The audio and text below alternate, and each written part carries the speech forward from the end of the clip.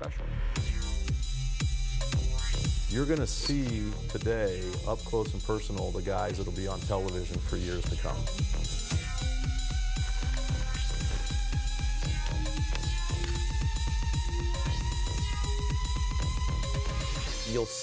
You'll feel that atmosphere of what it means to be part of the Patriot All-American.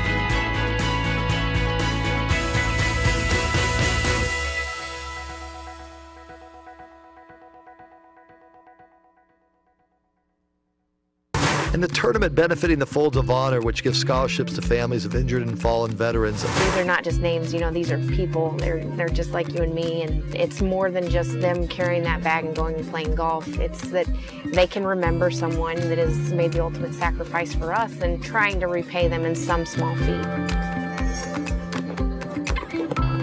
The name on my bag is Christopher Scherer. Chris Kyle, First Sergeant Arteaga. We're good buddies. Kyle survived 4 tours in Iraq. Asked if I could honor Christopher. What if the college players played in memory of American heroes? There was actually a documentary made about him. To be able to have his name on my bag is such a privilege. Kind of made it more on a personal level to me and like who I was actually playing for.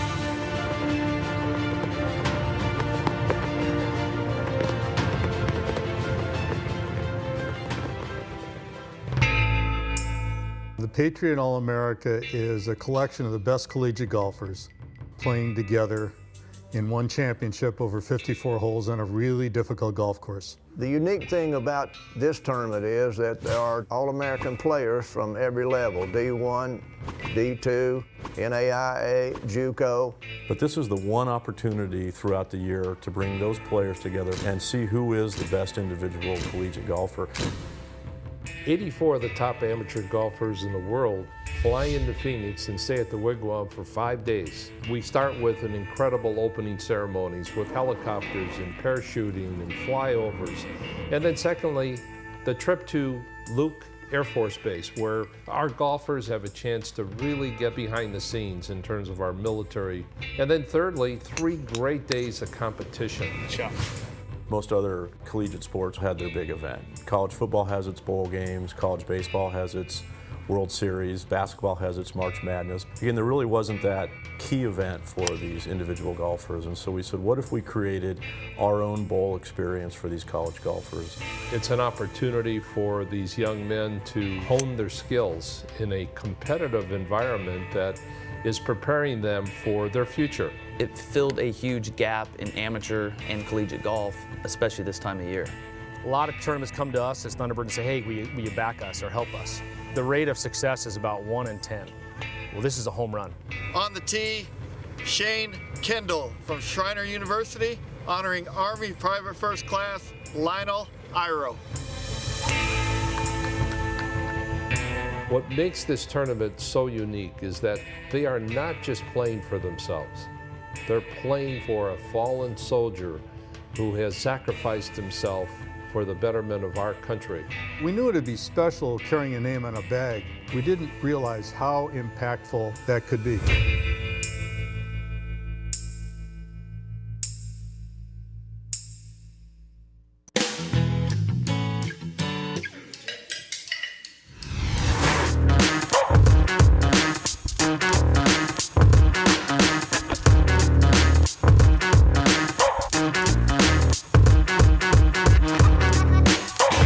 Amazing thing about college golfers is how far they hit the ball.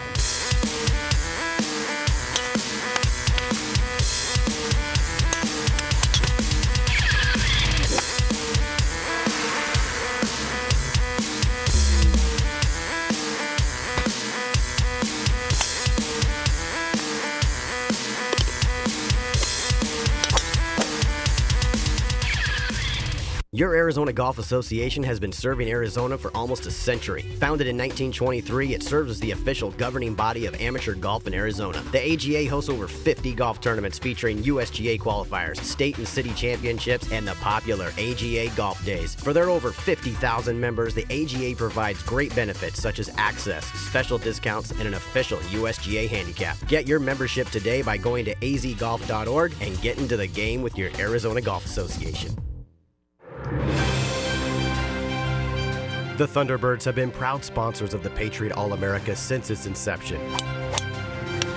And we salute the Ping All-Americans as well as the brave fallen soldiers who they represent.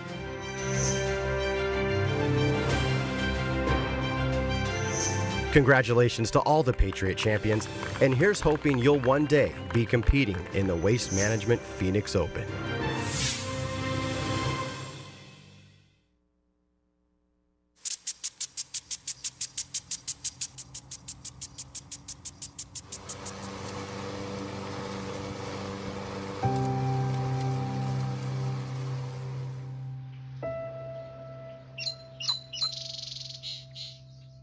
In the morning when I wake up, you know, there's a different feeling this week about who you're playing for and what you're doing here. You know, you take a little more time when you get up thinking about things and why you're really here and, you know, the purpose of having that name on your bag over there and what you're playing for.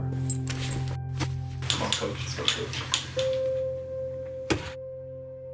It's truly changed the way that I definitely look at the game of golf in the aspect of, you know, when you hit a bad shot, it's not the end of the world. It's just, it was a bad golf shot.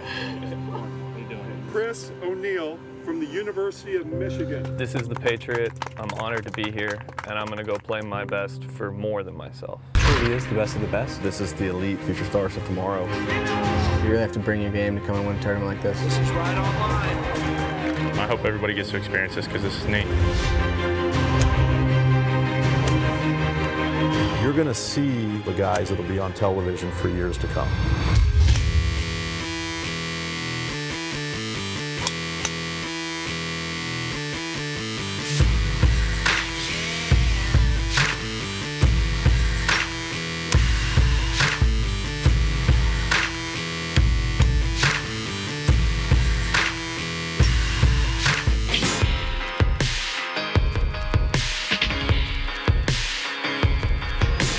What makes this tournament so unique is that they are not just playing for themselves. They're playing for a fallen soldier who has sacrificed himself for the betterment of our country.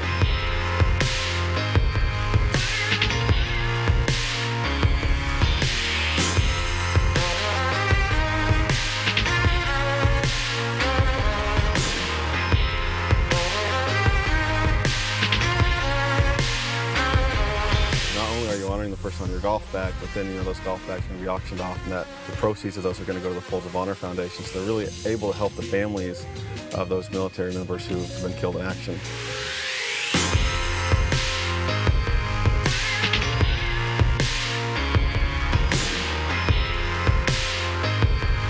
This is a golf course that challenges the best golfers in the country.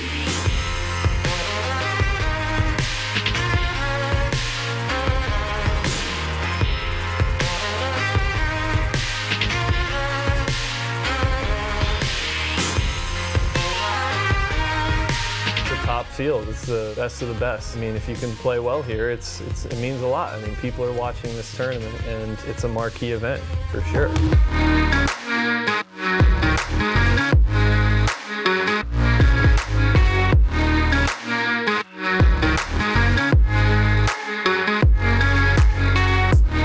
morning. Welcome to the second round of the 2019 Patriot All-America.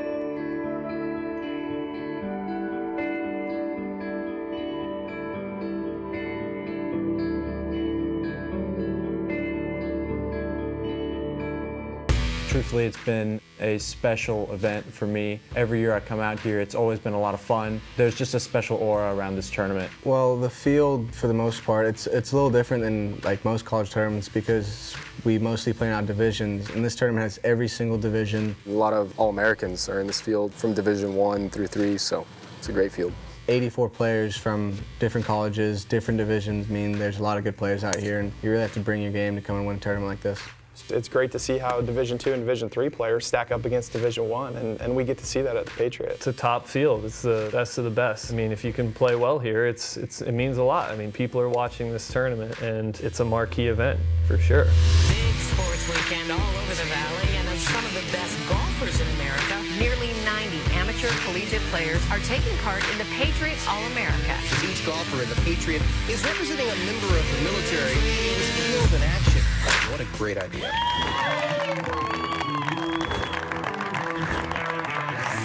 I think media is responsive to this tournament not only because of the cause, but it's also because these young golfers are the stars of the future.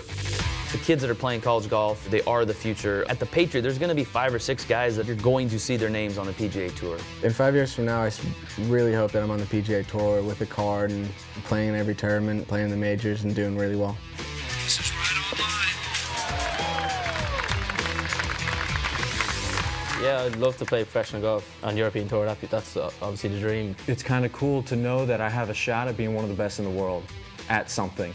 and golf is it. Being that much closer to it makes me want to work that much harder because now it's in reach and it could be reality.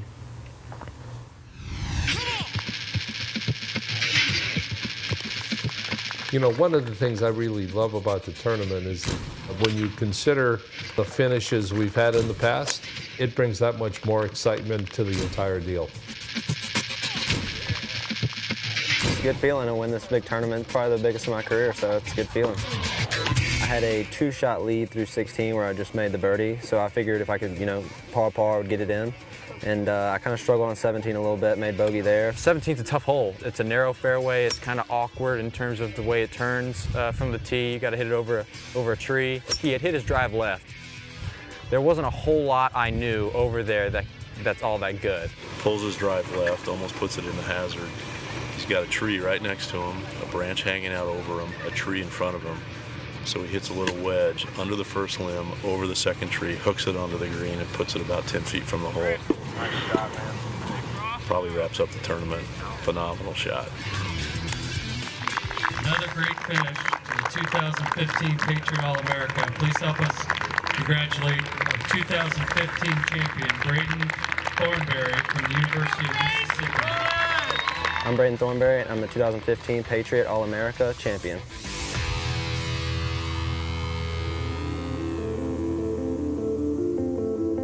The Wigwam is just beautiful. It's a first-class facility. The golf course is in just phenomenal shape. This is a golf course that challenges the best golfers in the country. I've played in it for the last 2 years, and I know they've made some changes. Tom Lehman came in and made some course design adjustments. I think it's made it harder. The course, for the most part, I think the main defense is the greens. When you're hitting into the greens, they're cement. They're like US Open greens out here. You can hit one bad shot and you could walk off with a double or triple bogey here. It's very penalising, I find, compared to back home. You really have to have a solid ball striking week and make a lot of putts to play good out here. It's set up very difficult, which is most like tour events. One thing that's new this year is the exemption for the winner of the Patriots, the Web.com's Air Capital Classic. Even though we're such a young event, we've had so many Patriot alumni who are already making their mark on the professional tours. You have guys like Brooks Koepka, who's played in the Ryder Cup, and he's won on both the European and the PGA Tours. Justin Thomas won the CIMB Classic twice. Daniel Berger's won on tour. You have other up-and-comers, guys like Patrick Rogers and Bryson DeChambeau, who are really starting to make their mark, and I think you'll see that more and more as the years go on. You got the best junior golfers in the world. They're playing that event, and obviously a bunch of them will turn pro and have aspirations of being out here, but good luck to them. I mean, it's fun, and I hope everybody gets to experience this because this is neat.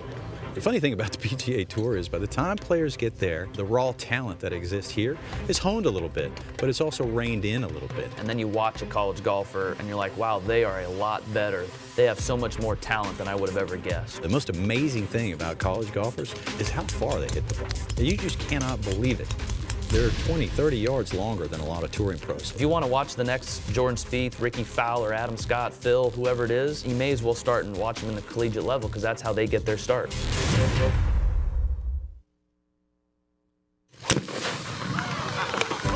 Gallagher and Kennedy has proudly supported the Patriot All-America since the beginning.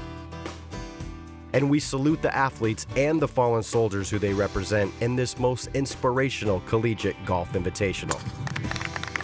We thank all the volunteers, sponsors, and staff who together have made this tournament possible and congratulate you on another successful event. Hi, I'm Patrick Mills from Oglethorpe University, and I'm going to show you a trick shot called the Snowman.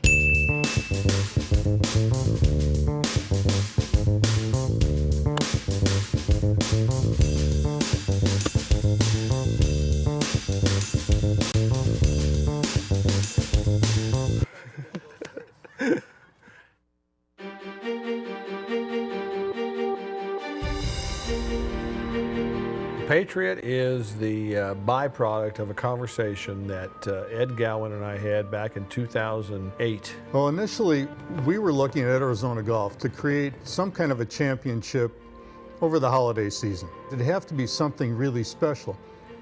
The problem, you got to have a hook. And Greg said, well, we have a relationship with Folds of Honor, and I think they'd be really interested.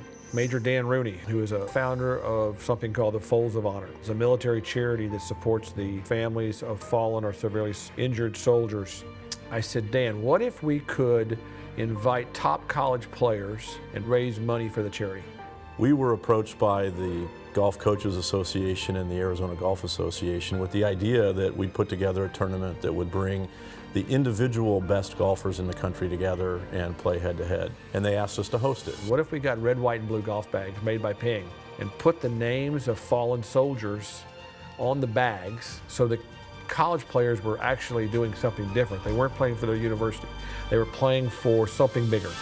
The name on my bag is Christopher Scherer. He was a corporal in the United States Marine Corps. We were good buddies, and we were stationed together for a while. He was a great friend. He was a jokester. He always liked to have a good time. After I'd gotten out of the Marines, he went and did a tour in Iraq, and he was killed on July 21st, 2007. And I saw this tournament and that I was on the invitation list online and contacted Dustin Roberts, asked if I could honor Christopher in the tournament. He said he'd put the name on the bag. Not only are you honoring the person on your golf bag, but then those golf bags are going to be auctioned off, and that the proceeds of those are going to go to the Folds of Honor Foundation. So they're really able to help the families of those military members who've been killed in action. It's a great experience. It's not many times that you can be a part of a sport, honor your friend at the same time, and do it on such a large level. This tournament takes care of it.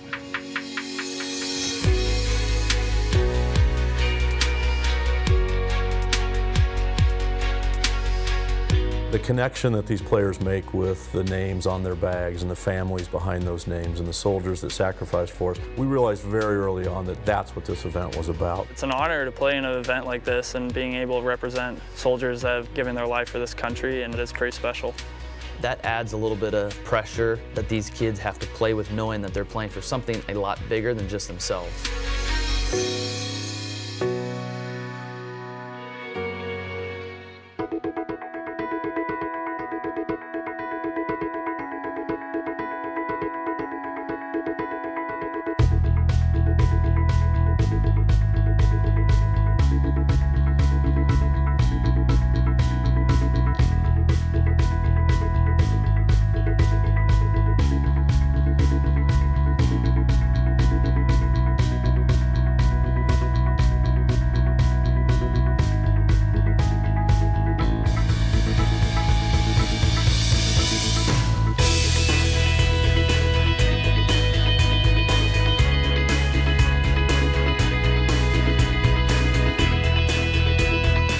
First glance from the outside, people would say this is a golf tournament. You've brought these world-class golfers together, but you ask them what's the most compelling part of this event. It's the opportunity to meet the military and learn more about the military. The Air Force Base over there, that was a really neat experience.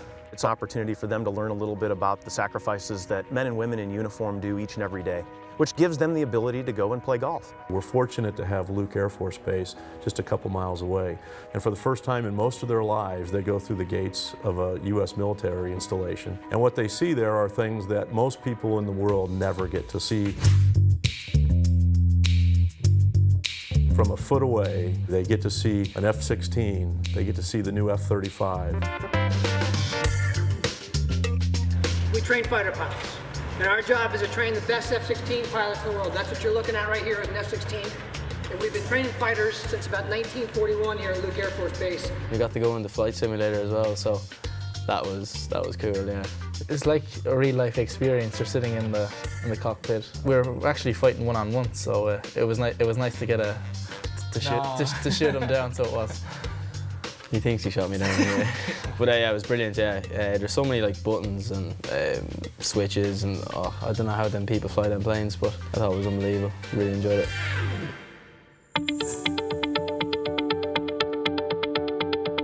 For me personally, I've always lived by an Air Force base, but I've never really been and seen the works inside. And so being able to go around and meet the people and see what they do on a day-to-day basis to help protect our country really was eye-opening to me.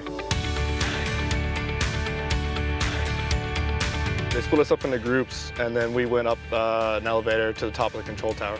So my group had 2 amazing airmen with them, but we also actually had the base general with us. They were not shy to answer any questions. I mean, they were sharing so many stories We watched F-16s and F-35s taxi out to the runway and take off. So, I mean, it's kind of a once-in-a-lifetime experience. It's something so rare, and it was really cool to be able to experience.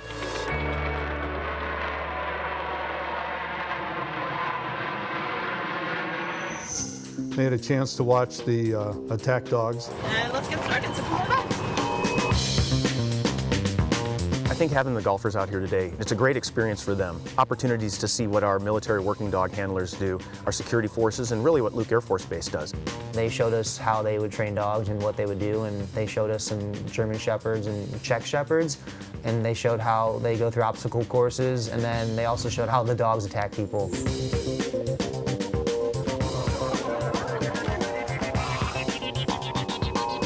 You know, the dog's like smiling and happy-go-lucky one time, and then the next instant they're like trying to jump over the car. They go on and off just like that, based on commands. It's awesome.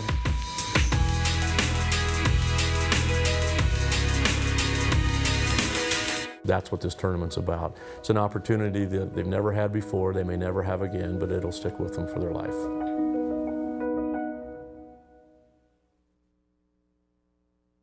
The Wigwam, host site of the Patriot All-America, is Arizona's only 54-hole golf resort. Spread over 440 beautifully landscaped acres, the AAA 4-diamond retreat blends casual elegance with world-class service. The Wigwam is steeped in Arizona history, having first welcomed guests in 1929. Today, 331 elegantly appointed casitas and suites, 3 swimming pools, and a Red Door salon and spa offer spots for guests to relax and unwind. For the sports-minded, the Wigwam features a state-of-the-art fitness facility, a 9-court lighted tennis complex, a foot golf course, and 3 18-hole golf courses, 2 designed by legendary architect Robert Trent Jones Sr. The property's 5 exceptional restaurants offer cuisine to please any palate, including fine farm-to-table dining at Litchfield's restaurant and casual meals with golf course views at Red's Bar and Grill. The Wigwam has all the ingredients for a perfect getaway. Visit wigwamarizona.com for special offers and golf package information.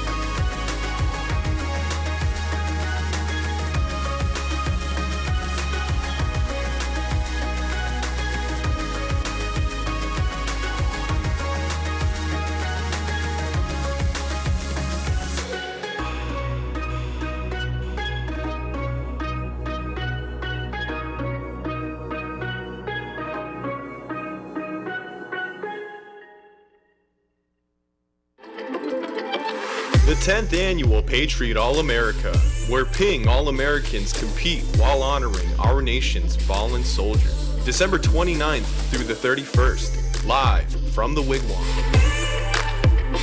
For live coverage, go to patriotallamerica.com.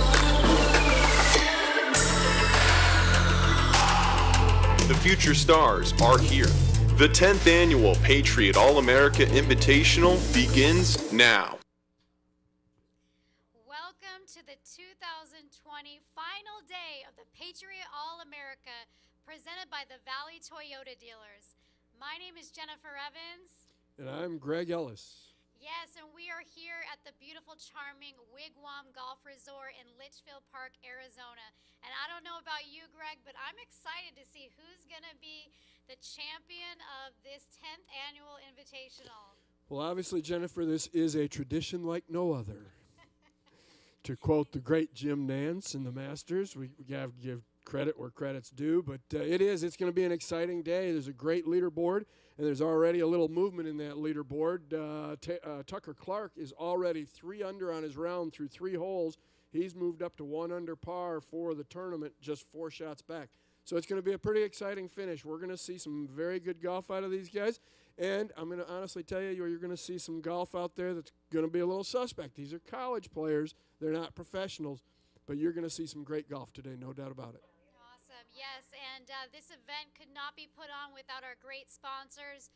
So we thank the West Valley Mavericks charitable organization, USAA, the Arizona Golf Association, JDM Partners, and the Golf Coaches Association of America, all in partnership and benefiting the Folds of Honor Foundation. You know, the Folds of Honor Foundation is such a great organization. They've been around for 13 years. Lieutenant Colonel Dan Rooney, back then he was Major Dan Rooney, started this foundation, and it was basically from the standpoint of he was on a flight coming home from one of his tours of duty, and on that flight was a brother of a soldier that was actually deceased and was actually in the cargo. And the pilot announced that there was a special guest on the flight with them, and that they asked for everybody to stay seated and wait for the brother to be able to exit the plane, to be able to go down, to be able to meet the casket, and then have the casket be taken out before all of the other passengers on the plane left. And Dan saw this as he's looking out the window and said, we've got to do something. And basically, the Folds of Honor Foundation has been doing it for 13 years. What did you say? It was 140... Yeah, over $140 million ships, and that's between 29,000 educational scholarships that they provide to the spouses and children of fallen or severely injured, of the American soldiers, of their children and spouses. And while this is a college tournament event, it's college All-Americans from all across the country and across there's countries being represented outside of the U.S., and our 4 military branches are being represented. These guys are playing for something more than just their universities. They're playing for an honored soldier that's on their golf bag that they're carrying. Yeah, and at the end of this tournament, those golf bags, which are signed by all the players, will be shipped back to the players' university, where it will be auctioned off, and that money will go to Folds of Honor Foundation. So it's really great. We have 84 Ping All-American players in this tournament, and our 3 leaders right now are Grayson Huff, Joey Versek, and Puwet Anapansupusai. please correct me. Anapansubi. Anapansubi, yes, thank you. So those guys are in the lead, but you know what? At this point, with the weather, how it's been out here, I don't know, how's the wind looking out there today? Well, getting here early this morning, it's cold out there. These guys are going to be playing in some tough conditions starting out. There was not a lot of wind, but usually that wind doesn't come up here in the West Valley till about noontime. So you can expect to see the wind play some havoc with them. And I know we're going to have Zach out on the golf course, who was with you yesterday. He's going to be calling once the leaders start at 11:40. The players, he'll be with them and calling some shots from out there. Excellent. So at the end of the day yesterday, our Cronkite interns were out there and they got to interview the last group on the field. So let's check this out.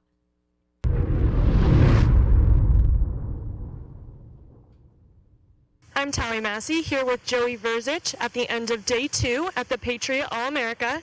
He is one of our leaders of the tournament. He was also one of our leaders yesterday. As you continue the lead here at the tournament, how are you? Good, especially coming off the back nine today. At the front nine, I felt like I'd never picked up a golf club before, so it was good to turn it around. I'm ready for tomorrow. What kind of got you into that groove and got that confidence back on that back nine? I finally hit a fairway. I think I wasn't in a bunker, so finally had a shot at the green, so then I went at that, and I think I hit almost every green on the back, so easy to make pars and birdies when you don't have to get up and down. Perfect. What played hard at this course today? It was a little windy today, and the greens got way firmer than yesterday, so having to know where to land it on the green so it didn't kick over was pretty challenging today. I heard the green on 18 was pretty challenging from the other players. What did you think about the green on the 18? I birdied it. I thought it was fine, so I didn't mind it. Maybe it needs to be a little firmer. Perfect. Thank you so much. Thank you. Good luck tomorrow.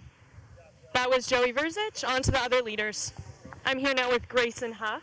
who is our current leader of the tournament. How are you doing, Grayson? I'm doing well. How are you? Awesome. He was our leader yesterday as well as today. So what's going well for you here? You know, I'm just trying to stay out of trouble as much as possible, and when I do, get up and down and try to avoid the crisis, so to say. What played hard for you at this course? You know, it dried out a little bit. The greens got a little firm and quick, and so towards the end, the ball was kind of skipping, and then the wind picked up today, so it was a little more challenging than yesterday. How do you plan to stay consistent for the last day tomorrow? Get a lot of sleep. Good rest probably will help. I don't know, just doing what I've been doing, trying to hit some fairways, greens, make it a little bit easier on myself, and then see where the cards fall tomorrow. Perfect. Thank you so much, and good luck tomorrow.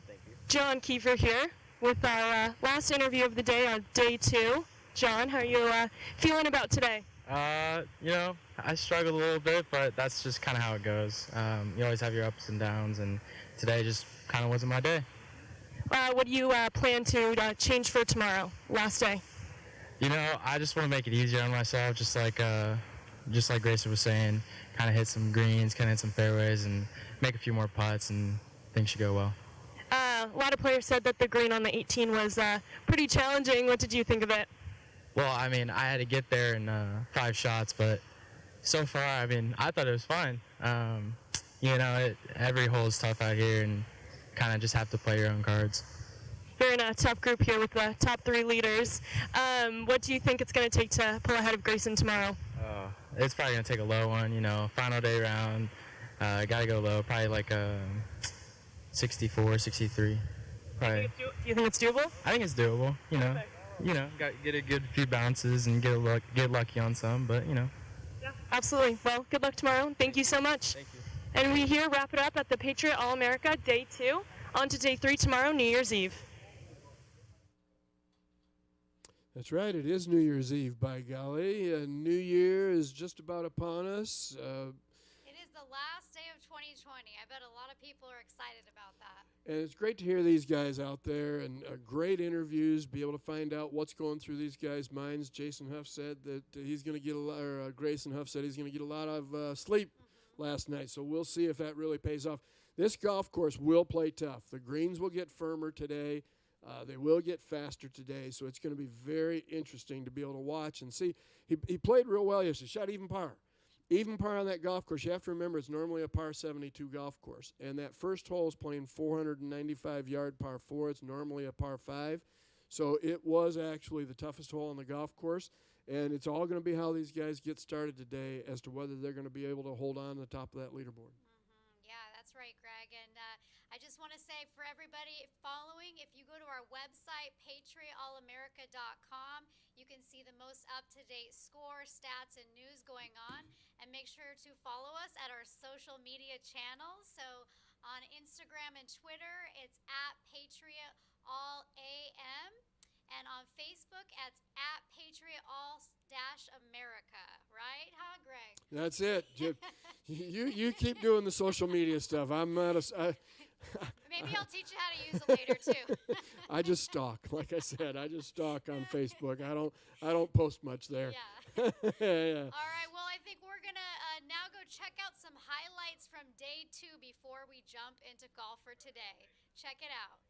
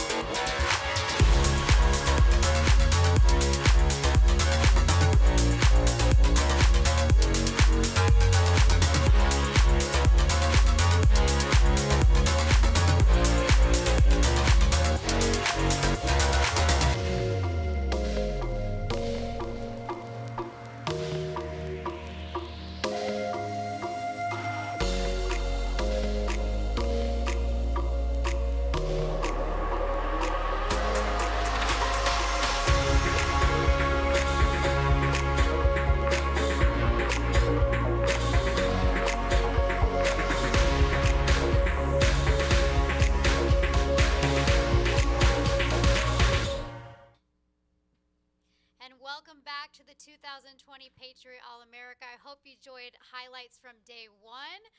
We are going to save the highlights from day two till later. So we are going to be getting out to some golf soon. The players are out on the course today. It's a little overcast, but hopefully the sun will start shining through later. Yeah, no doubt about it. The leaders are about 20 minutes away from getting started, but there is already some movement on that leaderboard. Grayson Huff is sitting there at 5 under par atop the leaderboard. He goes off along with Joey Versich and Puit Anusubsai. And they're going to be going off, and then you're going to have, in just about 10 minutes, Dan Bradbury, Hunter Walcott, and Jacob Olson going off. And going to be very interesting to watch and see as these guys get started out there to see what's going to go on with today's play. All right, so let's head over to the course and see what's going on.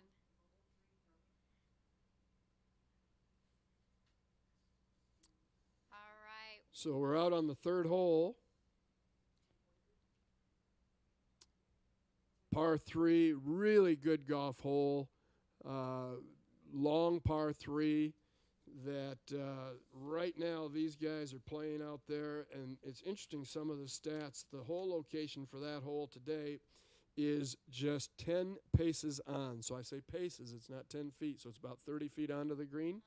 And 5 paces from the left side, tucked behind a bunker. Really, they've got some tough pin locations today. And it's going to be fun, especially when we get over there and see 16 later on and see number 18. Because both of those, like we were talking about the other day, 16 is going to be down in that little bowl on that par 3. So we may see a hole in one on 16. And then 18, it's as far back left as you can get without putting it in the canal. Yep, we've had a hole-in-one on day 1 and on day 2, so I'm expecting to see one today, maybe even 2. Yeah, so we've got the 1040 group. This is Connor Howe, Noah Norton, and Dylan Menante playing the third hole right now.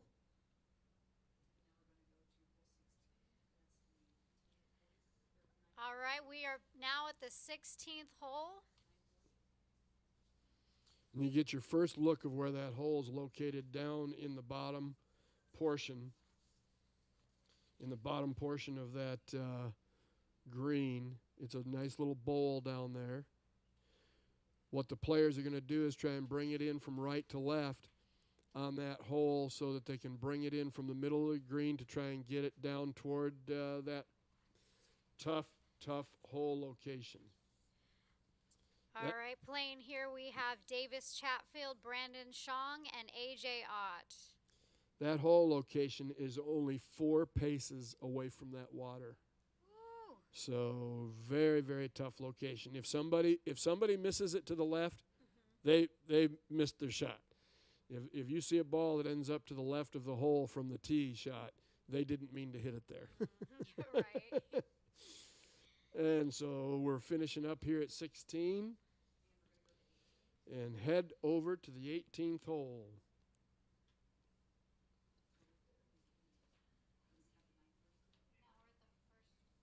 So they had a double tee start out here, and interestingly, as we're watching some of the golf going on, we are somewhat socially distanced here in the studio, and the players, all the volunteers, had to go through testing.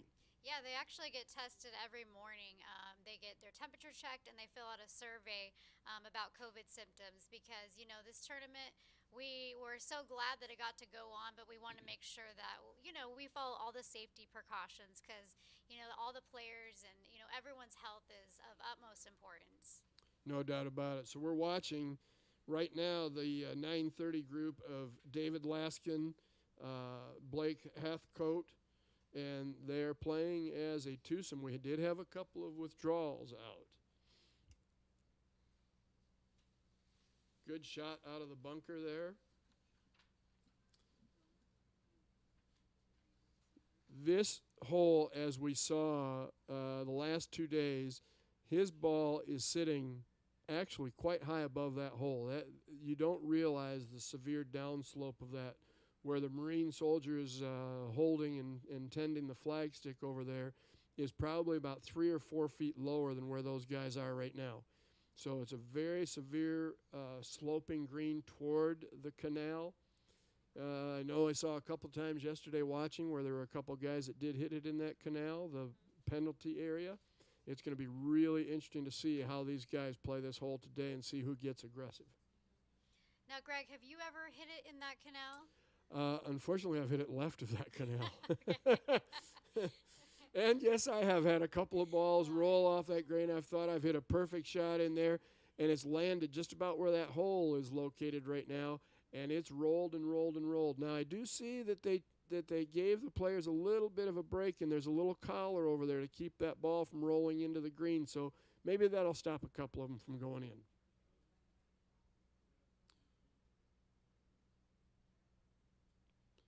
So getting ready to putt. This should be a little bit slower going uphill. Should break a little bit right to left coming up the hill. Just came up a little short. Didn't give it enough energy to be able to get it all the way there. All right, a little tappy in the hole. That's it, by golly. That's going to be your new hashtag, tappy tap. I don't know anything about those hashtag things, but that sounds like I sound like I know what I'm talking about when I say that.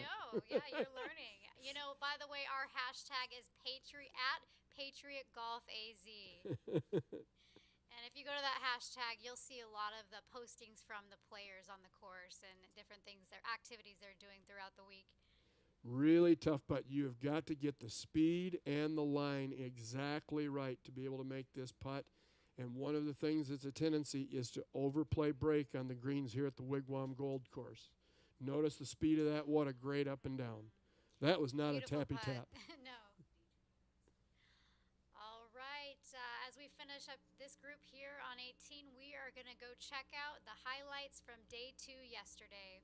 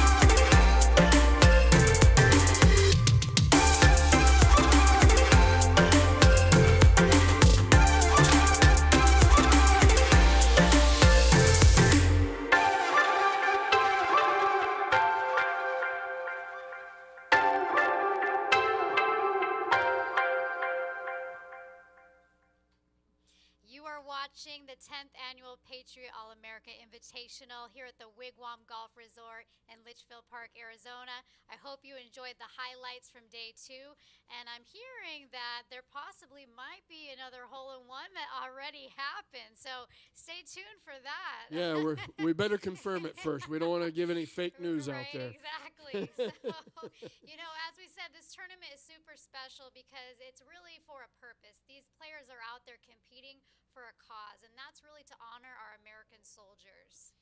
Yeah, Grayson Huff is one of your leaders. He is at 5 under par, getting ready to start in just a short time here. Plays out of Auburn University. His area of study is agricultural business.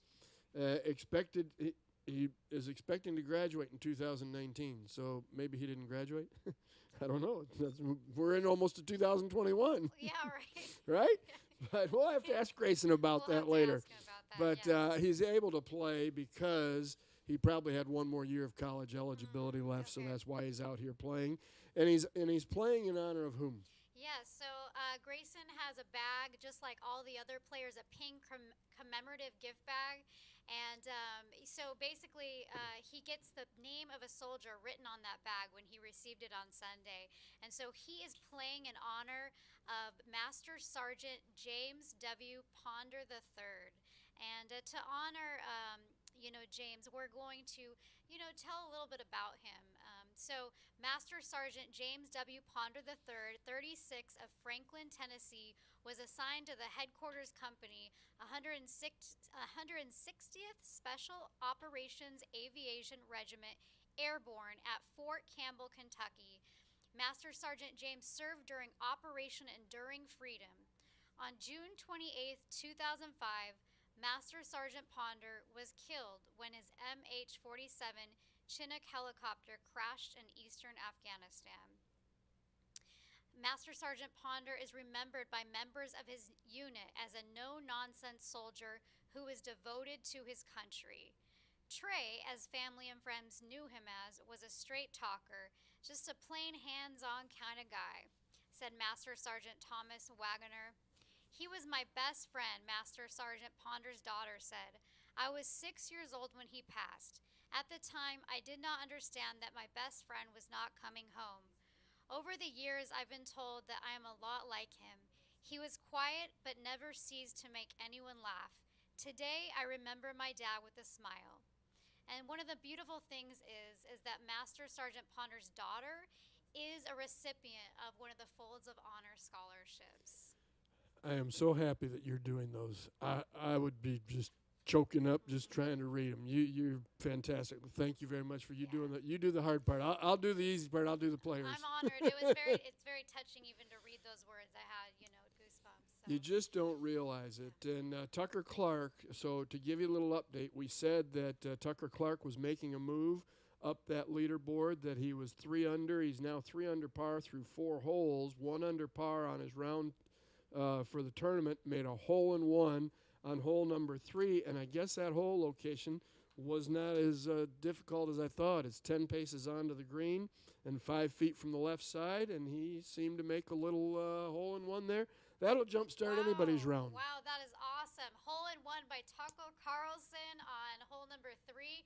I mean, I don't know if that's normal to have 3 hole-in-ones in one golf tournament. That's pretty remarkable. 3 hole-in-ones is pretty remarkable. Yes, and it's Tucker Clark that made the hole-in-one. Yeah, Tucker Carlson's on some other news show. Oh, yeah, he is, and I do watch his show. Thank you for that. That's funny. So the leaders are going to be going off shortly. And we're going to be following them. We're actually going to have one of our mobile cams out there. And Zach will be out there with them. He was with you in studio yesterday. So I'm glad that I didn't get Wally pipped. Yeah. You know who Wally Pip is, right? No. You don't know who Wally Pip is? Well, that'll fit perfectly in with your tappy tap. Yeah, okay. Wally Pip went in and played for Joe DiMaggio and played very well, and they almost pulled Joe DiMaggio from playing baseball because Wally Pip played better than he did when he was injured. Wow. Yeah, so. Well, I think you and Zach are both excellent, so I'm glad that you both are here today. Well, it helps to have a good lead. Yeah. So we're going to go out to the first tee now. We should be out there with the leaders. All right. This is the 11:30 group going off now, and this is going to be Dan Bradbury, Hunter Wolcott, and Jacob Olson. And first to tee off will be Dan Bradbury. 495-yard par 4. Normally this hole plays as a par 5. It is the most difficult golf hole in the tournament through the first 2 days. The stroke average on this hole for the tournament so far is 4.45. So almost playing a half a shot over par for these guys out there on that hole. Very interestingly, the third hole where Tucker Clark had his hole-in-one is playing the 6th most difficult golf hole out there. These guys are waiting. Yeah, and I have to mention that we're playing on the renowned Gold Course at the Wigwam Golf Resort.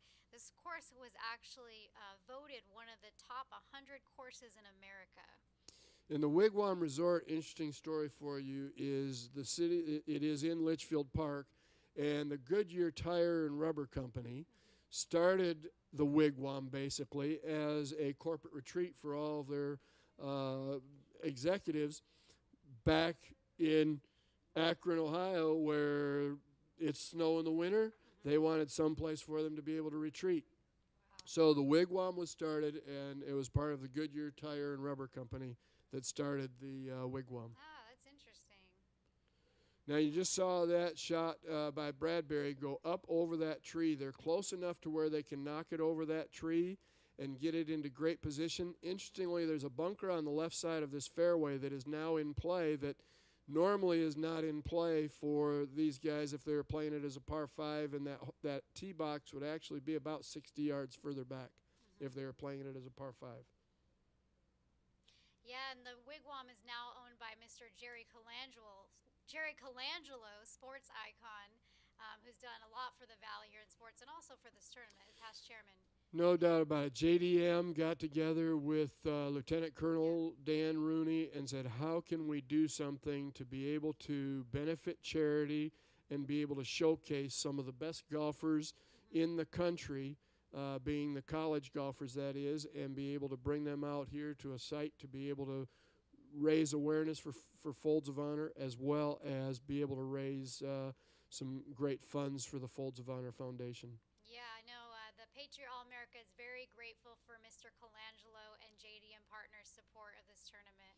And Jacob Olson will be on the tee, as you saw. He just was getting ready to hit. All right, we are out here on the 8th hole. This is number 1. This is Jacob hitting first. We are out here on the first hole. Now we're going to the 8th hole. All right.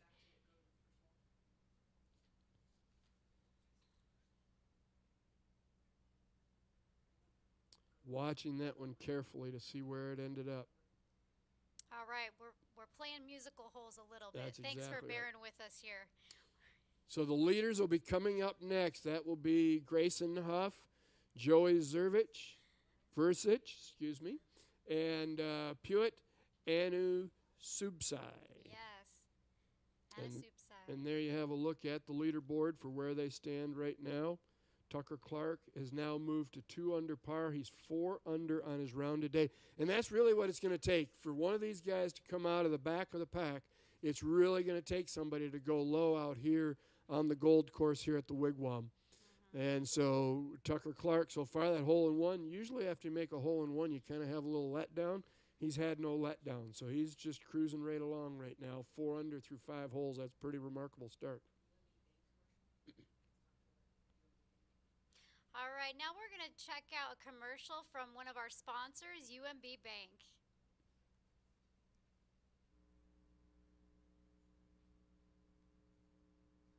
What does more mean to us? For more than 100 years, we've been laser focused on staying financially sound. But we're more than just the bottom line, much more. What enables our success is giving you the financial tools to become more. We help create value by being here to serve you, helping deliver results that help you grow your business, by making sound decisions quickly, getting you what you need when you need it, by finding ways to help you, making what you need happen, by being a culture that celebrates success to inspire more. More founders, owners, and leaders. More merchants and mavericks. More achievers, creators, and dreamers. More trailblazers, trendsetters, and explorers. More local heroes. More global champions. We're empowered advocates enabling the people we serve. One person, one business, one community at a time. When we do our jobs well, we discover things that are sometimes hard to count, but that you can always count on from us. At the end of the day, every day, our commitment is less us, more you. UMB. Count on more.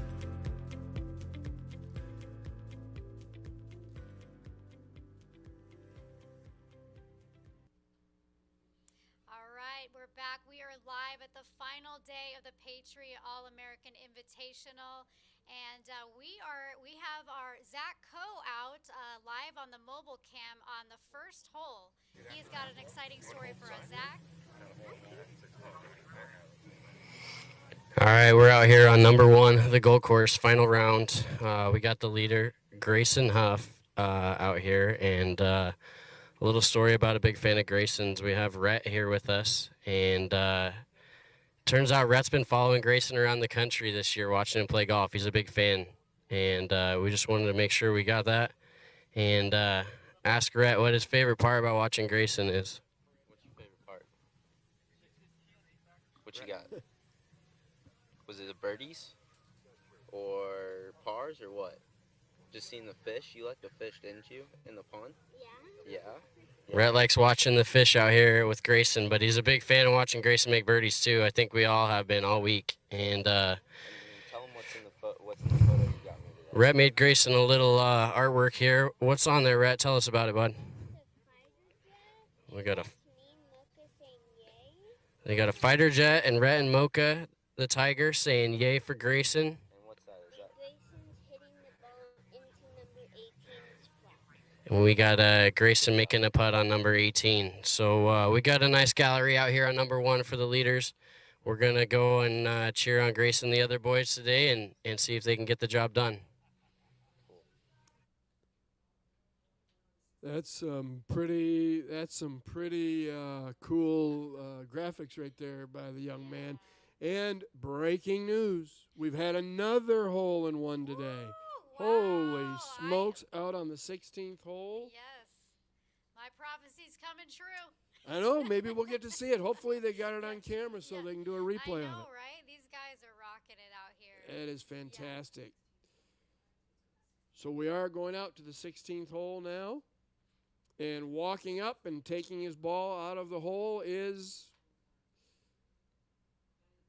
the guy in the blue hat. He is just cheesing right now. Let's see where his ball hit, actually. He's trying to find where his ball mark was. So it looks like he hit a little bit where he's looking behind the hole. Trying to find his ball mark, be able to take care of the golf course, proper etiquette. Always fix your ball marks on the greens. That never leave the golf course in worse condition. Always leave it in better condition than where you find the golf course. But another hole-in-one has 2 hole-in-ones in less than probably an hour time period. Wow, remarkable. Maybe the AGA set the golf course up too easy for him. We'll have to have a conversation with Ed Gowan to be able to find out what's going on there.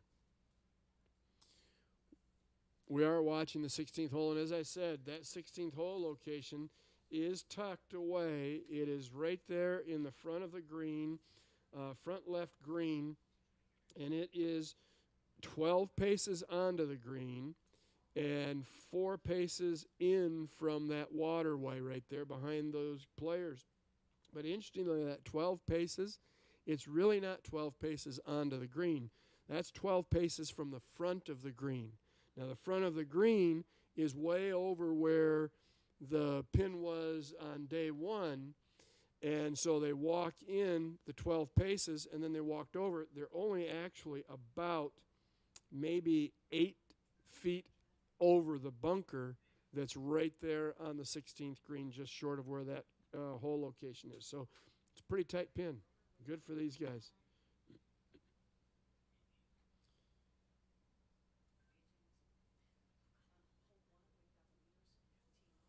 All right, we're going to the first hole now. We're going to have the leaders teeing off. And in that final group are Grayson Huff, Joey Versich, and Pewitt and Anupan Subi Sai. And teeing off first is? Grayson. All right, so Michael Fiegels had the hole-in-one. Wow. Do you know who Michael Fiegels is? I don't, but I will now. His dad's a famous kicker in the NFL. It was a famous kicker in the NFL. Wow. Yeah, absolutely. All right, so teeing off first right here is going to be Joey Versich. Yeah,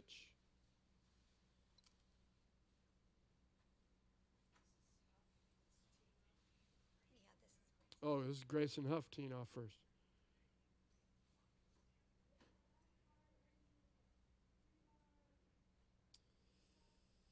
So another move on that leaderboard. Logan McAllister is now 3 under par through 3 holes. He's now just 2 shots back. Plays out of the University of Oklahoma.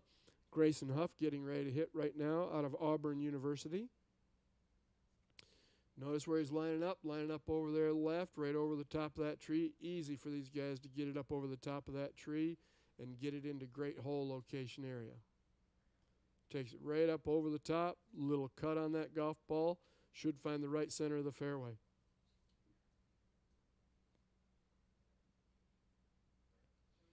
All right, we got Joey Versich coming up next. He's got another hoodie on today.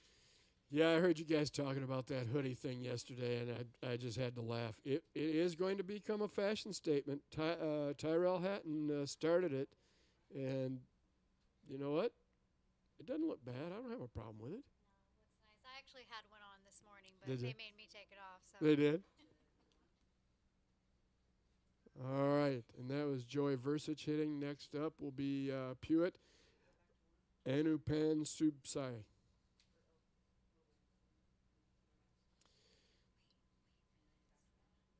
And Pewitt's playing out of San Diego State University. So this weather's even a little bit cold for him because it doesn't get that cold over in San Diego. Does it get this cold over in LA? No, actually, I feel like it's colder in Arizona than it is in the winter in California. It's that ocean effect. Right.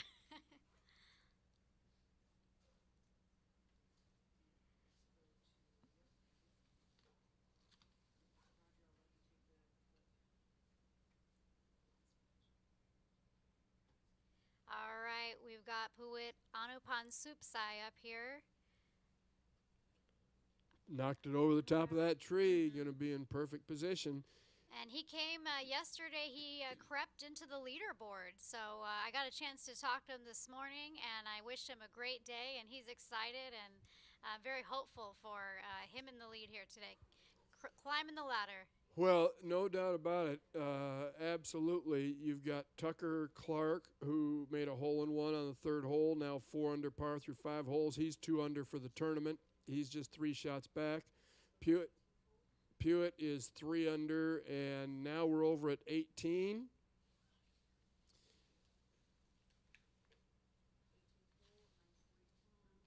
Nice putt, just a little short of the hole. You've got, on that hole, you've got C.J. Easley, Stephen Campbell, and Yuxin Lin. And the hole location on 18 is very interesting. The AGA is trying to get these guys to be able to test all of their ability. Few hole-in-ones out there today. I don't know if the AGA knows about it, but there's been a hole-in-one on 3 and there's been one on 16. I thought those hole locations were tough, but not for these college kids.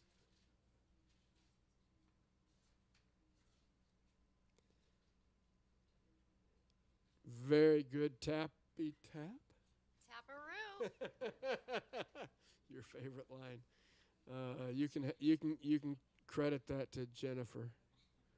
I've never heard that until the other day. Well, it's a line off Happy Gilmore, right? Have you seen the movie? That's right. That's right. That's very good. I'm impressed. I know a little bit about golf, all right? Yeah. That's right. Well, maybe you know a little more now after the 3 days of being here at the Patriot All-America. Absolutely. I'm learning that hole-in-ones aren't really that hard. I'm not sure why more people don't get them. I know, right? I don't understand that either, why they don't, by golly. All right, we're going to head out to a commercial break. We'll be back soon.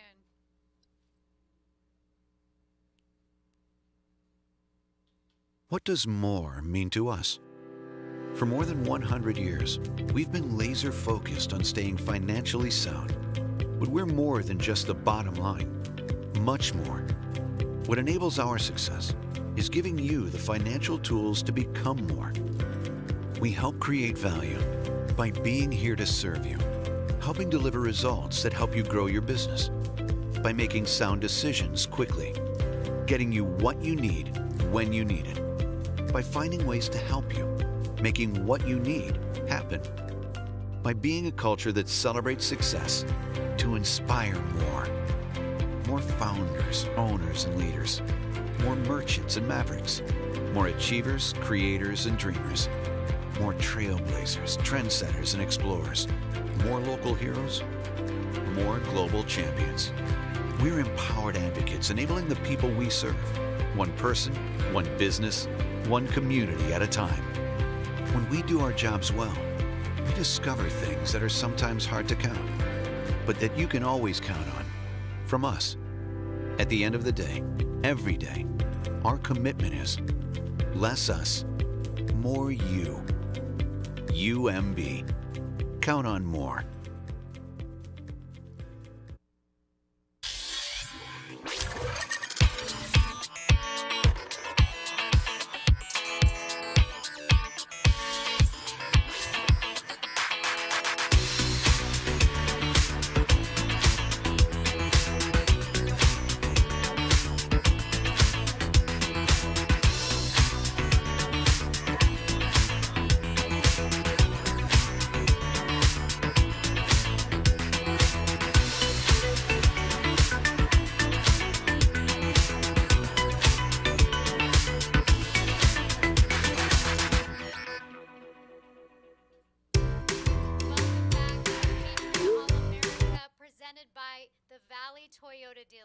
Jennifer Evans. And I'm Greg Ellis. Oh, yeah. Last I Yes, knew. you are. Greg is the host of a great golf podcast called Bunkers to Bunkers. Bunker to Bunker Golf Show. We're on Arizona Sports 98.7 FM every Saturday morning from 7 to 9, talking golf. All right. Well, I might tune in. Hey, you can do it. You can do it on the World Wide Web at arizonasports.com, or you can get us on the Arizona Sports app. Awesome. Well, This is a great day of golf. We can't wait to see who becomes the champion this afternoon. We got our leaderboard here. Grayson Huff is in the lead with Joey Versick right behind him. And then we got a new golfer, Logan McAllister, creeping into the leaderboard. We haven't seen him in the leaderboard, I believe. No, yet, right? he was 3 under par. He was kind of out of the picture, basically, and teed off probably about 30, 40 minutes ago. And it's rare that you'll get somebody, especially here on the Gold Golf Course, that is going to come from way back in the pack to be able to have a chance to win this. But he's moving up that leaderboard, 3 under on his round today and 3 under for the tournament. You've also got Christian Bank from that other university in Arizona. Oh, yeah, that other one. Yeah. Exactly. Right. I know. I was looking out for you there. Thank you. I appreciate He's 1 under. He's 1 under on his round through 2 holes and 2 under for the tournament. So there is some movement in that leaderboard. So it'll be interesting to see what kind of a start these guys get off to today. And Grayson Huff, just a 1-shot lead. That can go away in a blink of an eye. Yeah, and we're thankful for all of our sponsors, especially the West Valley Mavericks charitable organization, USAA, the Thunderbirds, Arizona Golf Association, JDM Partners, and the Golf Coaches Association of America. And I think we're going to be headed out to check out some golf soon. All right, we are going to hole 1.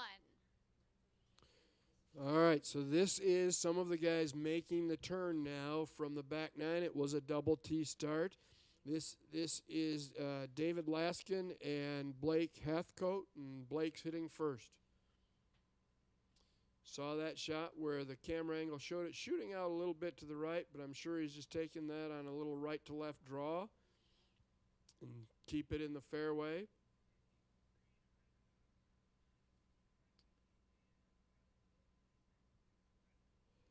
David Haskin now getting ready to hit. Taking his line, looks like he's going to take it over that tree.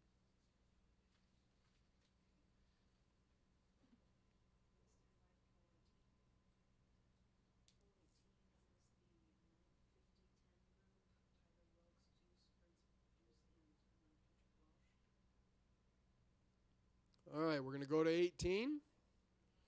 We're going to pick up with Tyler Wilkes, Briggs Deuce, and Patrick Welch.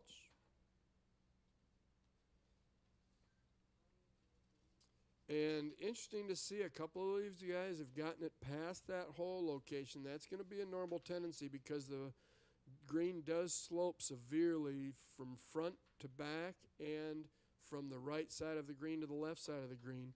The putt is a little slower going up that hill. Once again, you see where the player played way too much break. The greens here at the Wigwam Gold Course are very deceiving. You see a lot more break in them than what there actually is. So, Greg, who determines where the holes get moved every day? The Arizona Golf Association has a group that comes out and does the tournament setup.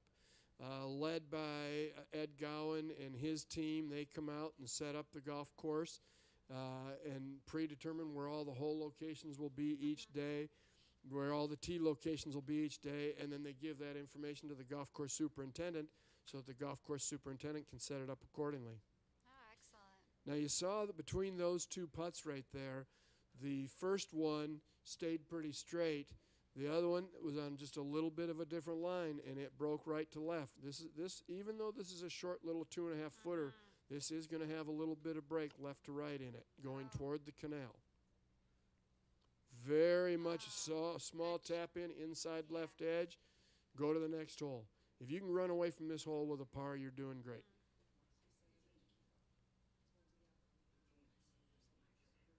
All right, the leaders are over on the first green now.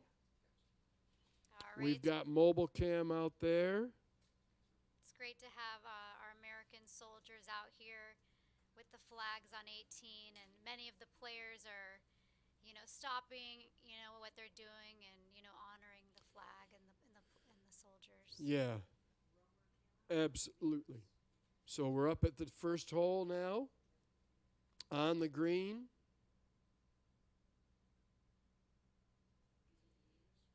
Can Zach give us a little update out there? Is he able to hear what we're doing? These are our leaders. We got Joey Versick right standing here. by.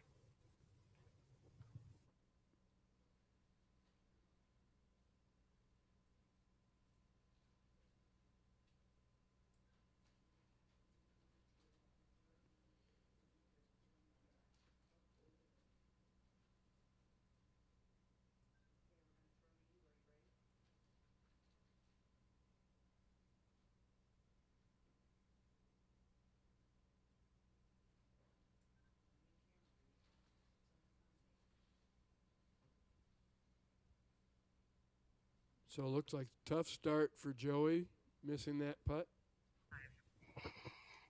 All right, we're out here on number 1 with the lead group. Grayson Huff, Joey Versich, and Puit Anapan Supsai. Joey Versich already cleaned up his putt for bogey. Was unable to get it up and down out of the right bunker.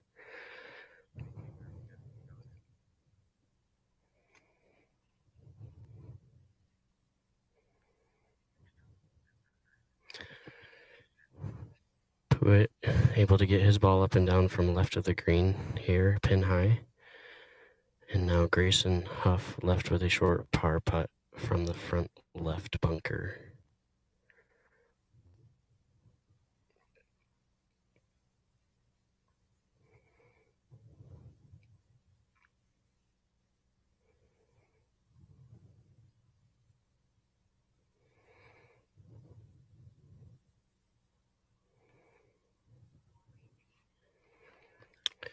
Good cleanup there by Grayson Huff.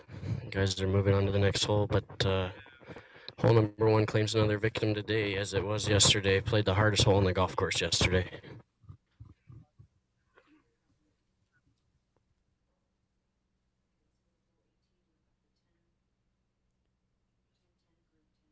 All right, thank you, Zach, for reporting from the course, and we are headed now to the 18th hole.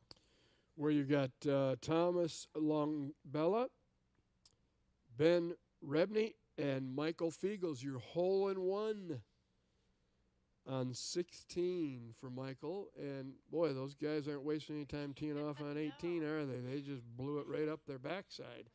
So these guys are walking up to the green right now. And very good shot in there just below the hole. One in the middle of the green, and looks like one is getting ready to play out of the bunker. And the 18th hole cam is brought to you by UMB Bank.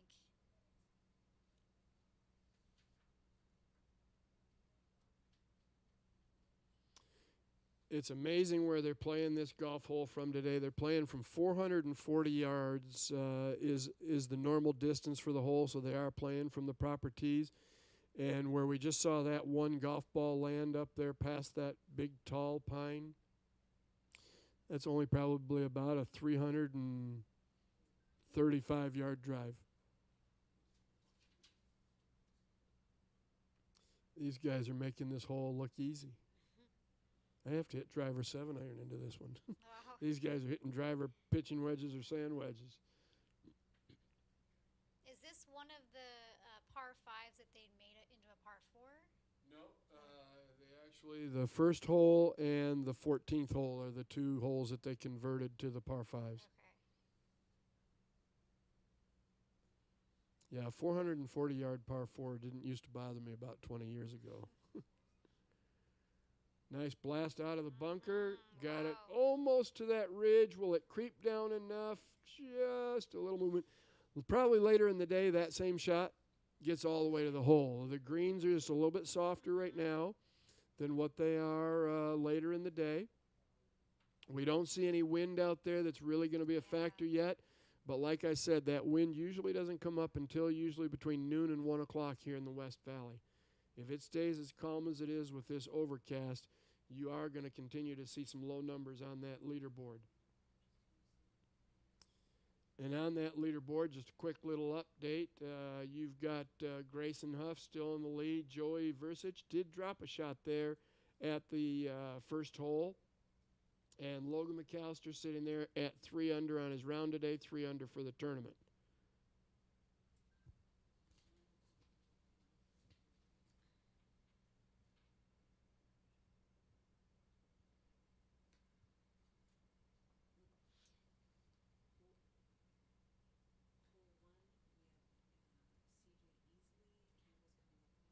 All right, we're back at hole number 1 with CJ Easley. All right, and getting ready to tee off there, CJ Easley. I've seen several lefties in the group of the Patriot All-America contestants this week. It's kind of nice to see you have 2 lefties in this group right here. As a matter of fact, CJ Easley and Euxin Lin. And then Stephen Campbell will be next.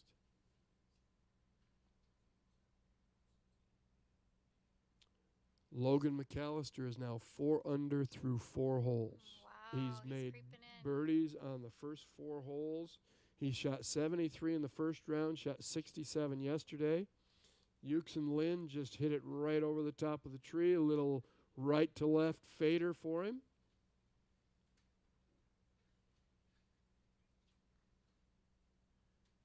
All right, that player prior may have been Stephen Campbell instead of CJ Easley. So right now, through the first hole, the leaders are still Grayson Huff at 5 under par. Logan McAllister, 4 under, has moved into a tie for second with Dan Bradbury, who is 2 under on his round today, 4 under for the tournament. And now 1 over par through the first hole is Joey Versich, so he drops back a little bit. and Pewitt held at 3 under par through 1.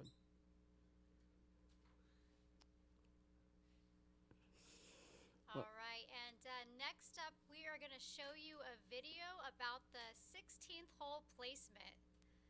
Let's take a look at this.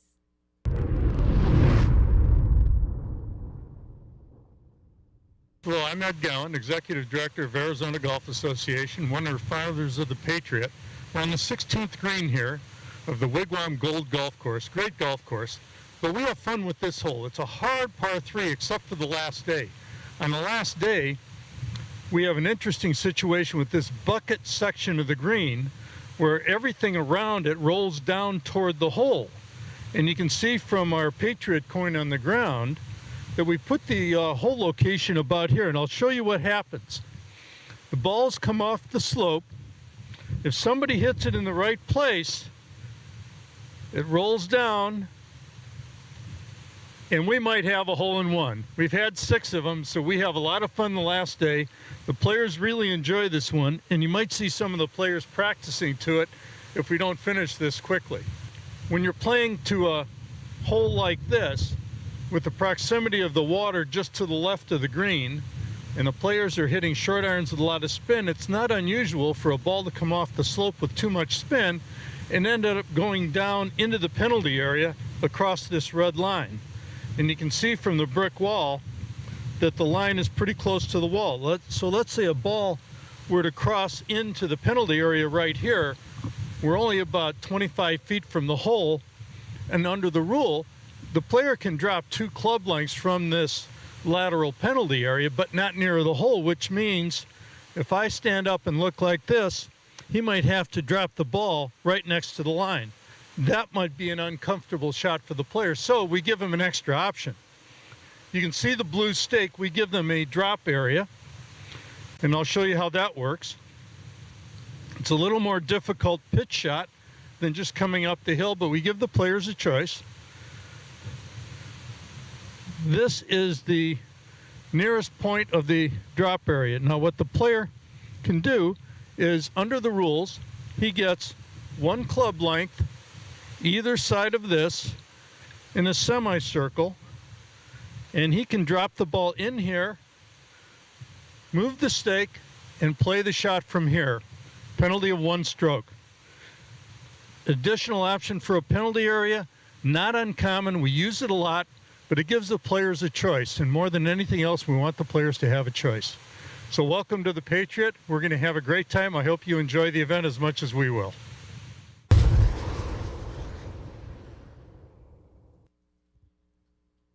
Ed Gowan is great, huh? Oh, he is absolutely. He has done an unbelievable number of U.S. Opens. He's one of the top USGA rules guys. Has all of the tournaments for the Arizona Golf Association that he maintains and runs with all of his team.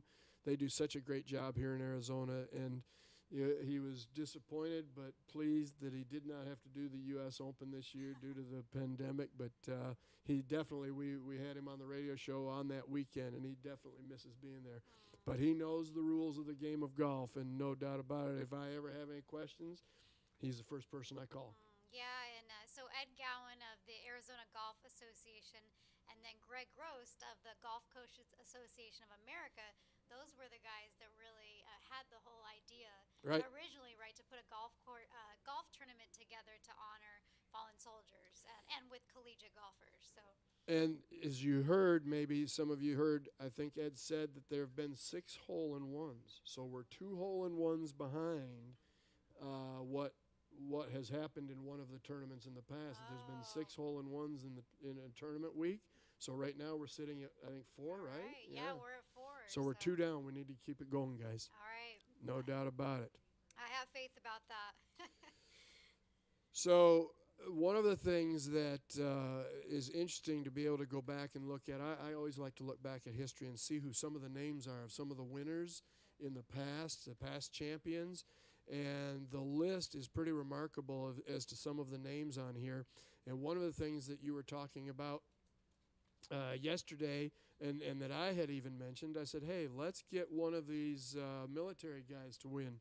Well, as you see the past champions on your board here, you've got Noah Norton last year, Isaiah Jackson in 2018, Mason Overstreet 2017, Cameron Champ, PGA Tour player, 2016 out of Texas A&M, Braden Thornberry out of University of Mississippi for 2015, Kyle Kochever, 2014, Kyle Westmoreland, your only military representative to win the Patriot All-America, Sebastian Kaplan also, and then in 2011, a guy by the name of Corey Whitsett, which Corey also played out on the PGA Tour for a little while. So some very good names. The people that you're watching today, one day you're going to see out there on the Korn Ferry Tour and then on the PGA Tour, without a doubt. These guys can play some golf. Yeah, matter of fact, there's been 21 Patriot alumni that have played out on PGA Tours, including Bryson, who won the U.S. Open last year, right? Right. Colin Morikawa has played in this event, won the PGA Championship. So we're out back at the first tee now and watching these guys.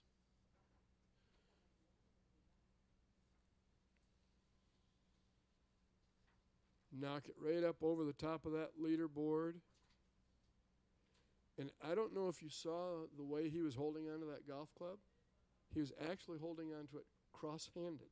Oh, interesting. So normally for a right-handed golfer, the left hand is at the top of the club. The left hand is at the top of the golf club. The right hand is lower. His were flipped. Wow, interesting. That is interesting. And next up, we have Briggs Deuce.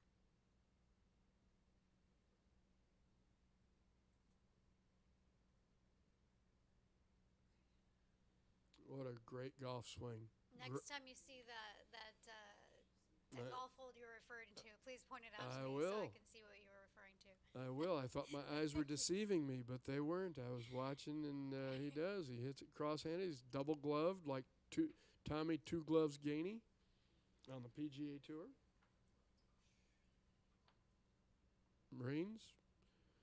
Marines are coming in strong on the 18th green.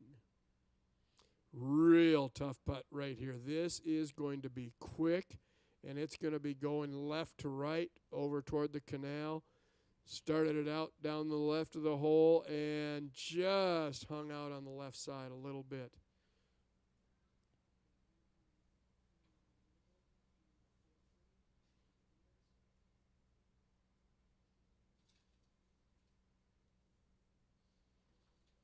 That is your 10 o'clock group leaving the 18th hole. They'll be going over to the first tee.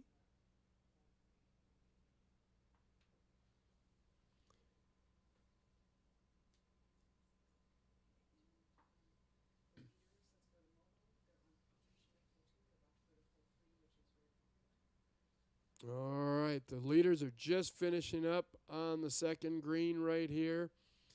Second hole, great little par 4, just a short little par 4 that is very birdieable. That's why you're seeing some of these scores early on start out so low. You go par 4, tough par 4.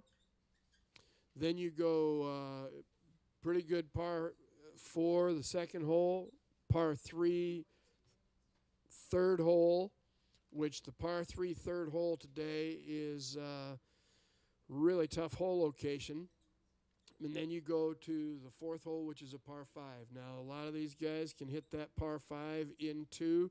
It's playing 550 yards, but they can still pretty much hit it in 2. So you're going to see some low scoring early on, and then the middle of the golf course gets a little more difficult. All right, we're looking at our leaderboard here. We still got Grayson Huff at the top, Logan McAllister, Dan Bradbury, and Puwit, Anna Pusupsai, Joey Versick still hanging on, Christian Bank, Hunter Walcock, Nicholas Lyrie, Tucker Clark, who had the hole-in-one earlier, and Ryan Hall. So far we've had 4 hole-in-ones, and we're going to give you a little recap of who those have been today and through the week. All right. right, on day 1, we had Johnny Kiefer with a hole-in-one on 6. Day 2, David Perkins with a hole-in-one also on 6. Joshua McCarthy with a hole-in-one on hole 11. And on day 3 today, we've had Tucker Clark with a hole-in-one on hole 3 and Michael Fiegels with a hole-in-one on 16. And we're going to hole number 3 now, where you've got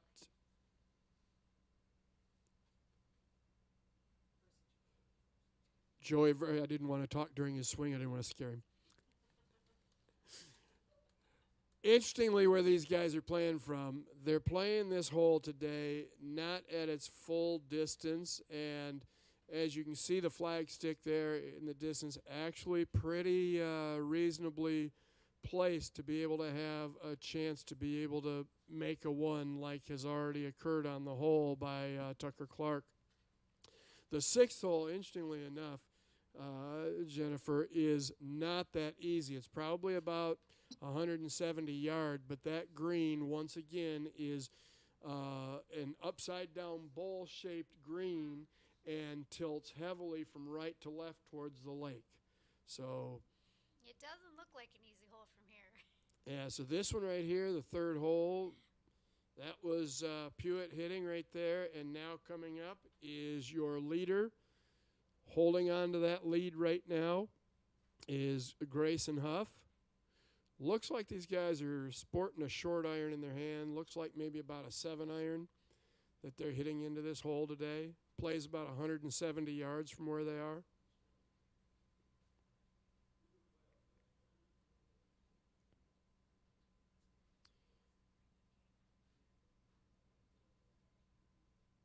These guys are taking aim. Did not look like a real solid shot. Looked like he hit it a little bit heavy.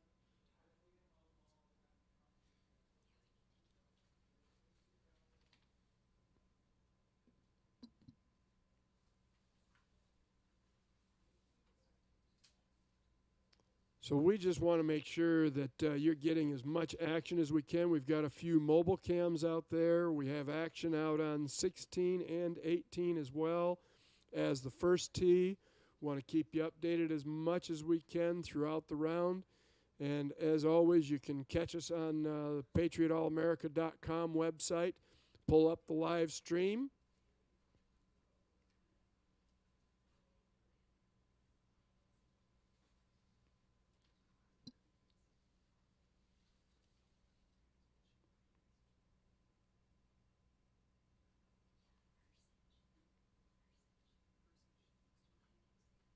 So, Jennifer, shall we highlight another one of our fallen soldiers?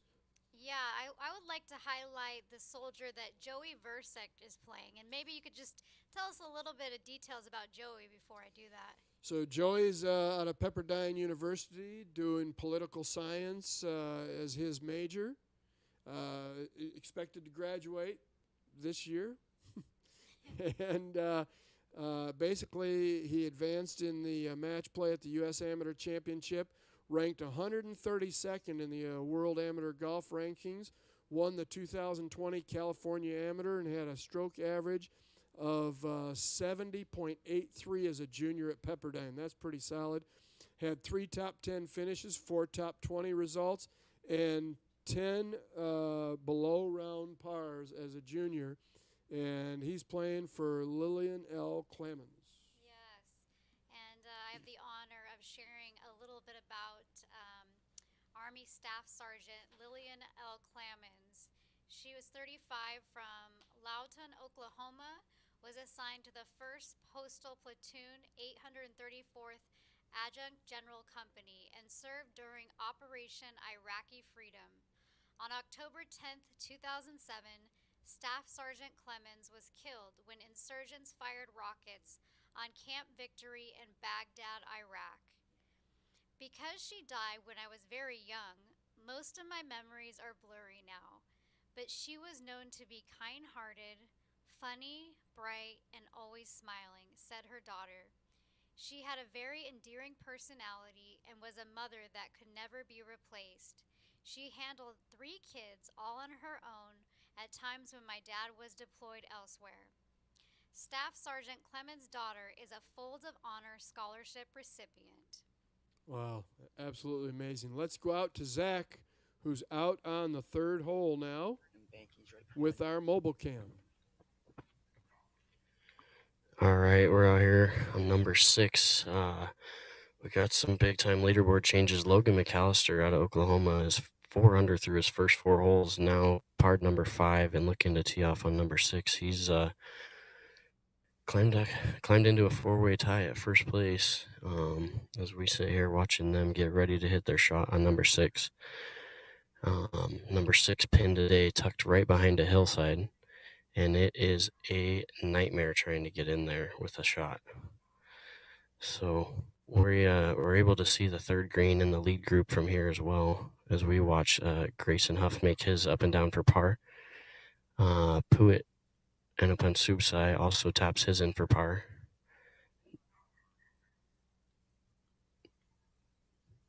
Now we're watching Joey Verzich here as he putts for his birdie on number 3.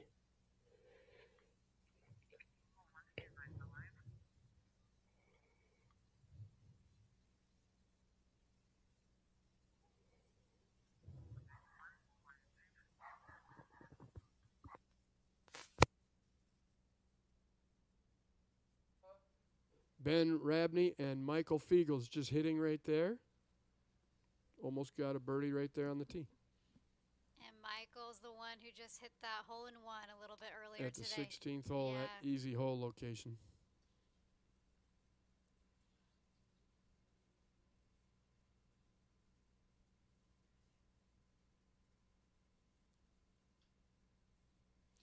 Our first tee cam is brought to you by the Thunderbirds. They do such great philanthropic work. It's absolutely remarkable to be able to see what they do for the Valley, for different charities, youth sports, everything throughout the Valley, everything youth related. And interestingly enough, the Waste Management Phoenix Open is coming up.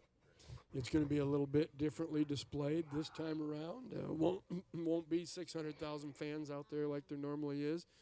But interestingly enough, Waste Management is still going to provide for the sponsors and the charities that they normally do. So you're getting a look now, your first look at the 6th hole, the par 3. They're playing from about 170 yards out. The hole location there today is basically on the right side of the green. It's up on a little ridge. It's 12 paces onto the green and 5 paces away from the right side. So probably an easier hole location than over to the left. The green's a little bit flatter over there, but if you get it right of that flag, it's going to roll off and it's going to short side yourself to where it's going to be a pretty tough shot.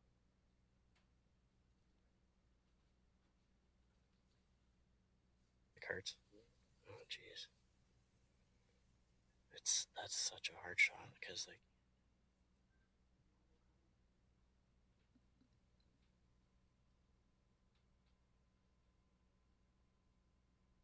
Set up to hit a little cut shot in there. That cut shot would be a little bit left to right. For those that are watching and wanting to know when a right-handed player is hitting a shot left to right, Jennifer, there you go, cut shot, left to right. The golf course today with that pin, 100%.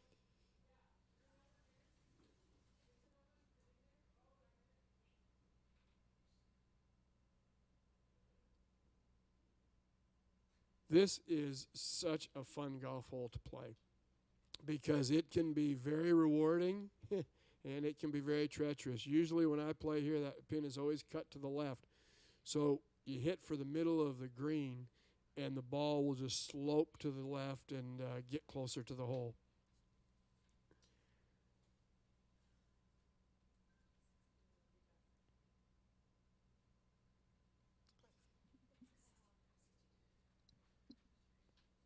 All right, we're getting over here to the 16th hole now. Still have some of the players finishing up that started on the back 9.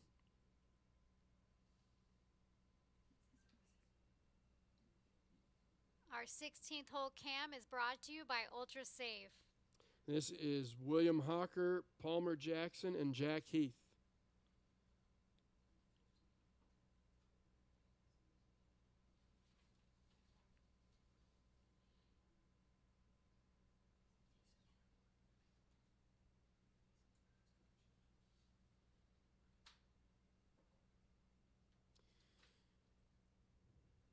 Interesting, choosing to chip from the just barely off the green, choosing to chip.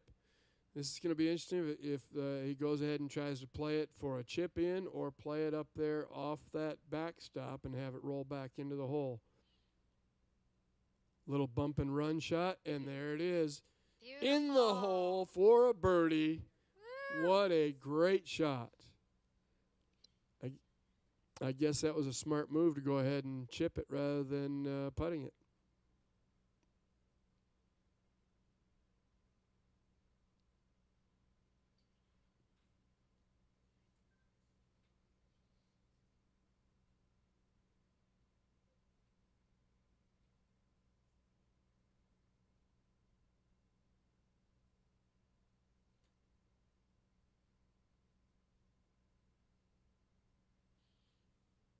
So the green complex you see behind this 16th hole is the blue golf course. There's 3 golf courses out here at the Wigwam Golf Resort, and that is on the blue course, short little 135-yard par 3, and just as treacherous as what this 16th hole is as well.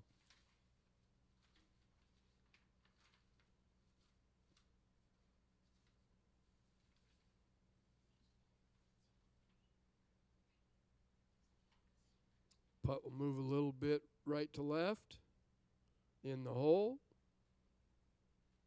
These guys are making this hole look way too easy today.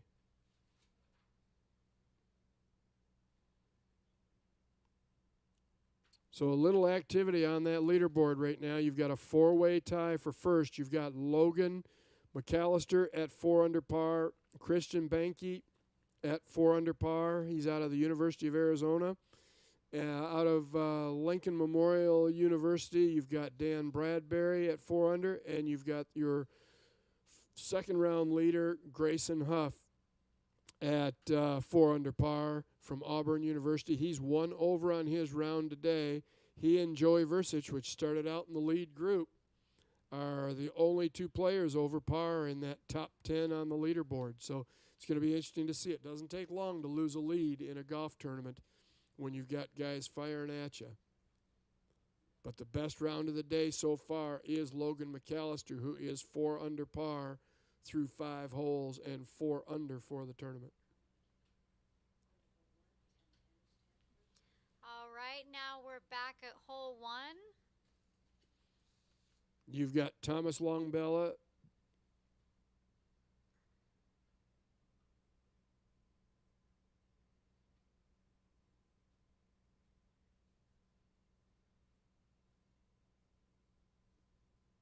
those pigeons are enjoying sitting there. Somebody keeps feeding them a little bit of bread or something to keep them right up there on the front. Hopefully none of these guys hit one low and get a birdie early.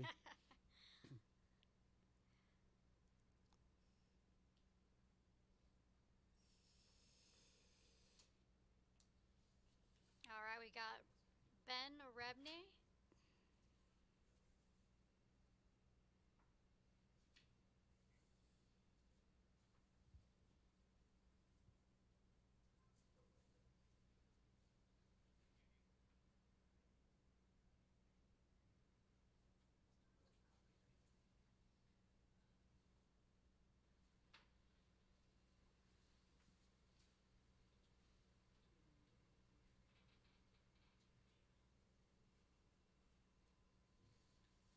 These guys are not afraid of hitting it over that tree, that's for darn sure. They're just playing this 495-yard par 4 and just taking on that bunker over on the left side. That one was pulled. That one's going to be a little more left unless he got that ball to cut back. But that ball was headed left and could have a little bit of tree trouble.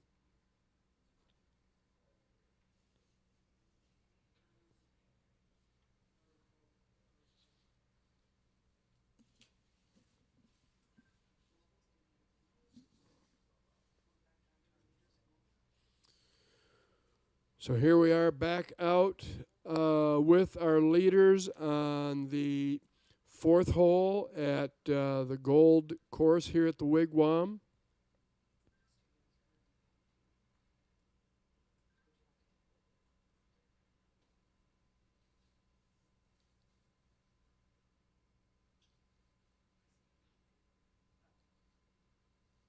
Right rough. So these guys are clean waiting look with for a the cut shot green here to to the green, so he's going to wait for the green to clear and give it a go here in 2.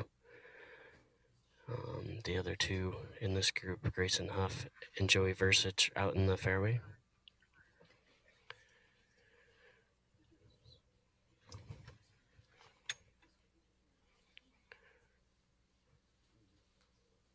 We look here in on Anapansubsai, just waiting for the green to clear. He's going to be about 240 yards out here. Looks like he's got 2 iron, maybe 3 iron out. Gonna have to hit a nice cut shot here to get around these trees.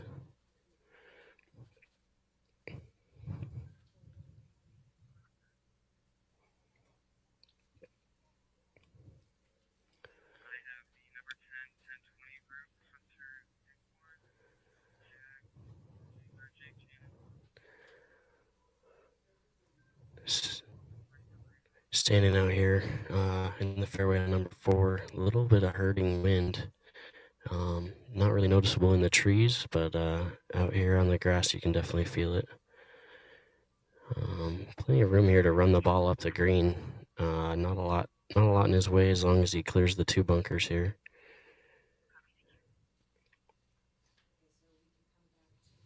Again, just waiting on the group ahead of him to clear before they can hit their second shots here. All 3 guys are going to have an iron into this green, which is a sign of the times as they hit drives much farther than the average bear. Grayson's probably only got about 200 in, and Joey Versich definitely has less than that, 175, 180 maybe.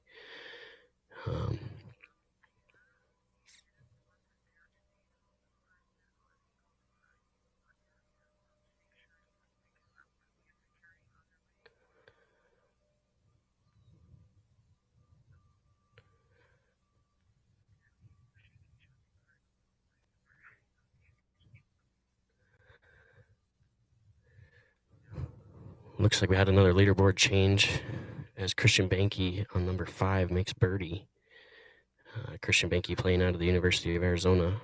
They'll be moving on to number 6. We'll try and catch up with them here in a little bit. He's now 5 under.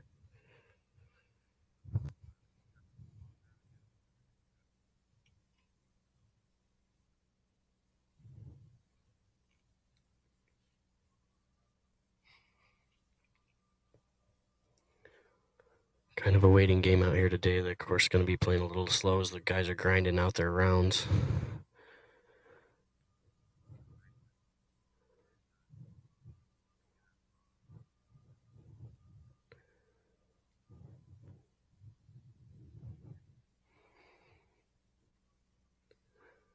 Wind picking up a little bit out here on number 4, straight into the player's face as they look at the green. Pin tucked in the middle, but on the right side, middle depth-wise. And the wind stiffening just a bit as we stand here. Anapansubsai getting ready to hit his second.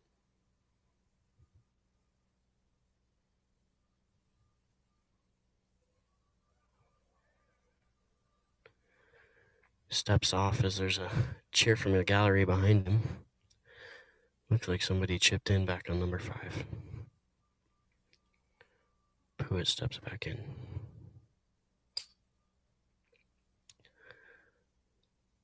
Taking a line we couldn't see from where we're standing, catches a tree limb and drops in the bunker about 40 yards short of the green.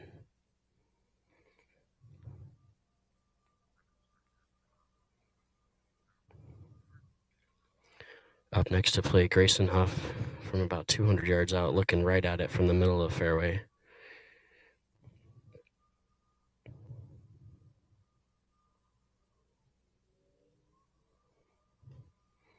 Grayson shot away, tailing off just to the right of the green there. Lands pin high. He's going to have a difficult chip shot to short-sided pin there on the right side of the green here on number 4.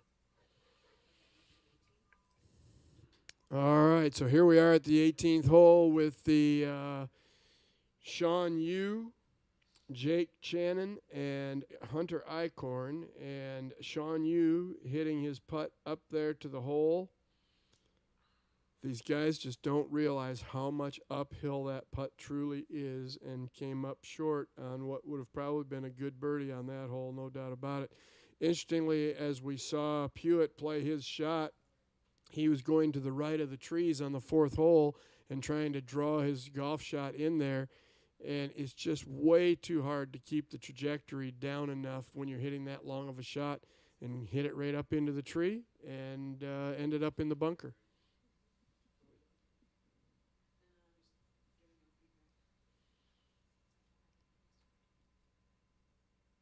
Jake Shannon and Hunter Eichhorn are the final 2 players on this hole.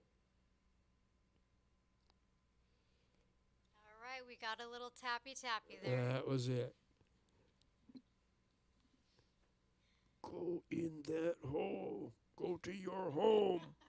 Find your home ball. See, you know some of it. Yeah. Probably more than I need to. Yeah. I wouldn't put it amongst the classic golf movies, though. I would not put Happy Gilmore there. I guess we're from a different generation, so I can see Well, that. it's a good movie, but it's not a classic. All right, so a little bit of fun facts here for you as these guys are out there playing the golf course.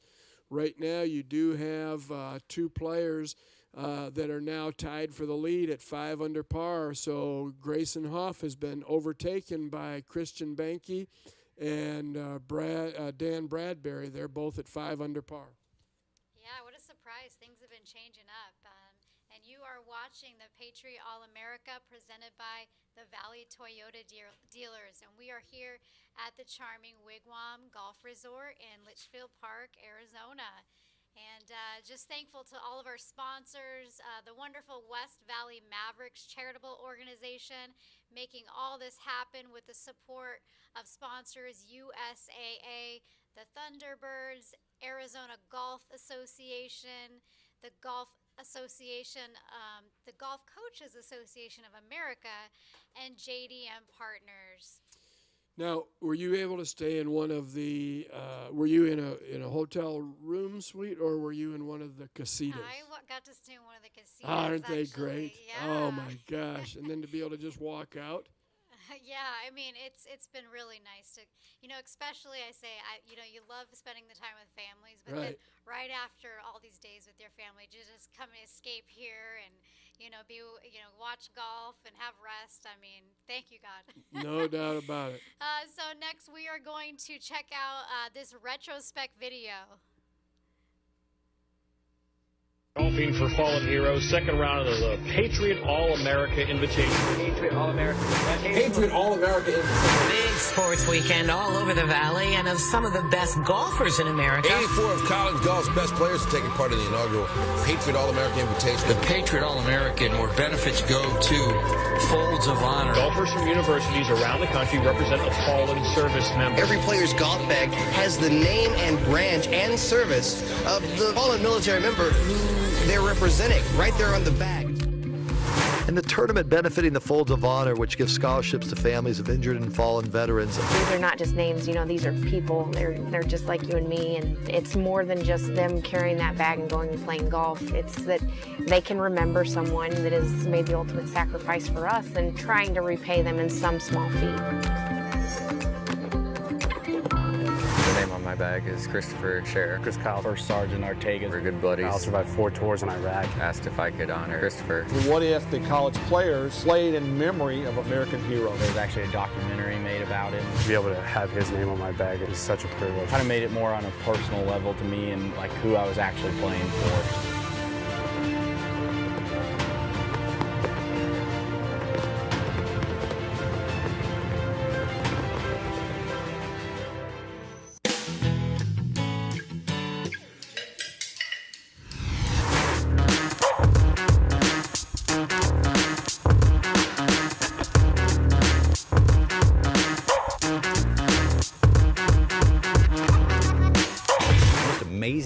about college golfers is how far they hit the ball.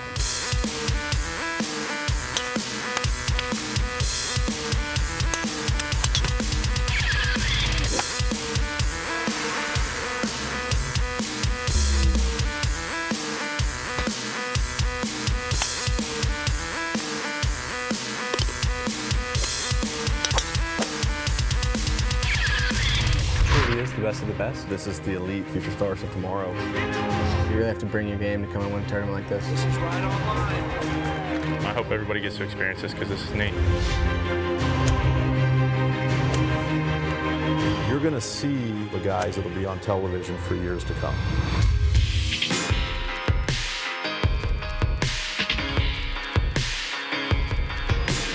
What makes this tournament so unique is that they are not just playing for themselves. They're playing for a fallen soldier who has sacrificed himself for the betterment of our country.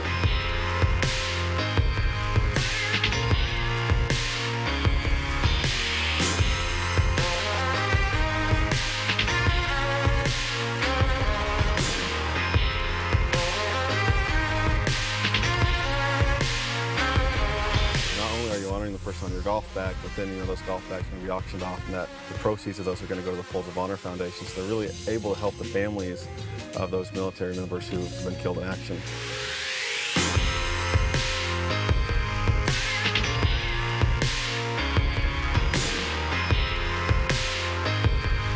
This is a golf course that challenges the best golfers in the country.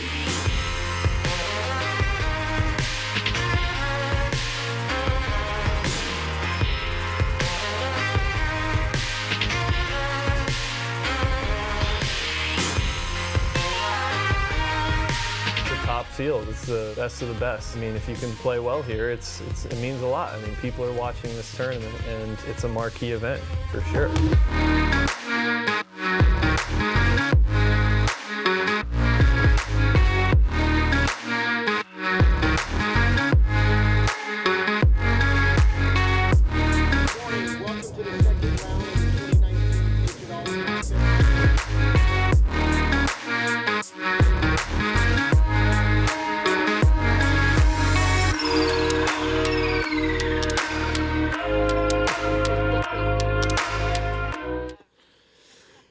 Oh, if they only know what goes on in those commercial breaks, right? Absolutely. Well, real quick, we're going to take them out to the mobile cam to be able to see what's going out on the golf course. Yep, and look at our leaderboard here. We got Christian Bank and Dan Bradbury tied in the lead here. And, trailing after shortly, Logan McAllister and Grayson Huff.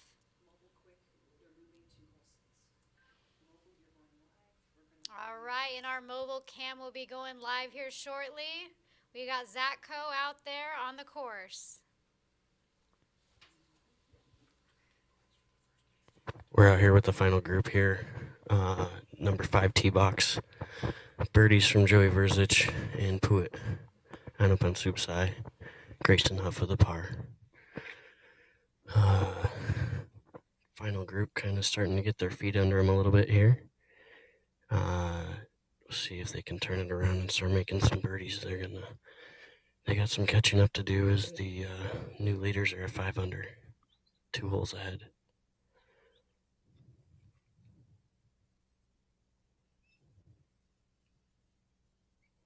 Joey Verzich first to tee with the 3-wood.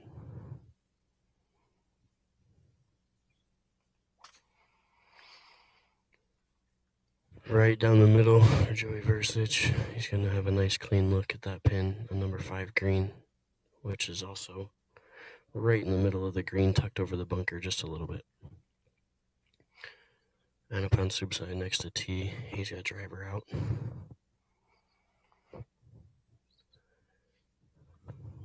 Number 5 playing just a little bit downwind.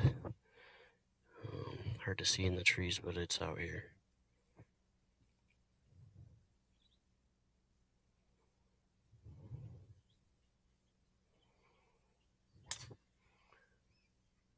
Another great tee shot there, straight down the middle. turning a little bit right to left, but it wouldn't be any problem for him. He's right out there in the middle of the fairway.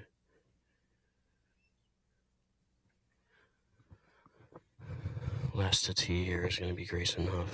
He's also got 3-wood. Guy's just trying to find the fairway and put himself in a good position on number 5.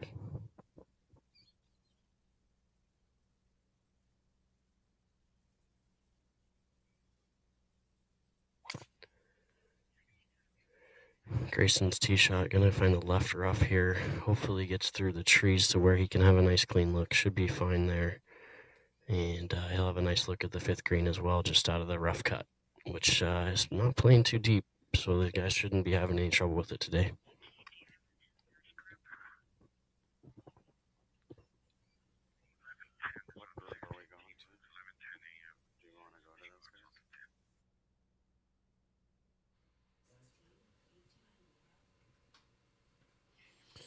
All right, we're back at the 18th hole now. Playing 440-yard par 4. Guys just finishing up, waiting for the honor soldier to put the flagstick back in the hole and be able to thank and appreciate these guys, because it is the last day here at the Patriot All-America tournament, and obviously these guys want to pay their respects and thanks. This is not about the players this week, Jennifer. It's all about what these fine college athletes and college All-Americans are doing to represent these fallen soldiers for this great Patriot All-America event. Yeah, I've heard that a lot of the players will go back to their rooms at night or in the morning and really keep reading over the bio of, the fallen soldier or wounded soldier that is on their bag, and they really feel like they get a personal connection to that player, and they're playing for that player and their family. And so really this Patriot All-America tournament is really these, top collegiate golfers coming out to compete for a cause for American heroes. I wonder how many of these college players, because these golf bags go back with the player actually to their university that they represent and is auctioned off. And I wonder how many of these players' families actually end up, or somebody close to them actually wins the auction bid to be able to have that either given back to the college player. I wonder how many of these college players actually have these golf bags, or how many of them go to the families. Yeah, that would be interesting to know. And I've actually heard from Zach told me yesterday that some of the players will actually, and their families will buy those bags. Yeah. Because it's so meaningful to them. Absolutely. That they want to keep it. Yeah. Absolutely, is no doubt about it. Yeah, so and all the money from those bags goes to the Folds of Honor Foundation, which provides educational scholarships to spouses and children of fallen or wounded soldiers. So as our leaders are out on the golf course, they're on the 5th hole right now, and it is actually playing the second easiest on the golf course, which is very interesting. It's only a 405-yard par 4, but it's playing about 0.2 of a shot under par.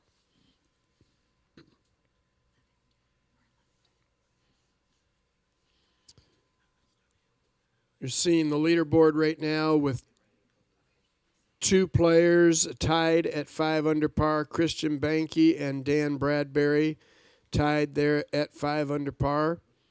You've got Logan McAllister still holding in there, 4 under on his round today, 4 under through 7 holes on his round today, and 4 under for the tournament. So they are cruising right along and actually playing at a pretty good pace. Grayson Huff just made birdie back on the 4th or 5th on the 4th hole there to be able to get back up to 1 over par for the day, 4 under for the tournament. Joey Versich made birdie to get to 4 under where he started the day as well. All right, we are headed to hole 1, where the group with Isaiah Jackson, Eli Scott, and Rob Woothridge are about to tee off. And this tee is brought to you by the Thunderbirds. And interestingly, Greg, you probably know that Isaiah Jackson was the champion for the Patriot All-America in 2018. Yes, absolutely, and back again to try and win again. And today he's actually 4 under par. So making a move. Yeah, so his group started off on the 9th, on the 10th hole. The 10th hole, right? And now they're coming around for the second half of their game today. Wrapping up his tournament. Let's see what he can do the way these guys have been playing these first 4 holes. I mean, several of the players went out and were 3 or 4 under par through these first 4 holes. That's really where you can make up a lot of shots.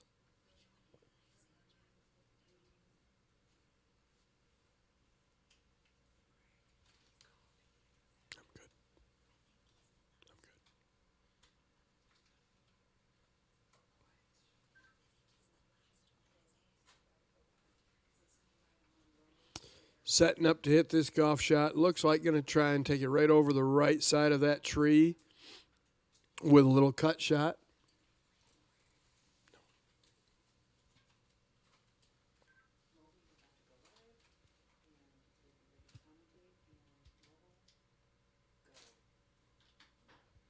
All right, we caught up here with the new leader, one of the new leaders, Dan Bradbury.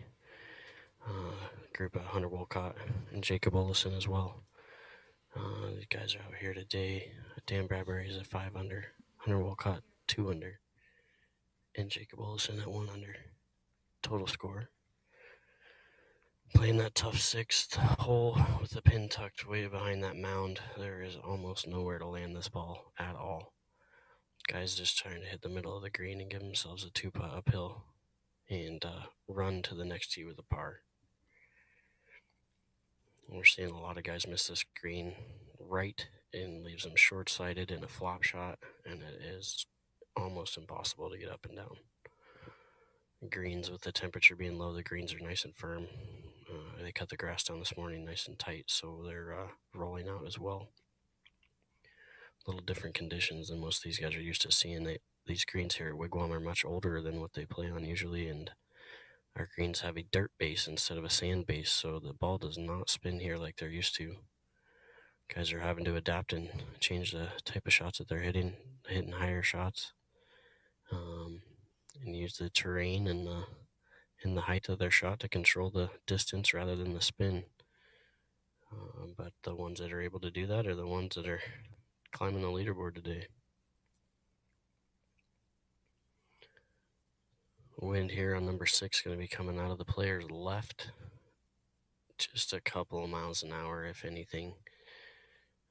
Shouldn't be doing much to the ball as it gets to the hole, but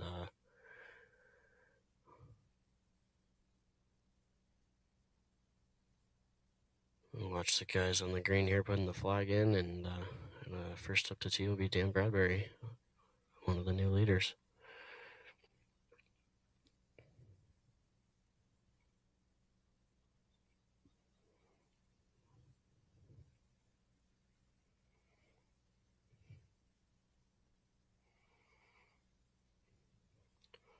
Hole number 6 today, playing 175 yards. Pin just 12 paces on, but you have to land the ball in a downslope where you're going right at it. 5 steps away from the right side. Dan Bradbury steps in. Dan Bradbury looking for a cut. Comes off very straight. He's going to be over on the left half of the green, but rolls towards the back edge, and he'll be putting there for par or for birdie about 60 feet away. Up next, Jacob Olison.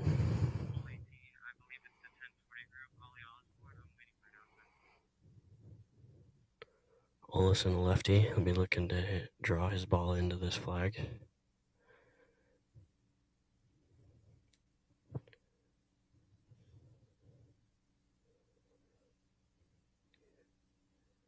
Sets up at the middle of the green, ball nice and high, drawing just a little bit right of the guy you can see in the red jacket out there.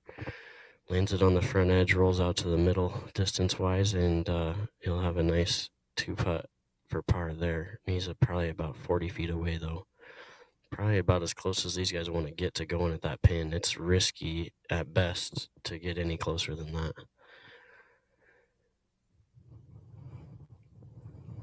Last to tee here, Hunter Wolcott.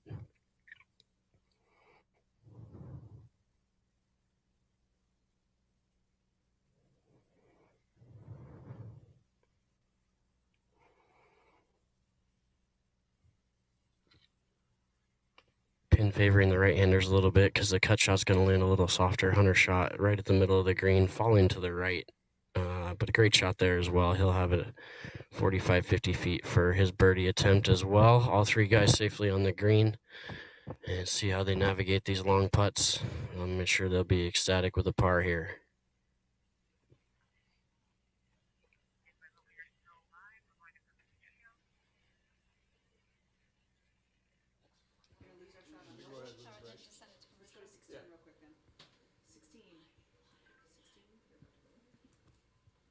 All right, we are here on hole 1, but I have a feeling we're going to 16. Here we go. We just had a nice shot. Land on. And that is the group of Mason Anderson, Andy Mao, and Emmett Herb hitting in there. And you saw how that ball kind of curled around a little bit. Now, they're only playing this hole at about 135 yards today. It can stretch back to about 180 yards. Got some fine camera work going on out there right now. Being able to get this shot coming into the green. Catch that hillside. Watch out. Oh, just below the hole. Hold on, ball. There, it did hold up. Awesome. There are two really good shots right there. They are. I would take either one. I bet you would too, huh, Greg? Absolutely, no doubt about it.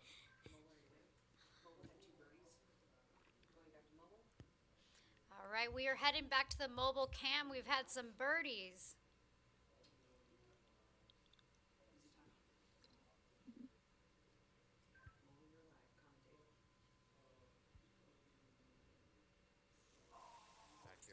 Tee. Bunch of the leaders here on number 6, at least 3 of them. 2 guys on the tee here waiting to hit their shot, Grayson Huff and Puat Anapansubsai. And Hunter Wolcott in the group up ahead. There's another leader up there. And that is Dan Bradbury. He's also a 5 under. So big leaderboard jam up here on number 6. Guys at 5 under. Conditions are good for scoring today, although number 6 playing tough.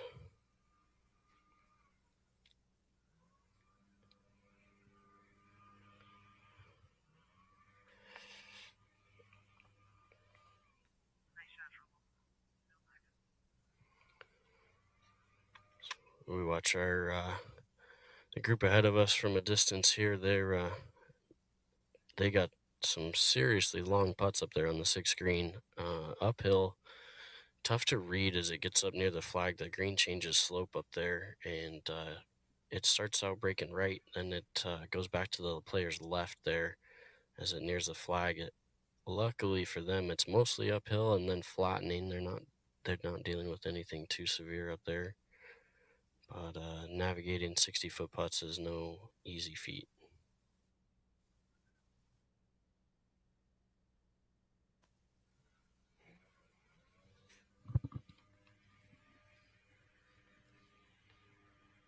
First to putt there, leader Dan Bradbury with the long one. Watching it closely, he doesn't look too pleased with the result there. Hard to tell where it ended up.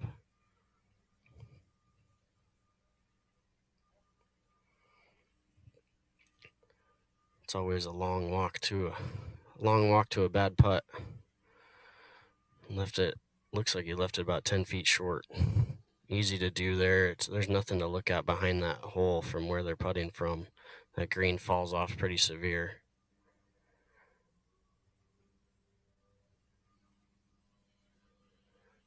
Next to putt's going to be Hunter Wolcott.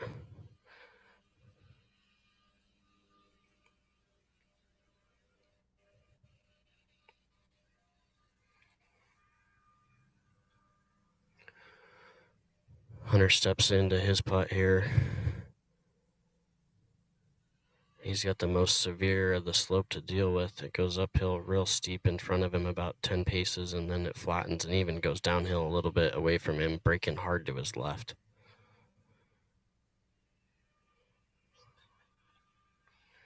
The ball disappears behind the hill, but Hunter looks like he might be just able to tap that in and get out of here with his par.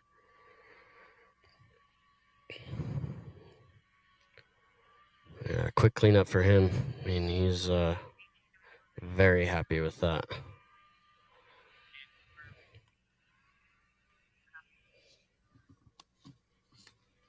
All right, Olesen here with his birdie attempt. His putt going to be a little bit straighter, but still going to fall to his left when it nears the flag.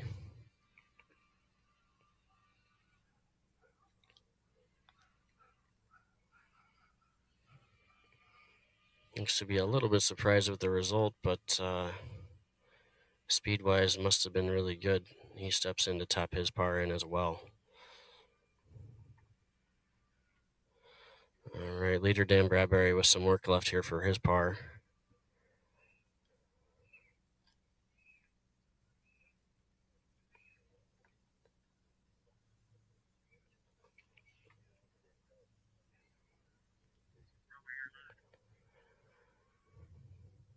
Bradbury sizing it up here.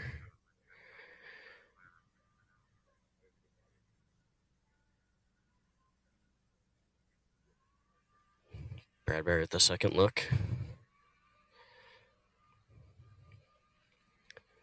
He steps in here, a couple practice swings.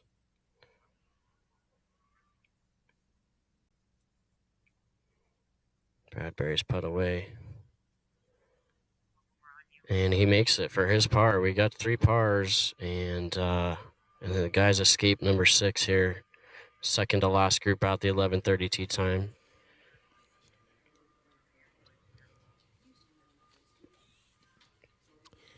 So, Jennifer, we've had a little change in the leaderboard again. You've got Christian Bank up there at 5 under par. Dan Bradbury just made a great 2-putt from way down left on the hole at 6. And he's also, Grayson Huff made birdie back on 5. So, 3-way tie, 5 under par, going into the home stretch. Yes, it's exciting. And before we get back to golf, we're going to check out a video from one of our partners who serves those who serve, USAA. Let's check it out.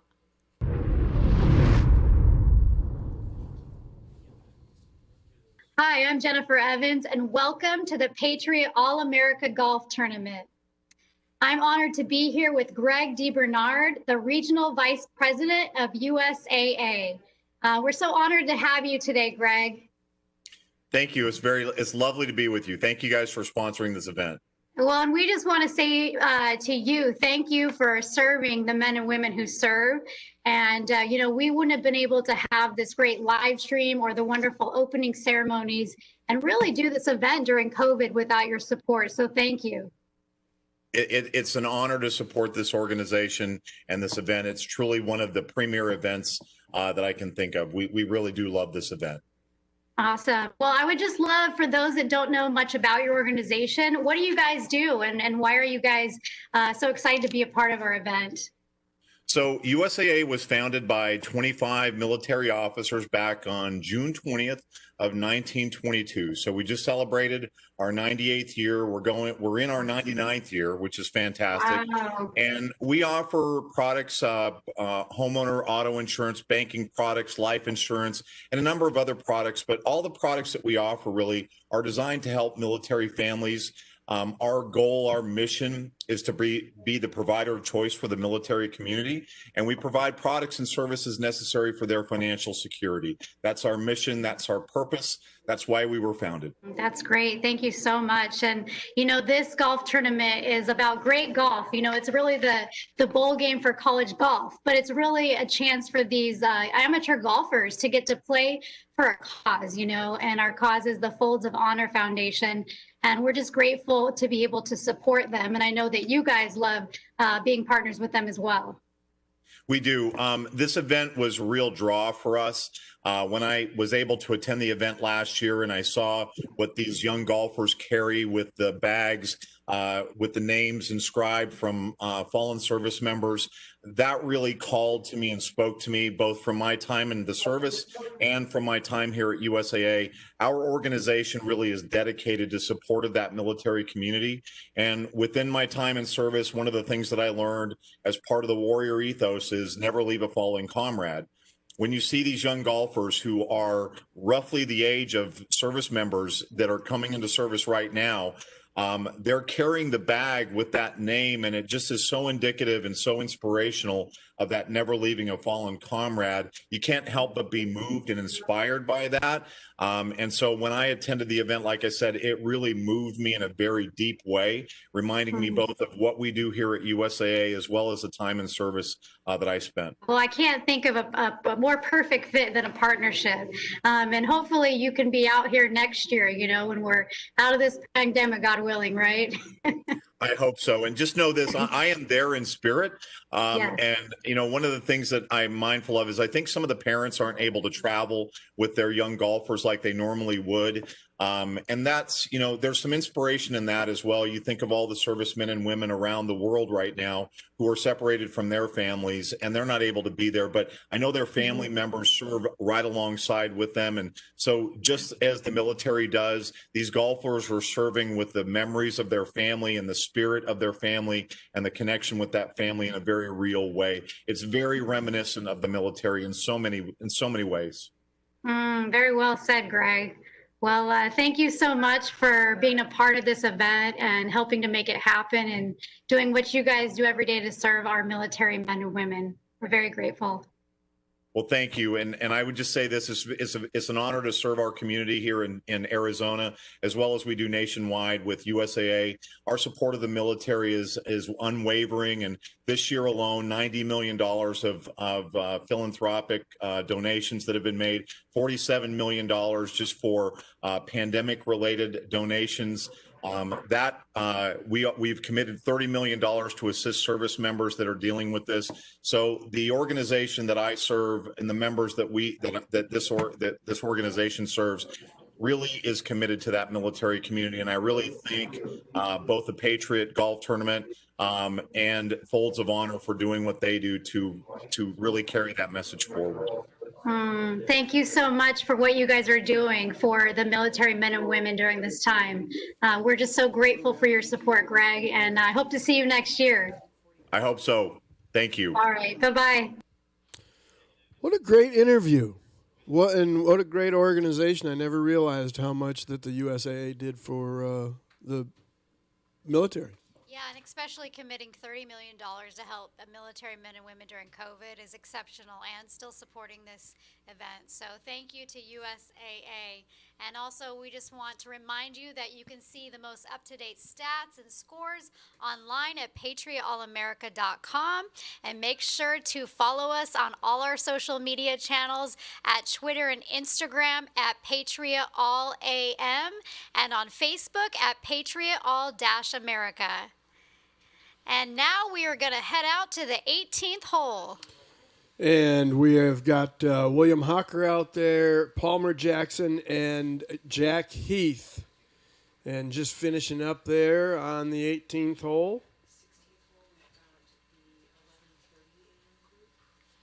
As these guys are finishing up the back nine, you're going to have the leaders that went off with the first hole starting to show up on that back nine as well. But we're going to show you right now on the 16th hole.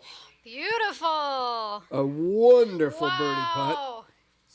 That was an unbelievable putt to make from up there. We've got Eric Wauer, Charlie Musto, and Bradley Wright playing here.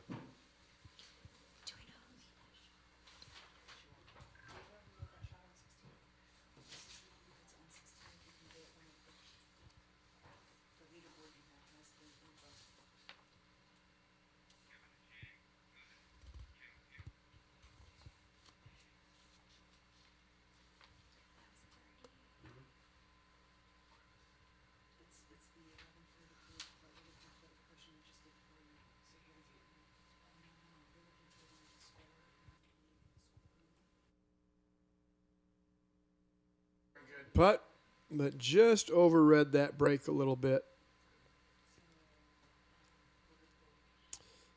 There you see some other players over on the famed blue course here at the Wigwam.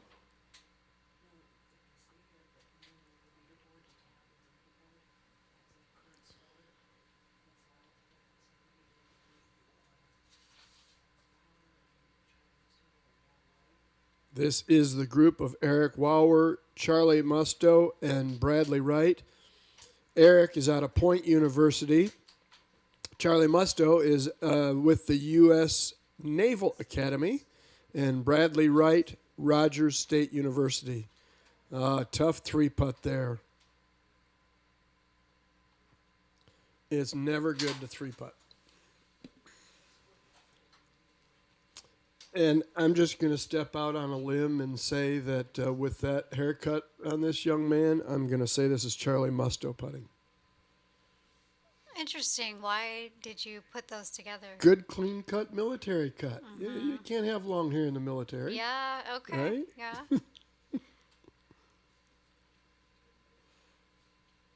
And makes the putt. Let's go to the next hole. All right. You know, these guys are actually playing at a pretty good pace of play for the most part. And interestingly, the reason why it is because they don't have their college golf coaches there with them to slow them down. Wow, a little tree trouble here on the 18th hole.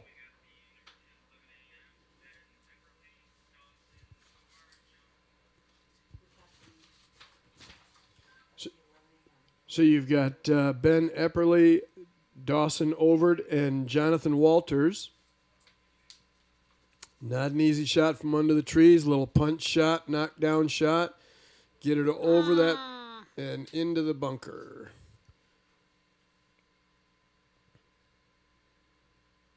Interesting name for your show, Bunker to Bunker. What made you come up with that? Well, it was there long before me. The show's been around for over 30 years. I've been doing it for 20 of that 30. So yeah. someone handed it over to you? Somebody handed it over to me, yeah. And it's been a lot of fun. I prepare for golf all day. Watch out, ball. Hold on. Nice that grass is a little bit longer. Many times that will go right on through and into the canal. And you saw how firm that bounce was? For such a short shot, it was pretty remarkable how firm these greens are getting now, and you're going to see that throughout the rest of the day. All right, we're off on the 1050 group right now. You've got William Hawker, Palmer Jackson, and Jack Heath.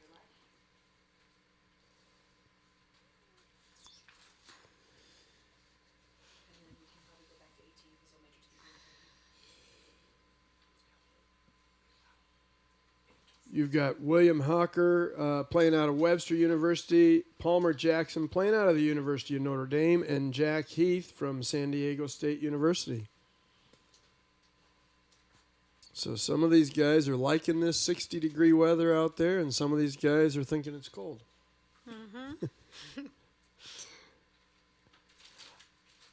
I now understand why I saw a license plate in the parking lot when I got here this morning. It said 5 Irishmen.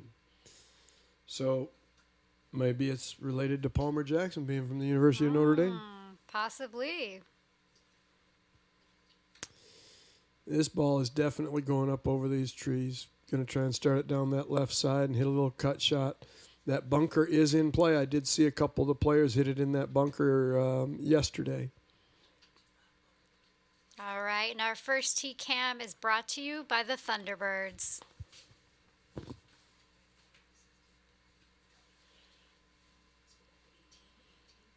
All right, we are headed back to the 18th hole.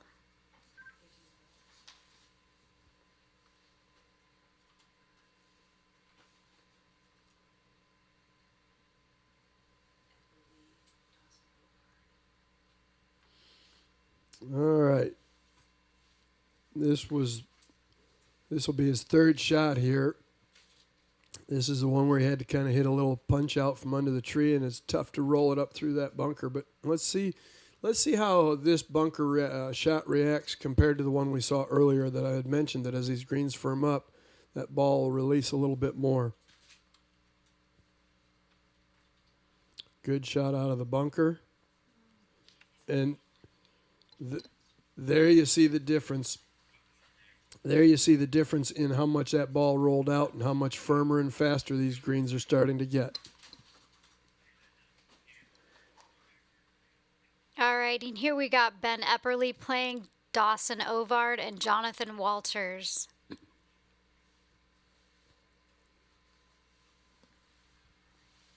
Ben's playing out of Missouri Southern State University. Dawson's playing out of Southern Methodist University, and Jonathan, the University of Nevada, Las Vegas.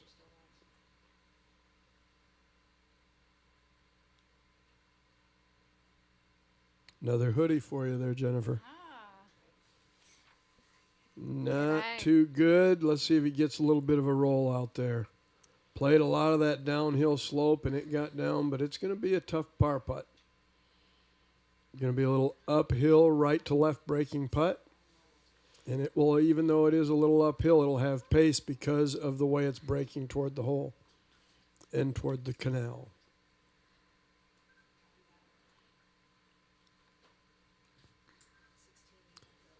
This was a very strong shot right here over the green. Took it, tried to take on that flag stick, and that's one thing you can't do here at the Wigwam is take on some of these hole locations because they are tucked in some tough positions.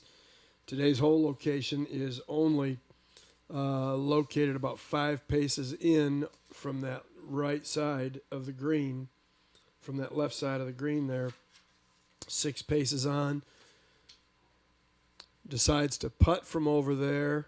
Once again, putting a little uphill, came up a little bit short, but not too bad. Should be able to negotiate a par from there.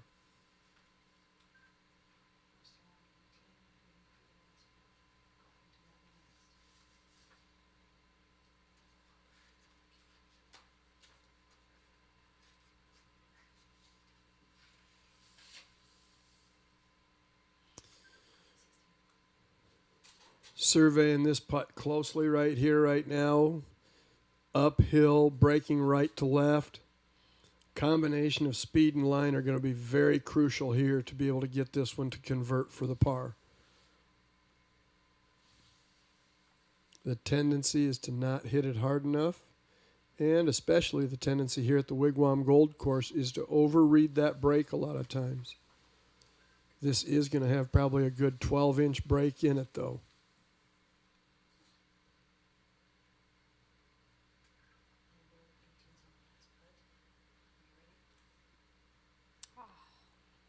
Look at that. Just didn't have the line. Had the right speed, basically, is what I would call that one. Just didn't have the right line. And came up on the low side. 99% of the putts that miss on the low side don't go in.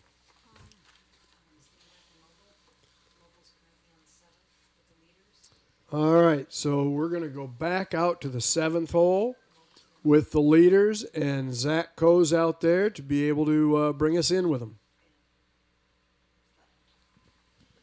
The final group of the day, 11:40. Grayson Huff here with his approach shot into number 7 from the middle of the fairway. He's got about 150 yards from there. He puts it right in the middle of the green. Joey Verzic took his tee shot way right of the 17th fairway here, which runs parallel, and actually hit his to about 6 feet, looks like, up there on the green. Last to play, and went soup side. 120 yards or so. He's not going to be happy with that. Left his ball out in the middle of the green as well with a wedge in his hand. He's going to expect more than that. Guy's looking at this level, looking to keep that ball within 10 feet. So we'll make our way up to the green here at 7 and see if we can get some putts from the last group out.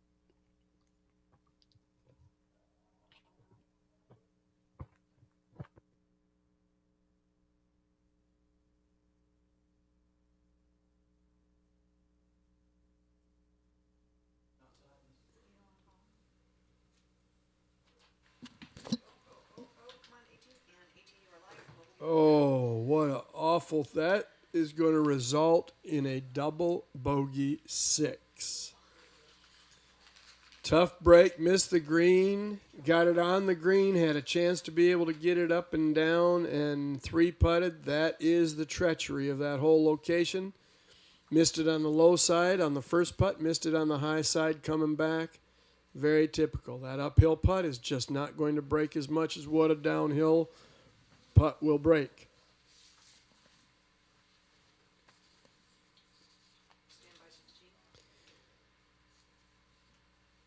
As we go over to the 16th hole, we're going to watch some more shots here. This is a pretty cool elevated cam.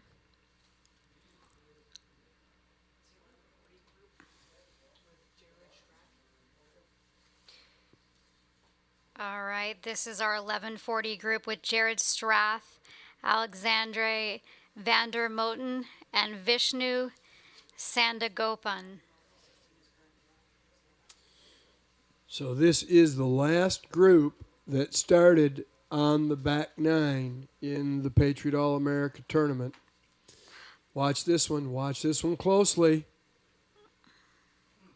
Just missed. Oh. What a great shot in there. Beautiful shot. All right, we're going to go back out to Zach and pick it up with our leaders.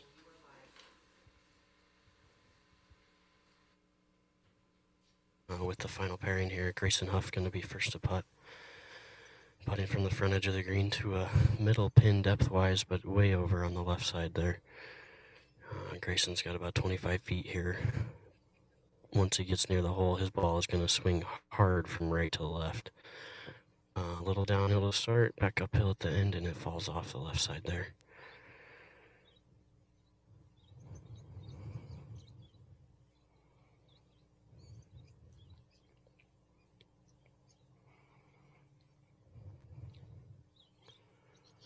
Speed, a very important part of this putt. Grayson knows that. He's taking his time, sizing it up. Ball's on the way. Great speed control there. Grayson, not going to be happy he left it short, but overall a great putt. You can't make all those 25-footers, so he'll be on to the 8th hole with a par. On upon suicide next to putt. He's got a similar line a little further to the right, going to break a little more to the left once it gets to the hole, but he's only got about 18 feet for his birdie attempt.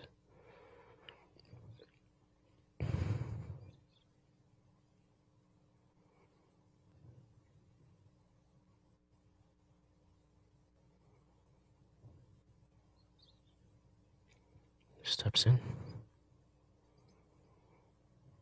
Little forward press there from Anapan Susai. Good aggressive putt. Just runs past the hole there.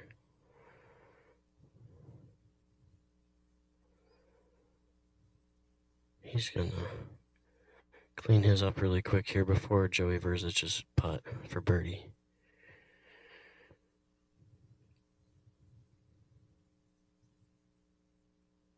Anapan Susai taps in his par. Joey Verzic with a great second shot here from nearly 2 fairways over, but he had a clean look at it and executed. He steps in for his birdie now, about 3 feet.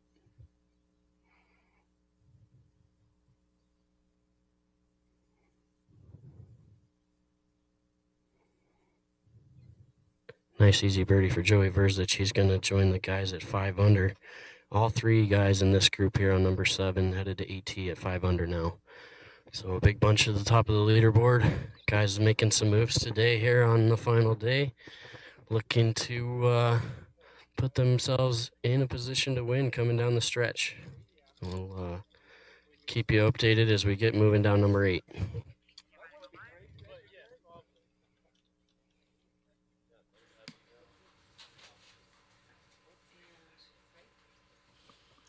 All right, the leaders are headed over to the 8th hole. We're going over to the 16th hole now, where you saw some great shots going in there. But more importantly, we've got a little leaderboard update. We now have a 4-way tie at 5 under par. You've got Christian Banke right there at 5 under, 4 under on his round today. Dan Bradbury, 3 under par, 5 under for the tournament. And you've got Pewitt, who made a birdie on the 6th hole, and you just saw him par 7, so he's sitting at 5 under par, 2 under on his round today, and Grayson Huff back to 5 under par, even on his round for the day. Logan McAllister started out hot, 4 under through 4 holes. He's now 4 under on his round and 4 under for the tournament through 9. So out there on the 16th hole, looking at a birdie putt right here.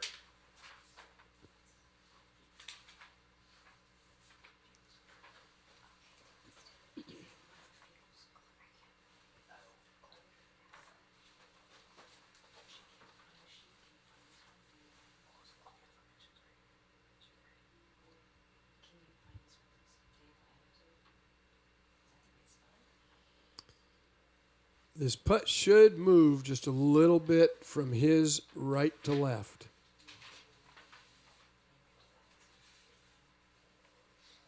Knocks it inside that left edge.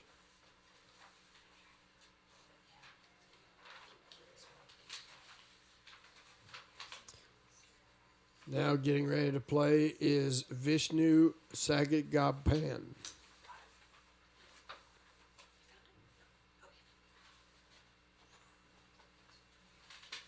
Out of Texas A&M University.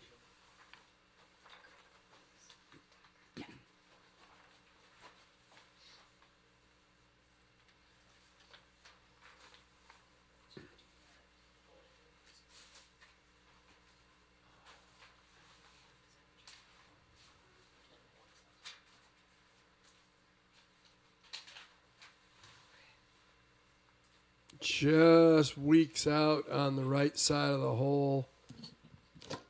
Didn't borrow enough, as they say.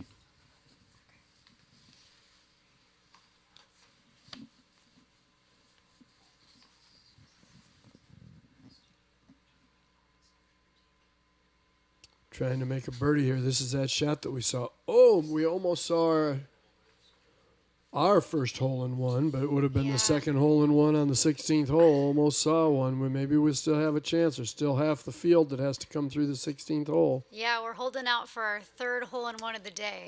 That'd be pretty cool. Jared Strath getting ready to hit this putt.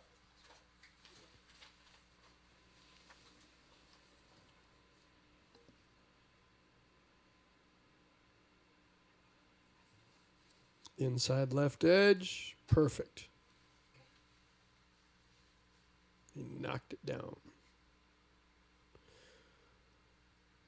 The leaders are out at the 8th hole. You've now got a 5-way tie as Joey Versich joins the fray at 5 under, made birdie on 7. You've got a 5-way tie. This is going to be a shootout going down the wire. They've got a couple of tough holes, but what it's going to really come down to is 15 is a short par 4 that you're going to, these guys are probably going to maybe even hit long irons, might hit 3 woods off the tee, but it's only just going to be a little flip wedge into that green. Very birdieable golf hole. Then they'll go to 16, and we've seen a lot of activity and a lot of action on 16. 17 is a little bit sneaky as far as the difficulty of it because of the way the green sits up there at the bunker. And then that finishing 18th hole, if these guys get a little bit tight, old lefty can come in, and it's amazing when you get tight how those hook shots start happening. So it's gonna be interesting. If this remains the way it is, it's gonna be fun coming down the wire. Yeah, I look forward to seeing how we close out this afternoon. And, you know, I had my head down for a minute because I was reflecting on one of the soldiers that's being honored during this tournament. And so I'd like to highlight that next. So Tucker Clark, who hit one of our hole-in-ones today, he is playing in honor of Master Sergeant Daniel R. Adams from the Army. So Master Sergeant Daniel R.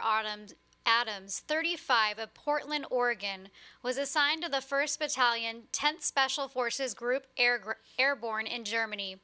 On September 13th, 2011, he was killed when insurgents attacked his unit with mortar, machine guns, and small arms in Wardak Province, Afghanistan. Known as Slim for his slight build, Master Sergeant Adams is remembered as a loving husband, devoted father, and an exceptional Special Forces warrior. He was renowned for his physical fitness, said his Colonel Peltier. His reputation as a warrior and outstanding medic preceded him. During the downtime on his last tour of Afghanistan, Master Sergeant Adams had started talking about how this could be his last combat tour. A veteran of 5 tours in Iraq and Afghanistan, he had hopes of making up for lost time with his wife and 3 children. Master Sergeant Adams' wife is a Folds of Honor Scholarship recipient. Wow, it's very touching to read those. And, you know, wow, 5 tours in Iraq and a wife and 3 children, and how special it is that, you know, this tournament is really, you know, helping the Folds of Honor Foundation, which provided a scholarship to Master Sergeant Adams' wife. So super special. It is. It's really, we can't thank our service military, all of those that are out there, as I have always said, doing those things so we can do what we do. Yep. And you until you get something like this, you really don't get a chance to be able to put the real story to it. We almost take it for granted what they do. Yeah. And we can never take for granted what they do. And that being whether they're active or inactive, whether it was a World War II veteran or a Vietnam vet, it doesn't matter. They all deserve to be thanked for doing what they did so we can do what we can do. Yeah, and I also love the C for Vets Foundation that was here yesterday, that they give scholarships to return veterans from the military, too. So I just love how the Mavericks supports, you know, fallen men and women and their families, as well as those who've come back and are now, you know, pursuing an education and life for their family, as well as children's and women's organizations in the West Valley. So thank you to the West Valley Mavericks for all you do and for putting on this Patriot All-American Invitational with the many other sponsors we have. All right, so we are going to head back out to golf, and we are going to the mobile from cam. The 8th fairway here. Live look here. Grayson Huff's second shot. Joey Versich and Anupam Subsai have already hit here. All 3 guys within birdie range up there on the green. Grayson Huff straight at it, coming up the hill. His putt's going to break right. And Versich and Anupam Subsai over on the left, they're going to have downhill putts that break a little bit to their right. We'll catch back up with you when we get up to the green to see what they've got left.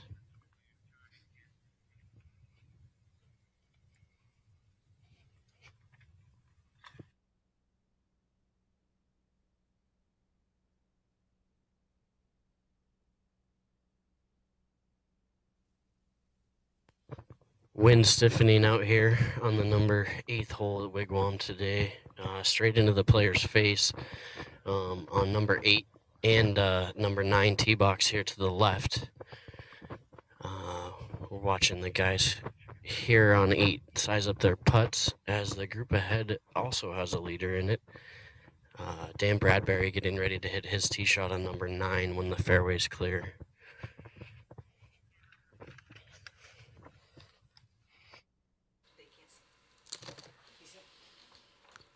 All right, we're going to go to the 18th hole and be able to watch these guys putting here.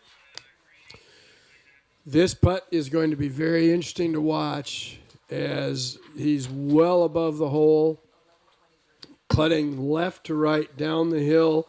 This is Mason Anderson, Andy Mao, and Emmett Herb getting ready to play. Mason, you may know that name very well. Sun Devil. Jennifer. Ooh, yeah, Arizona State. Andy Mao out of Georgia Institute of Technology, and Emmett Herb out of University at St. Thomas in Minnesota. Good putt, little bit aggressive on that one. And going to be interesting to see if that putt can be made coming back up that hill. We've seen a few that have missed it already. All right, we got Andy lining up his shot. Playing out of Georgia Tech, the Ramblin' Wreck of Georgia Tech. You know about that, right? I don't. I know that Noah Norton, who won last year's championship here, came from Georgia Tech. Well, there you have it. Ramblin' Wreck of Georgia Tech. That was a football terminology there. I love having fun with you with these things. Test your trivial. I'm going to start throwing out modern day things. I'm testing trick your. you up. Notice I'm testing your trivial knowledge, not trivia knowledge. There's a big difference. I'm full of a lot of trivial. Right. Like I said, I feel like I'm hanging out with Dad watching golf today. Oh, thanks. Wow. And that's a compliment. Okay, thank you. Yeah. All right. All right. All right, we're headed out to watch the mobile cam where our leaders are. At the 8th hole. Green, Grayson Huff sizing up his birdie putt. He's got one coming back up the hill here, gonna fall off to his right. Speed pretty much flat here. The greens are playing really fast compared to yesterday.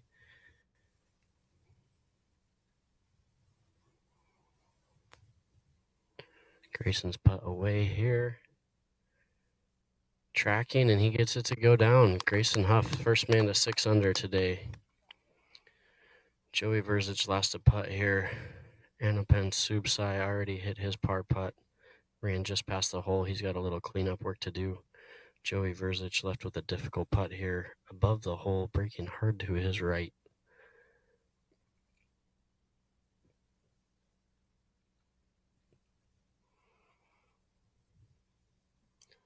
Oh, Verzic with a tough lip out there. Good speed, just found the low side a little bit. He'll change his alignment and clean that up, no problem.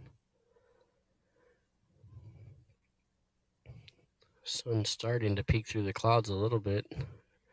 It's chilly there for a while. As Verzic cleans up his par on number 8, he'll stay at 5 under. Anapan Subsai left with a little work here for his par.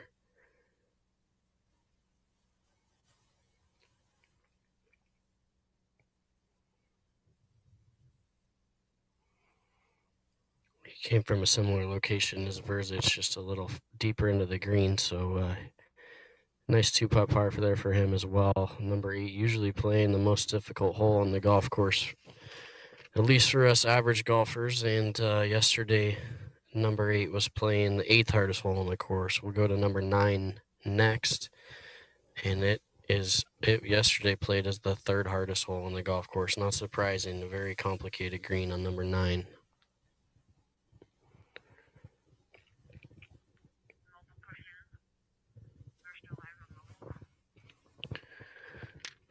Speaking of the whole ranks on the golf course, number 1 yesterday cut down from a par 5 to a par 4, playing the toughest hole out there, and no surprise there.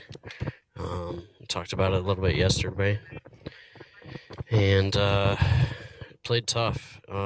Second hardest hole out there yesterday was number 13, and there must have been a tough pin on 13 because it's not a long hole for these guys.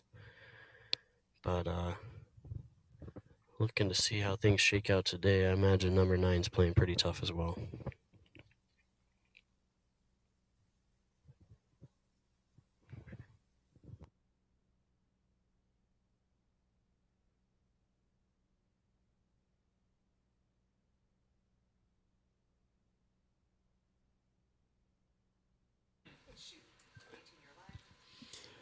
All right, here we are at the 18th hole, watching the guys come up, and this will be one of your last groups to be able to go off the 10th tee and making the turn. And joining me right now is Rob Harris with the Thunderbirds. Rob, welcome, and thank you for being out here with the Patriot All-America. No, I appreciate it. It's a great event, and we're pleased to be a part of it. Well, the Thunderbirds do more than what you may know here at the Patriot All-America. They have a little golf tournament coming up in just a couple months called the Waste Management Phoenix Open. You've heard of it? I've barely heard of it. I actually was the head golf professional for 3 of them. That's great. That's out great. there at TPC Scottsdale. Yeah, so I experienced it right there firsthand. So what's going on with the greatest show on grass this year? Yeah, the show is going on. You know, obviously it's a challenged year for everybody, but the fact that we're able to host it again this coming year is going to be a victory in and of itself. We will have fans. The PGA Tour, the City of Scottsdale, and the state of Arizona, and the Thunderbirds have all collaborated to ensure that we're able to host it in a very safe manner. The crowd size obviously is going to be considerably less. We're looking at somewhere in the neighborhood of 5,000 to 8,000 fans per day. GA tickets and some on 16 and at the clubhouse are available through our website. That's amazing. 5,000 to 8,000 people on that big stretch of land. Yeah. It will feel like there's nobody out there. It's amazing how that year after year you can have 200,000 people out there on Friday and 200,000 out there on Saturday and be able to feel like it's not crowded. Now, there are some areas where it's crowded, and they're intentionally crowded there because everybody wants to see the 16th and the 18th holes. But for the average spectator, they could go anywhere on that golf course and feel like they were out there by themselves amongst 200,000 people and not be crowded if they didn't want to be. Well, you know, it's not perfect this coming year, but on the other hand, it's going to be a very unique experience because you're going to be able to appreciate and enjoy a great golf tournament in a very exclusive manner. And quite frankly, what really motivates us to even have fans, other than the fact that it creates great energy, is that's how we raise money. Right. You know, we're all volunteers, and the money raised from the Phoenix Open, Waste Management Phoenix Open, goes right back into the community to events like the Patriot All-America.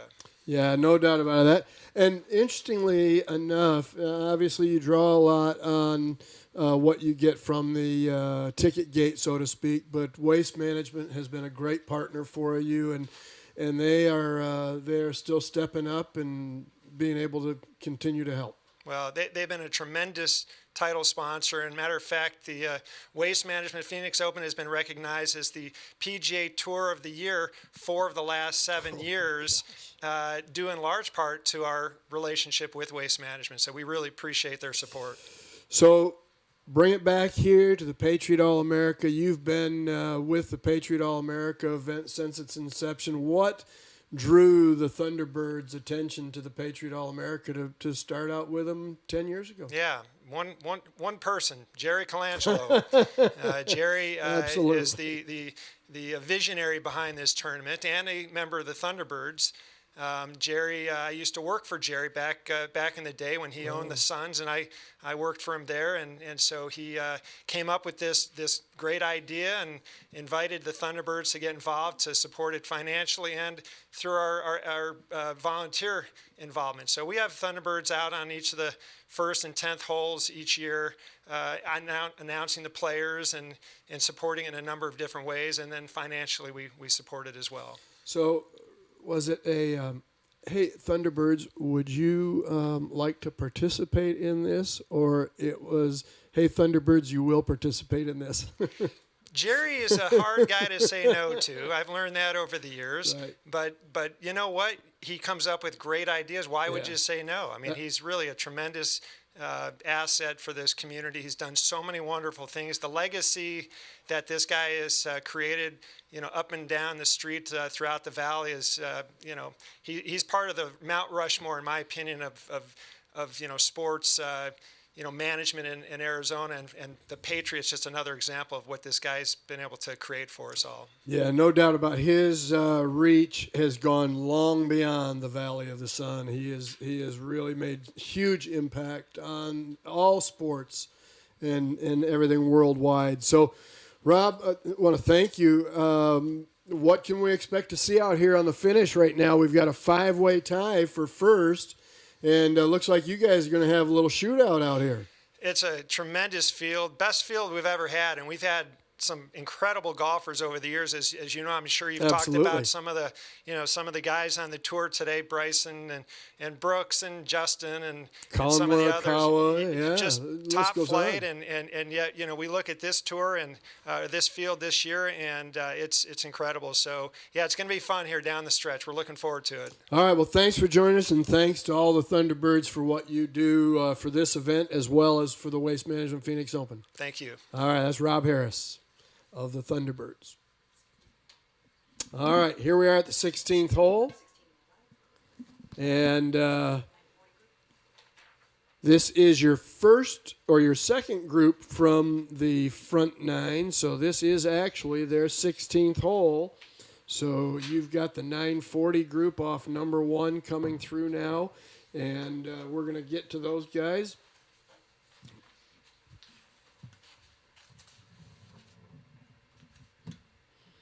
This is Davis Chatfield, Brandon Chong, and A.J. Ott.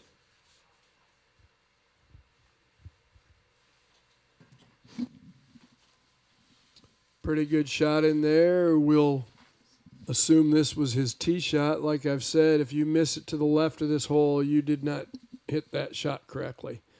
Or it came down that little backstop right there to get below the hole over closer to the water. Your 16th hole cam is brought to you by Hole Safe. Ultra Safe. It's a whole Ultra Safe. Nice one, Greg. Thank you. That's why you read those and not me.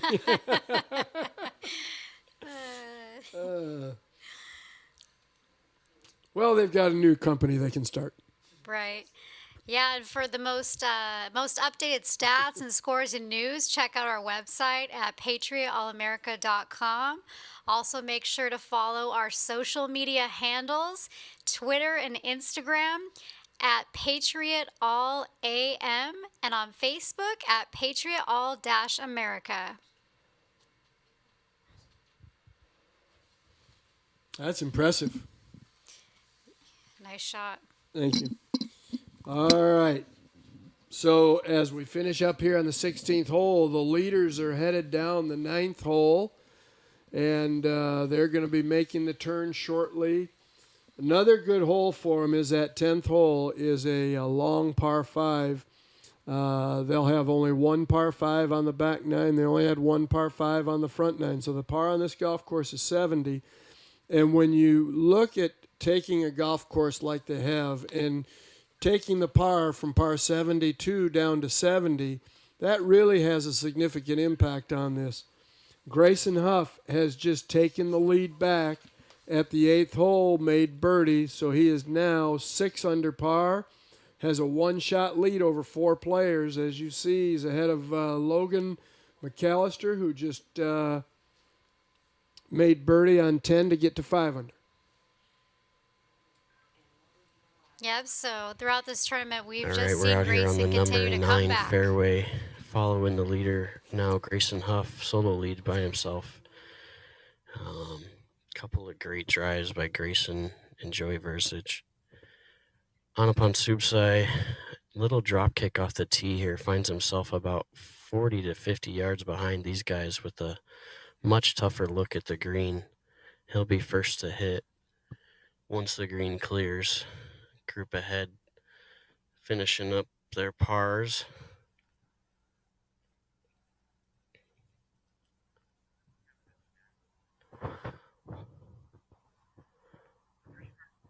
Hunter Wolcott there on the green. Short one left here.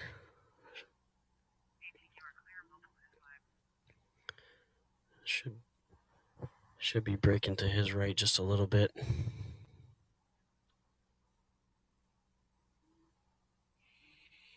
As Hunter knocks that in.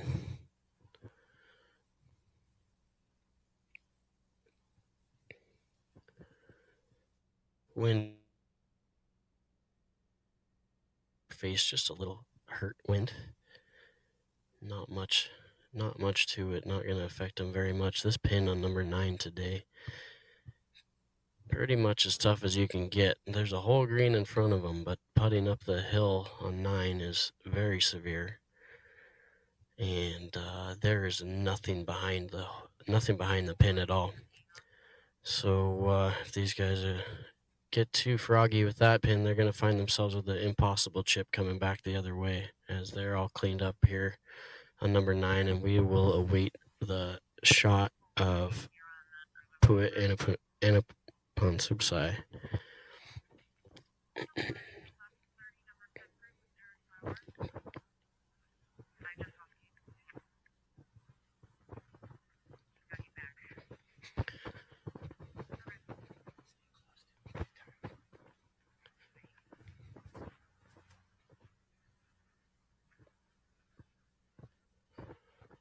All right.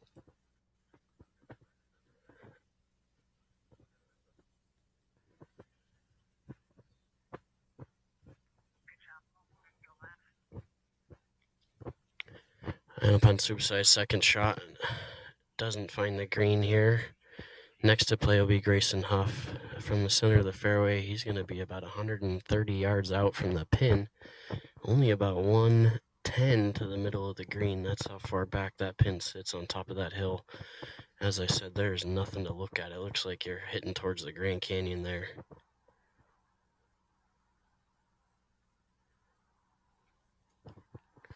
Distance control paramount for Grayson.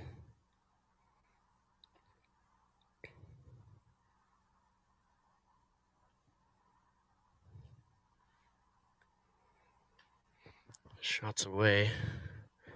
Tracking right at the pin. Grayson safely aboard the green. Is it going to stay on top of the hill? It does. So Grayson's going to have a nice look at birdie there. One of the straighter putts to that pin as well, coming uphill at it. Now Joey Verzic.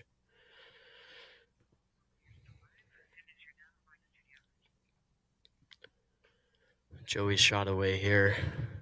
Right at it as well. He's going to use the spin off of his club to hold his ball there, and it'll spin back down that hill that I was worried about for Grayson.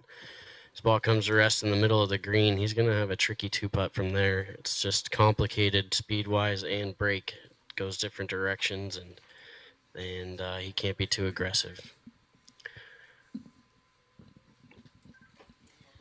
All right, welcome back to the studio. We are live here on the final day at the Patriot All-America Invitational presented by the Valley Toyota dealers. And I am here with a special guest, a beneficiary of grant funds from the West Valley Mavericks organization. And this is Melinda Cadena, and she is the executive director of Angels on Patrol, which is a nonprofit organization here in the West Valley. Thanks for joining us, Melinda. Thank you for having me. This is such a great pleasure to be out here. So would you share a little bit with us about the mission of your organization and your impact here in the Valley? Definitely. So Angels on Patrol was founded by a Phoenix police lieutenant as a direct resource for law enforcement officers when they're out on scene. Many people don't realize that the capacity of what officers do. Officers are daily reaching into their own pocket to feed, clothe, keep people safe. They do so much. Anything that they encounter, if they see an additional need, they want to do more for them, and they have a difficult time driving away. So before we were founded, officers reached into their own pocket and did all that. I love to hear that, officers. So that officers really do that for people, and so much when they're in need. If there's a domestic violence situation, they might not know what to do. So that's like where they call you guys, correct? Definitely. Yeah. So a lot of times officers, they encounter domestic violence situations and they hit a lot of barriers. So there's wonderful nonprofits out there with domestic violence shelters, but unfortunately they're always at capacity. So officers either call us, they reach into their own pocket and put families into a hotel room, feed them, help them get to a safe place. So fortunately, we're able to assist those officers where they can reach into our pocket and we help them. So we're really a bridge to services. We stabilize the immediate crisis. That way the officer can go on to the next emergent call. So they put a request in, we take care of the crisis, we stabilize it, and then we connect them to long-term services. So it was just a quick, immediate gap. Yeah, I see that's a great need. It is an amazing need. If I can share a story, Please. just, you know, when you said domestic violence, there was a call for a 17-year-old with a newborn and a 3-year-old. So she just has a horrendous background with domestic violence from her father and now her boyfriend.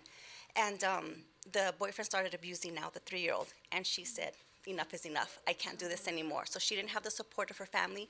She had no resources. She just grabbed her baby, the diaper bag, and left. So she was just wandering the streets, and a good Samaritan saw her crying, and he called the police. And thankfully that officer knew about us, and because he said that he called shelters, they were all booked.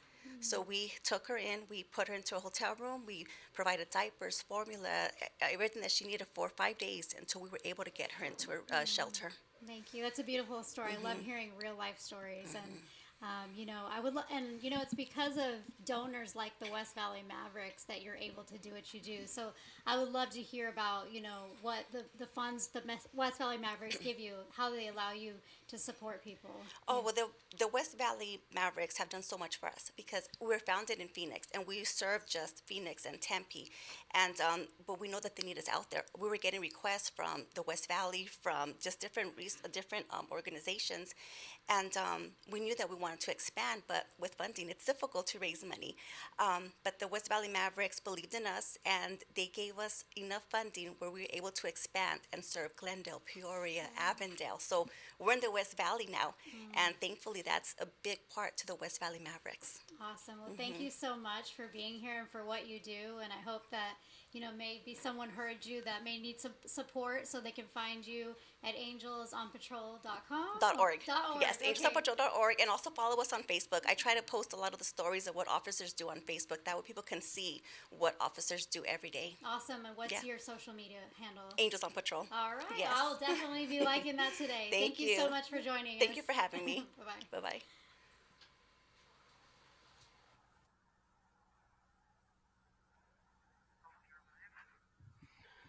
All right, we're out here on the 9th hole as the leaders closing out their front 9. Grayson Huff here for birdie. Got the best look of the group here from 20 feet. Ball running away from him as it gets close to the flag, breaking to his right.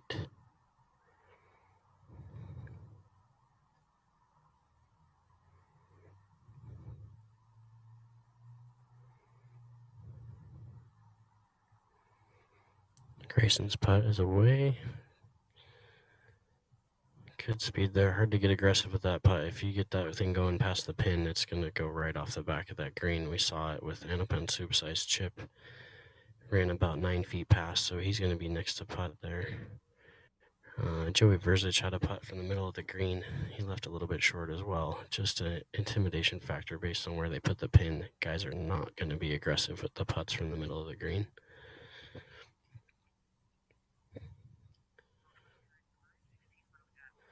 Wind picking up just a little bit.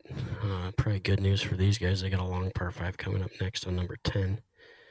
So they'll be able to turn driver loose just a little bit, let the big dog eat. We'll see what they got coming up here. Anapan Soup-sized with about 9 feet for his par, breaking to his left.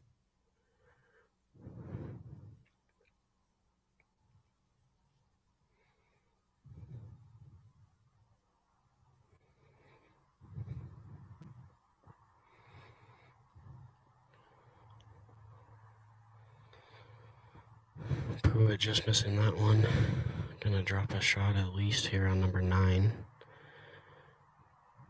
As I said earlier, 9 played the 3rd hardest hole on the course yesterday to a much easier pin, so I would imagine it's staying at the top of the hard hole rankings here today.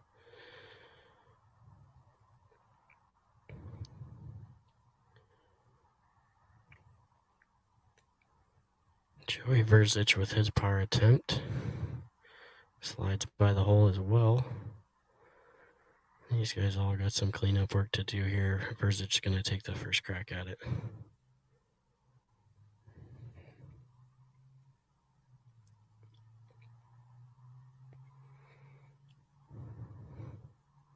Verzic with a rare 3-putt. He's going to drop a shot here on number 9 as well. Taking. All right, we're going to the 16th hole. A little cleanup work on his par. First, checking out our leaderboard here. Thank you. You've got Joshua McCarthy, James Mishu, and Pearson Hunt there. We're coming up on 18. 16. 16. Tell you, these guys aren't afraid. You know, it's interesting when you watch the college players today, and even you watch the players on the PGA Tour. These guys are not afraid to take on these tight hole locations. They just get up there fearless and go after it. It's absolutely just ridiculous how good these guys are. These are your top players in the country in college golf that are here at the Patriot All-America tournament. And some of these guys you'll see out there on tour one day.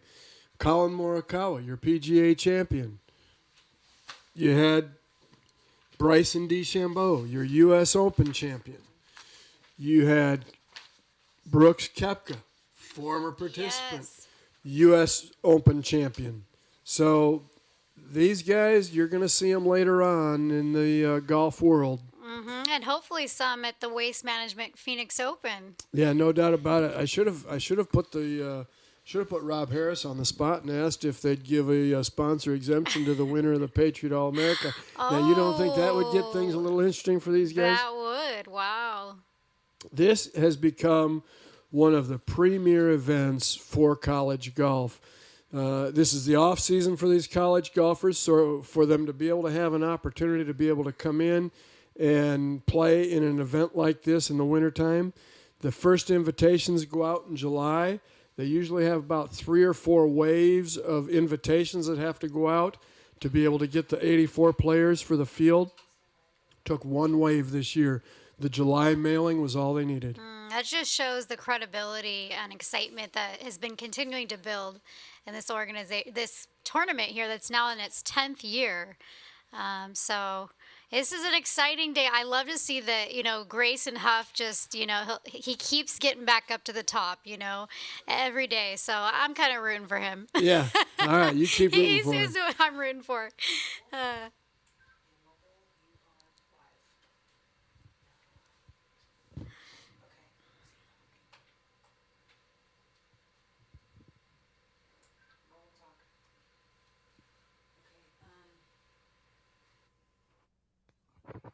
Here on number 10. 11:30 group. Hunter Wolcott there on the tee, number 10. Great tee shot. Just teed off behind Dan Bradbury, who was a 5 under. Hunter Wolcott's at 3. This guy's taking full advantage of the tees being a little forward today and the wind in their favor, straight at their back, about 5 miles an hour. And these guys are going to reach this green in 2 for the most part, although there is not much room to land the ball when they do that. Olison last to go here. 3 good ones. You'll be able to put a beach towel over those 3 out there in the middle. We're going to be here for a little bit, waiting for the next group to tee off. And it'll be your leader, Grayson Huff.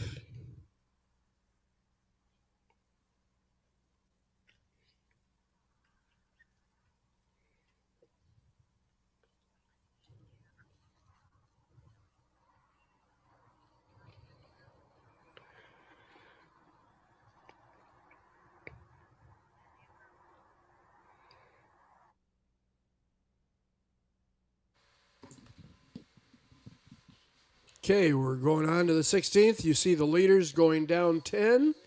And now over to the 16th hole, where you've got your 10 o'clock time. You've got Connor Creasy, Mason Overstreet, and David Perkins coming up the short little fairway there on the 135-yard par 3 16th hole out here at the Wigwam Gold Golf Course. 3 golf courses out here at the Wigwam that you can play. They're all open to the public. Very different golf courses, all 3 of them. The Gold Course is more of the tournament course, a lot more difficult. The Red Course is a very good test of golf. And then the blue course is the shortest of the 3 golf courses, but it plays a very long 6,000 yards for how long the golf course is, par 70, once again, and so it plays a little bit tougher. But these guys, the Gold Course, I would say the Gold Course is winning right now. I mean, to only be 6 under par and leader here, I'd say the golf course is holding its own.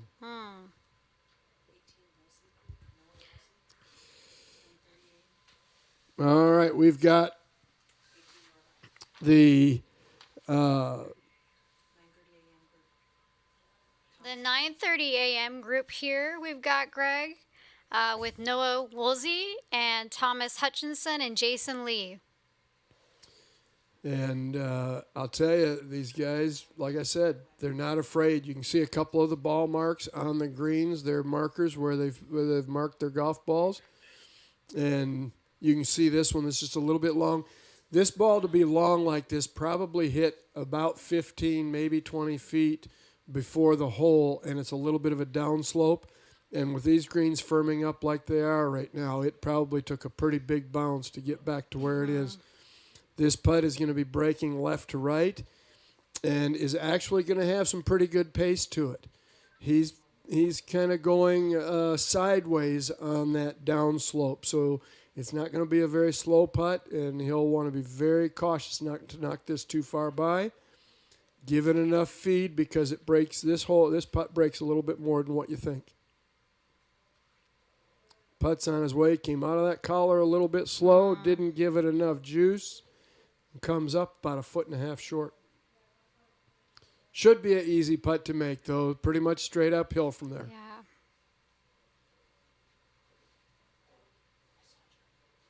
And by the way, the winner does not get that Toyota in the background. Yeah, I heard there's different rules in college golf, right? That they can't do giveaways like that? Or? Amateur golf and professional golf. A professional golfer would be able to accept it. The amateur golf ranking ruling bodies have a limit as to the dollar amount that you can receive in a gift certificate. Okay, just like, other collegiate sports. Right. Like, okay. Yep. And they probably get a little bit more stricter in the NCAA and in the college side of it, not only just the USGA amateur side of it. Putt is on its way. Big breaking putt. Once again, overplayed the break. That was Jason Lee tapping in. Yep, a tap-a-rooney. Do we have a new one? We have to hashtag that one too.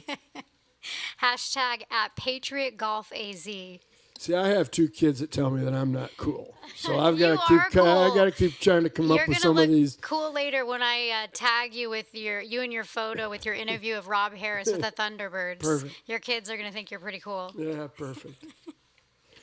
And I did watch this on YouTube, the replay, so you can see these. We're going to be able to have these up for you to be able to see. Later on in the week, there'll be a more edited version, so you don't hear Jennifer swear on the radio, on the TV. I actually don't swear. Try my best. Yeah, exactly. And so you're going to be able to see these on YouTube and on the Patriot All-America website.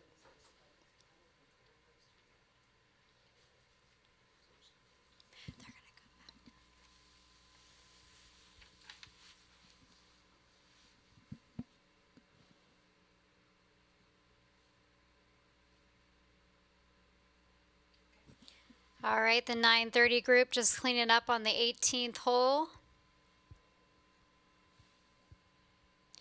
Our first group to finish here today. That is the first group to finish. That is exactly right. And they are playing a little bit slower today. It means a little more, I guess, today to them than what it did on the first 2 days. Every day is the same. Basically, this is not 3 18-hole rounds. The way that when I go into a multiple round event like this is I think of it as 54 holes. So after I finish the first hole, I don't have 17 left. I've got 53 left. And that's the way these guys have to look at this event. It's not 3 18-hole rounds. It's one 54-hole tournament. Yeah. And that makes a big difference in when they're playing their rounds of golf. I just want to give a shout out to our scorekeeper over there. I know he's been giving us a little wave when we go over. So thanks for keeping us up to date on the score. He's saying, what went on there? Are they talking about me? And you are watching the 10th Annual Patriot All-America presented by the Valley Toyota Dealers. And as I said, these 84 Ping collegiate golfers are out here competing for a cause. And the cause is the Folds of Honor Foundation, which has provided over 29,000 educational scholarships worth $140 million to spouses and children of fallen or wounded soldiers. It's one of the greatest causes that you can get behind, and real easy. Just go look up Folds of Honor. There's ways to be able to donate. There's some of the greatest stories there you could ever want to be able to read about and see how the Folds of Honor Foundation started. You're absolutely going to instantaneously, it's going to become a part of you. And I had the Lieutenant Colonel Major Dan Rooney. He said, just call me Colonel Dan, the founder of the organization. He came out and gave the opening keynote speech to the players on Sunday, and it was really inspirational. He got them fired up, and I had a chance to interview him after it. Let's check it out.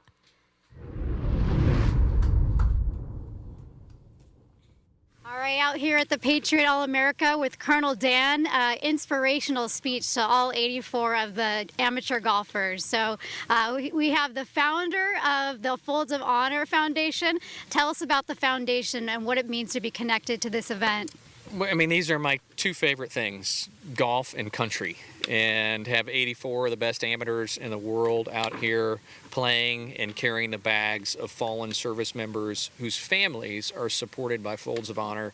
I can't think of, God manifesting his way in a cooler manner, right? It's just, it's about making a difference through the game of golf, and with the kids here, we've got about $1.7 million worth of scholarship recipients at the schools represented, and so very powerful, and I hope the young men in the field understand that regardless of the outcome, this will be the most heroic 4 rounds of golf they get to play this year. Wow, thank you. So your foundation actually provides educational scholarships for families of fallen and injured servicemen and women? Yeah, so Folds of Honor, our mission has never wavered, and that is to honor the sacrifice by providing scholarships to spouses and children who've had someone killed or disabled defending our freedoms. And to date, about 29,000 recipients, about $140 million out the door since we started. Humble beginnings above my garage 13 years ago, and it's an awesome ministry. And I mentioned in my remarks, 41% of our recipients are minorities, and with everything going on in our country this year and trying to find a path to racial equality, I'm really proud of that fact at Folds of Honor. And humble opinion is that education is the only way we find equality in this country as well. Yeah, and I can't imagine a better partnership. You're an F-16 pilot, served 3 terms in Iraq, so thank you for your service.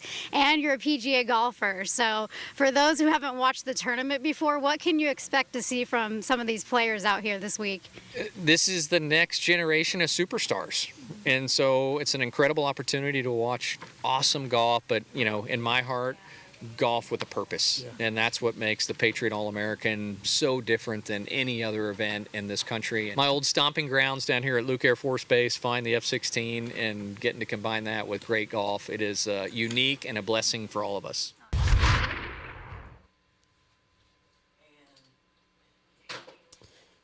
You did a great job with that interview, and you do this a lot. And I just do a radio show. And most of the people that I interview, I know in advance. Yeah. So, and I've known Lieutenant Colonel Dan for 13 years now, with my affiliation with him and with Folds of Honor and everything. And I've had him on our radio show a few times, as well as Major Ed Polito, another one that great inspiration. But you did a great job with that interview, and I understand that. We were talking about the bags earlier and what they auction off for. Those 84 bags will actually bring in about $250,000 in auction bids to be able to help benefit Folds of Honor Foundation. Yeah, that's excellent. And we'll see if we can up that this year, right? Yeah, no doubt about it. And, I mean, think about that. all of these charities and everything that rely on the generosity of our entire nation. And even through this pandemic, when you hear about some of these causes that still need all of the donations, they don't seem to be down as much as what you would really think they are. So you've got to really just take your hat off to all these folks that continue to support. Excellent. And, you know, if you want to check out Colonel Dan's keynote that he gave to the players on Sunday, it's on the West Valley Mavericks YouTube page. So feel free to check that out. He gave some great tips for the young men as they really start their adult lives. And so, you know, Colonel Dan is also a PGA golfer, too. So I don't know. He is a member of the PGA America. Yeah. He is a golf professional. Has 2 golf courses, one in Oklahoma and one that he's getting ready to open up in Grand Haven, Michigan. Oh, that's excellent. So these guys are finishing up their round on 18, and we're on our way. How about finally, that? we have a nice, beautiful putt on the 18th hole. Somebody finally made one.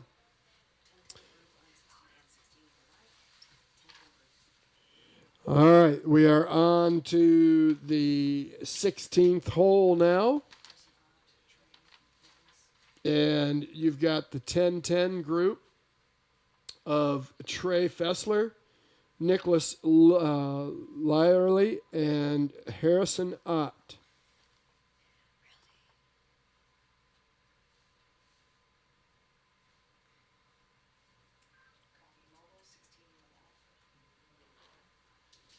This putt should go ahead and break a little bit from right to left for the golfer. Just misses it on the high side.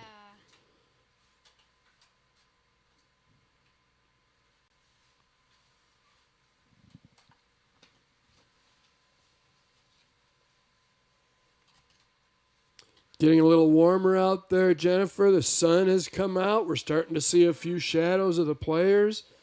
I'm sure they're really enjoying that quite a bit, to be able to have that sun out. It just really makes a difference in the temperature, makes a difference in how you feel, and it makes a difference in how that golf ball actually flies as well. Yeah, let's hopeful it'll hold out for our championship ceremony. Yeah, that's exactly right. And if they don't hurry up, that...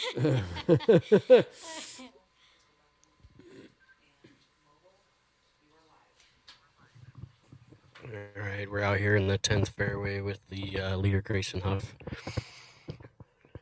Guys are taking full advantage of the tees being up here, as I said, and the downwind. They got a 590-yard par 5 here, and only about 230 yards here on their second shot, maybe a little less.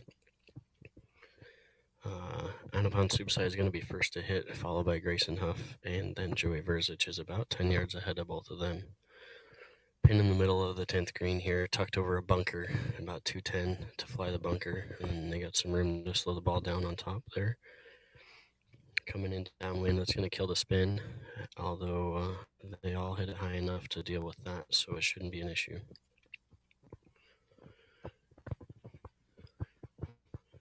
Group ahead puts the pin back in, and these guys are going to be ready to go to work.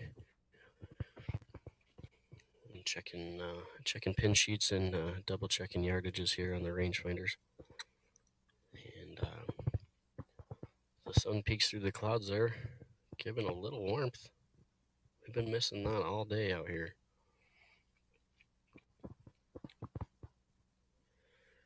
As you can see, looking up there at the 10th green, missing right is no good, missing left is no good, and missing short or long is also not good. 10th green, not really a second shot par 5 green, but these guys hitting irons in there, probably 4, 5, 6, maybe 6 iron in there. Joey Verzic maybe has a 7 in his hand. It's a little different game. Pewitt up first.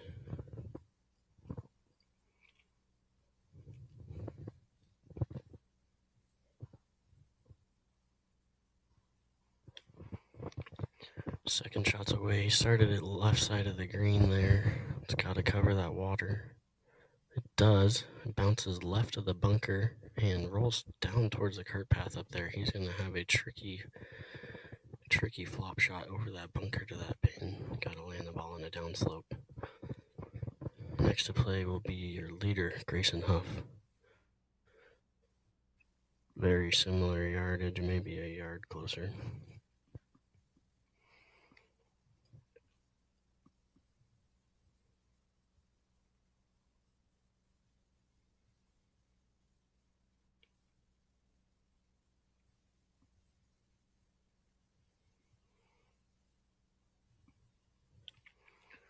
Grayson's ball on the way. Sounded a little heavy. He's on the right half of the green there. And it looks like it may have got to the front edge, most likely just short there in the approach. But he's between the brick wall that you see and the bunker, so not a lot of trouble for him. Easy up and down. Now Joey Verzic to play.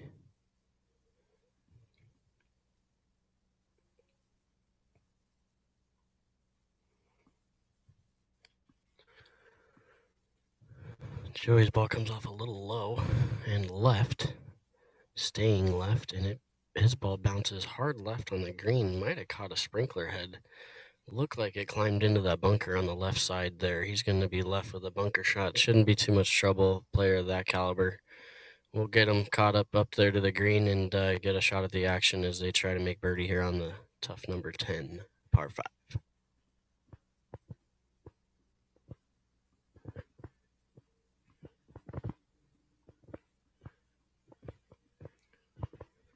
Groups out behind the lead group here clearing out. They run a double tee here at the Patriot.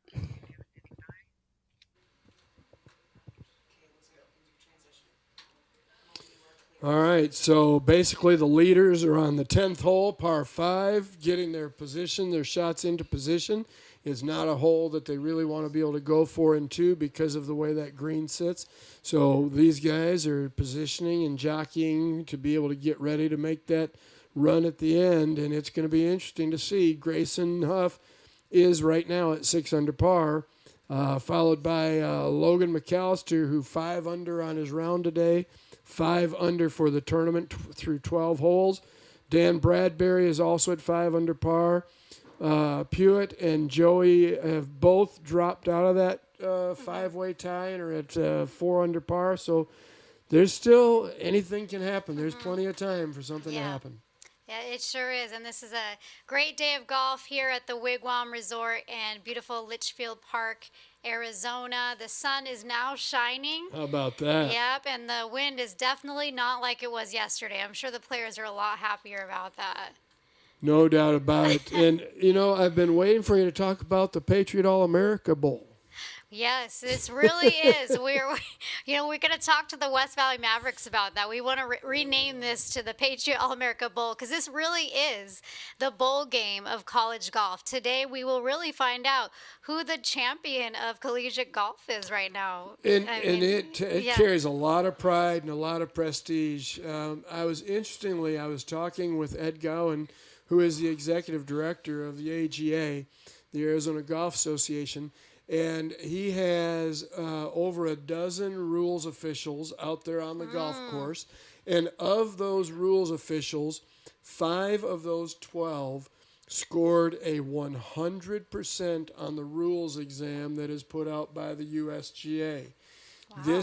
He has, and these are from across the country. He said he's got the elite of elite rules officials out here for this Patriot All-America tournament. So that's just how big this event has become.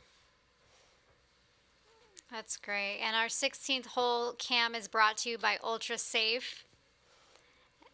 And I'm just really excited. This will be my first time attending the closing ceremony where the winner is awarded. So the winner will be awarded an F-35 model trophy.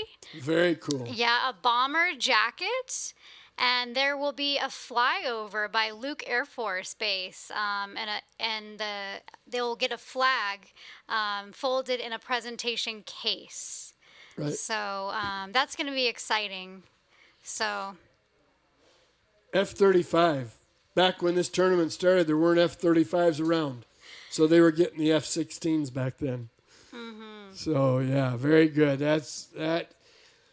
I'm still waiting for my bomber jacket, but Right? I don't qualify. It makes me think about Happy Gilmore. Yeah. We think about the bomber jacket, That's right? exactly right. All right. How Maybe can you that's not why. think that's a classic? I don't know, but Yeah, maybe that's why.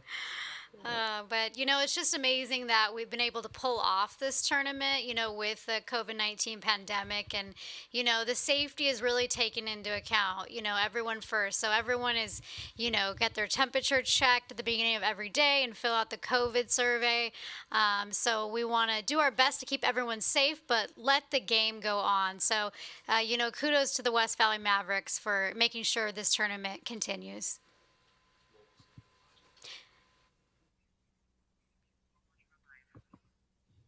Anapan Subside there with his fourth shot. Actually, he was left with a couple of really tough chip shots and lacked on execution for both of them. Now he's got to have a 20-footer for par.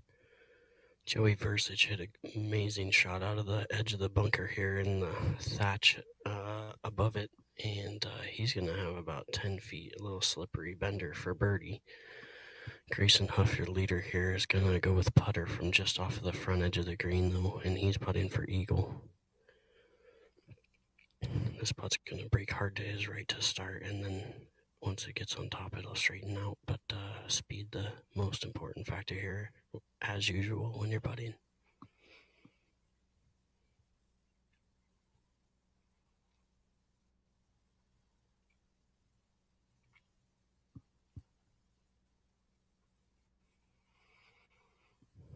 Grayson's putt bounces coming through the fringe, but good speed control. Anyways, he just kind of wiggles off to the right a little bit, but he's got a really nice look at birdie there to pick up another shot. Sits at 6 under currently. That'll put him at 7 if he can convert that one. Anapan Susai is going to be next to putt, and his par putt from 20 feet, pretty much straight up the hill. It might work a little bit to the left, but nothing going on there. Otherwise, just one of those situations where he's going to start to find himself in a bigger deficit than he can overcome when he's running out of holes here on the final day.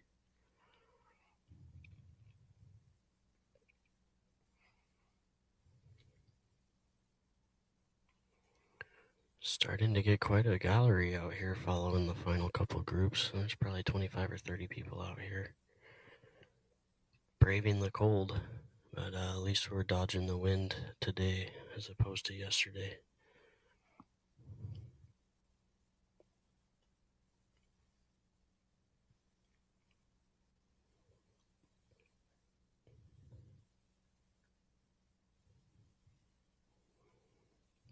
Pewitt's par putt on the way. Oh, it just slips by on the low side. Great putt there. Good speed control. Read it well. Greens rolling significantly faster and smoother than yesterday.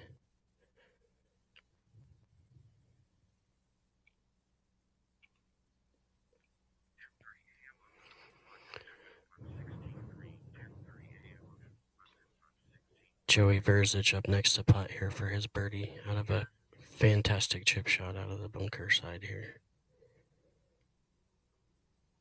Versich's putt on the way. Slips by on the high side, never went right. I can't believe it.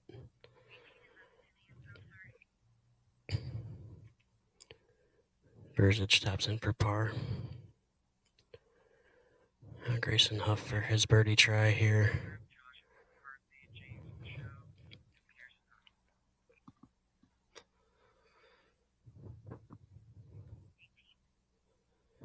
Grayson sizes up his, lining up his putt here. It's a big one. Put him 2 shots clear of the field right now.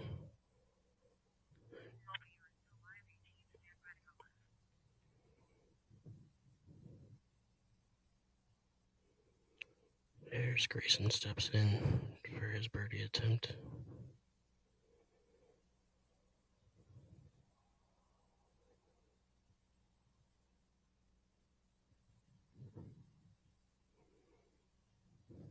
Oh, just slips out on the high side.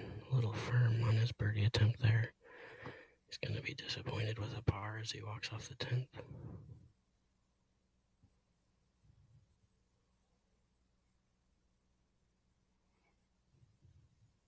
He taps that one in.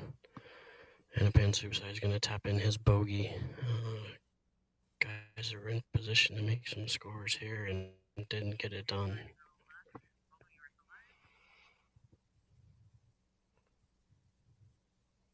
So the last of the players play the 10th hole today at Wigwam, and for the year, we watch our leader Grayson Huff go to the 11th tee with a one-shot lead.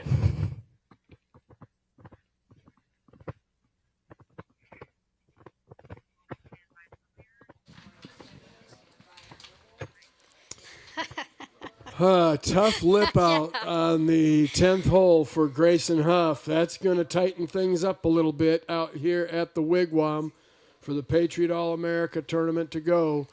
This is the 16th hole. Watch this little putt coming down the hill. This is Jackson Suber. Used that little backboard and tried to use it to his benefit, but even as far past as he hit it, to have it come down off that backboard right there, it still went well past the hole. He's going to have a tough putt for par coming back.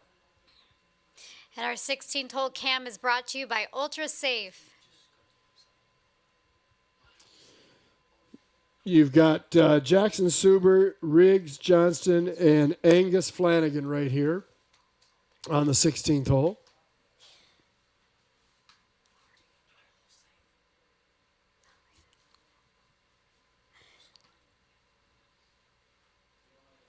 Good putt, and just fizzled out at the end.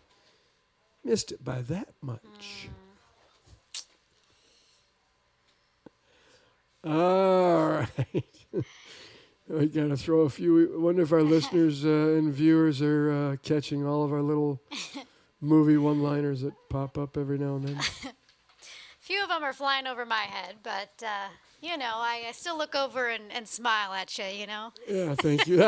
That's all that matters. That's all that matters is that you kind of acknowledge like you know what we're talking about. Right. I do a lot of head nodding. Yeah. Somebody, oh, yeah, sure, right. Yeah. Yeah, oh, yeah, I know all about that. Right. So this camera work has been amazing. We're over to the 18th hole now. And what a great shot. That might be the best shot we've seen of the day coming into the 18th hole. And these guys are really making this golf course, this 18th hole, look like it's just a pitch and putt hole. They're driving the golf ball so darn long that they're only hitting wedges into this green. And I guess that's the best way to be able to play this hole because you're coming in with a little bit higher shot. So the ball is landing a little bit softer.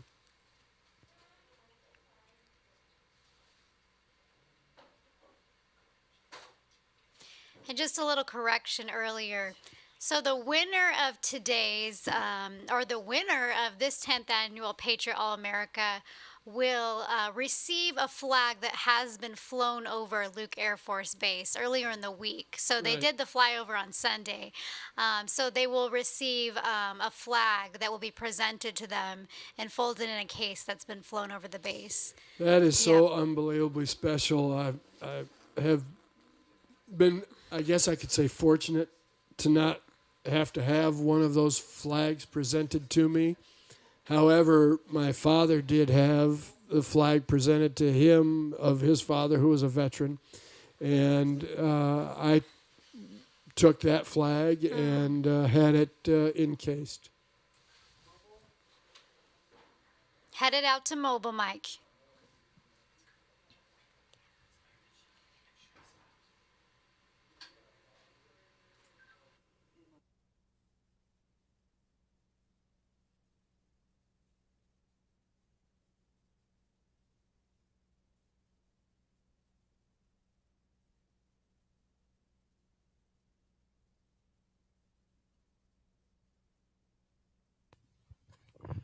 Out here on the 11th hole, as the lead group gets ready to tee off, the flag goes back in on the green here. Joey Verzich going to be first to play here. Pin tucked all the way on the left. Green is only about 15 paces deep over there. Gotta dodge the bunker in front right.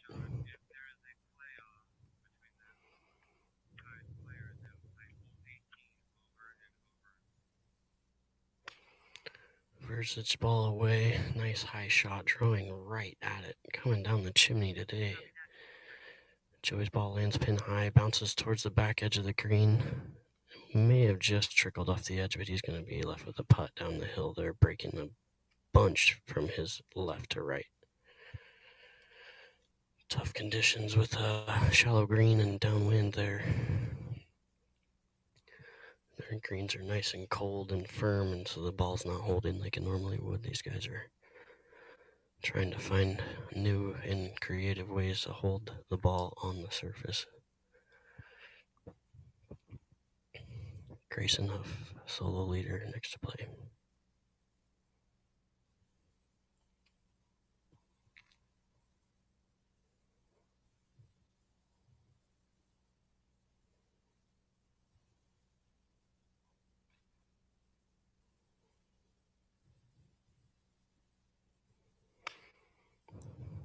Grayson's ball on the way, just over the left edge of the bunker. Does not clear. He will find himself in the bunker there, short of the green.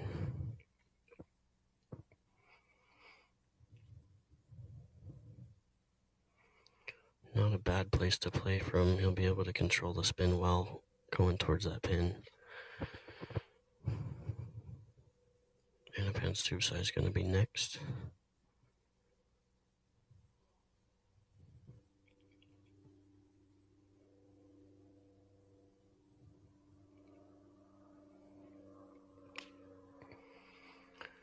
Similar shot going over the top of that bunker.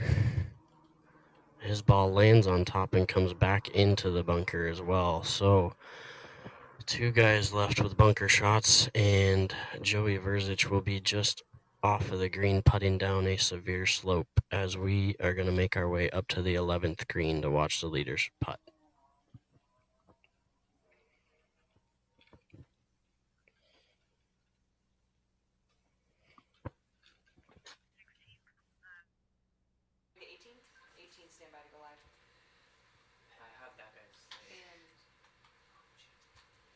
All right, here we are at the 18th hole, watching the group finish up.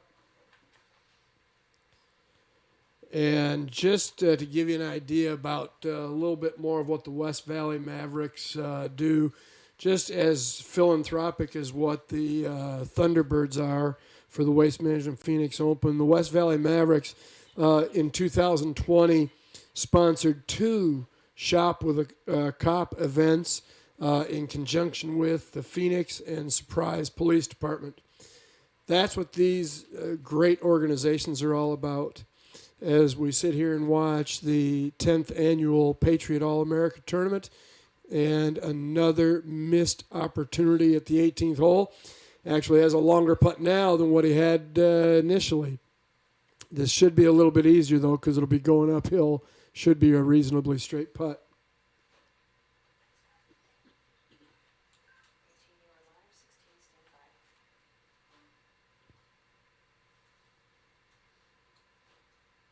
Getting this putt lined up.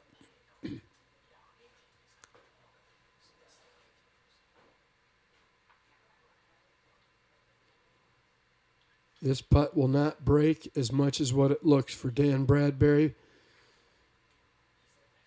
It should be inside left edge only to straight in. He is going to be the first to post.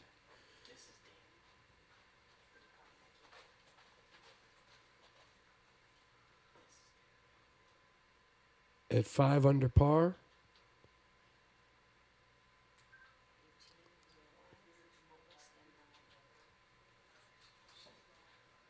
Makes that putt, stay 5 under par. It's going to be interesting now that we have a score posted to see what holds up in the 10th annual Patriot All-America tournament.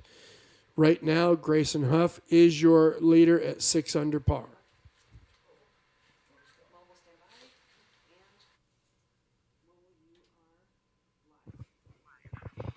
All right, here on the 11th green, we just watched Grayson Huff, your leader, chip his shot out of the bunker here short of the green. He's going to have about a 10-foot putt for par. And Pound Suicide is going to be next out of the bunker as well. Tough to slow the ball down. They have to land it on a downslope, and his ball races past the hole as well and past Grayson Huff. Off of the down the hill. It's getting farther and farther away. Finally stops rolling. He's going to have another. All right, we're back on the 18th hole right here. And seeing a shot from just right of the fairway. In the rough. Little of the winter fowl back there on the water. Relaxing, taking it easy.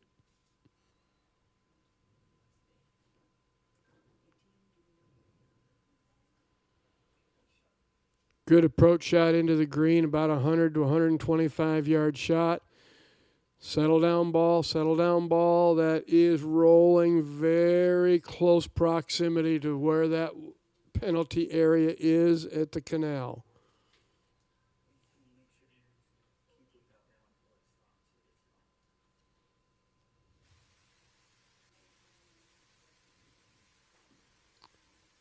Good golf shot coming in here high, landing softly on the green.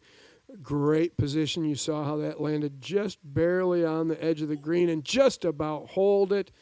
And still, that ball rolled from the widest part of the green to the very back of the green. What a great shot.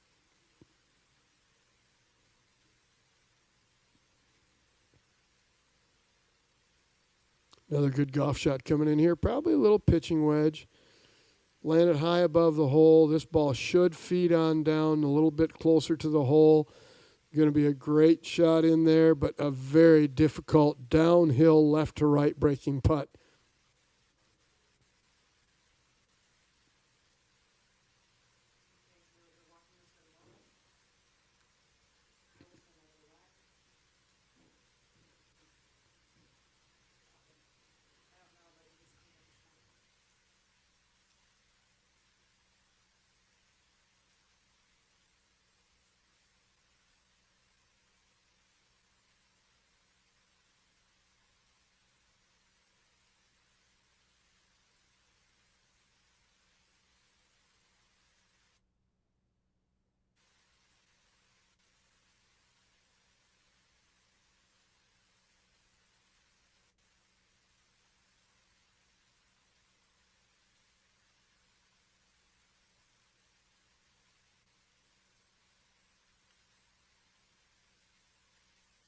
Grayson Huff's leader's putt on the way, just going to miss on the low side. Grayson's going to drop a shot here back to -5 on the day.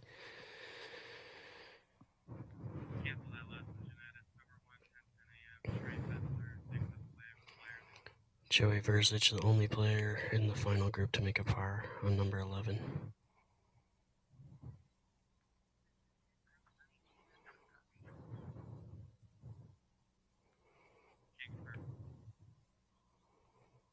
And Ben Suicide is going to drop 2 shots here with a 5, a double bogey on number 11.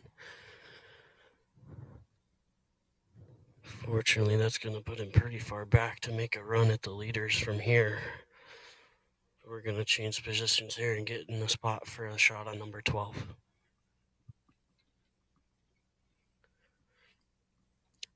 Temperature out here on the course has dropped about 5 to 10 degrees so far in the last 10 to 15 minutes.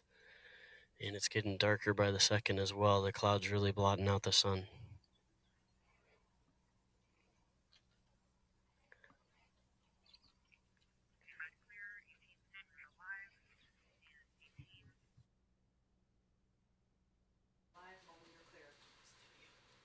All right, so we're out there at the 18th hole right now. You're out there with the 10 o'clock Corey Creasy, Mason Overstreet, and David Perkins.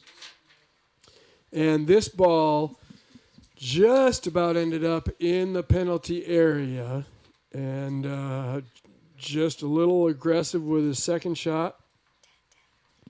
Okay, and this is actually the 10-10 group. All right. With great approach, and it's in. Oh, how about beautiful. that?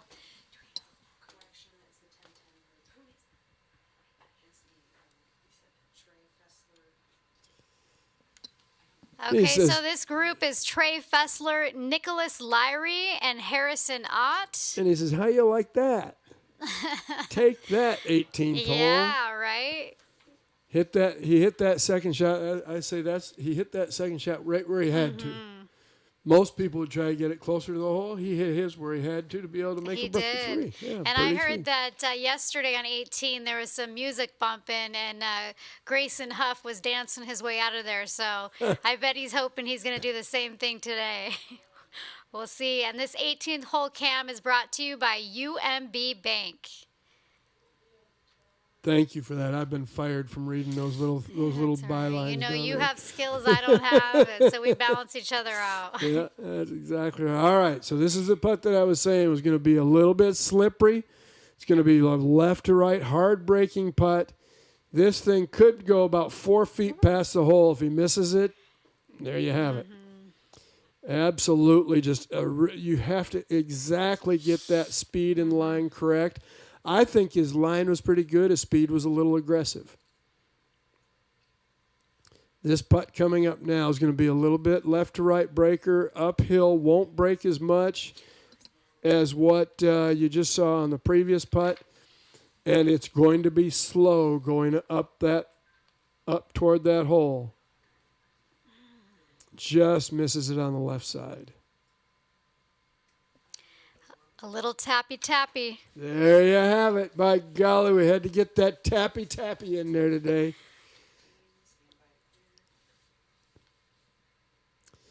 I am so hoping that all of our viewers have good sense of humors and know that we aren't professional golf broadcasters. All right. Just trying to do our part. We are doing our best, yes.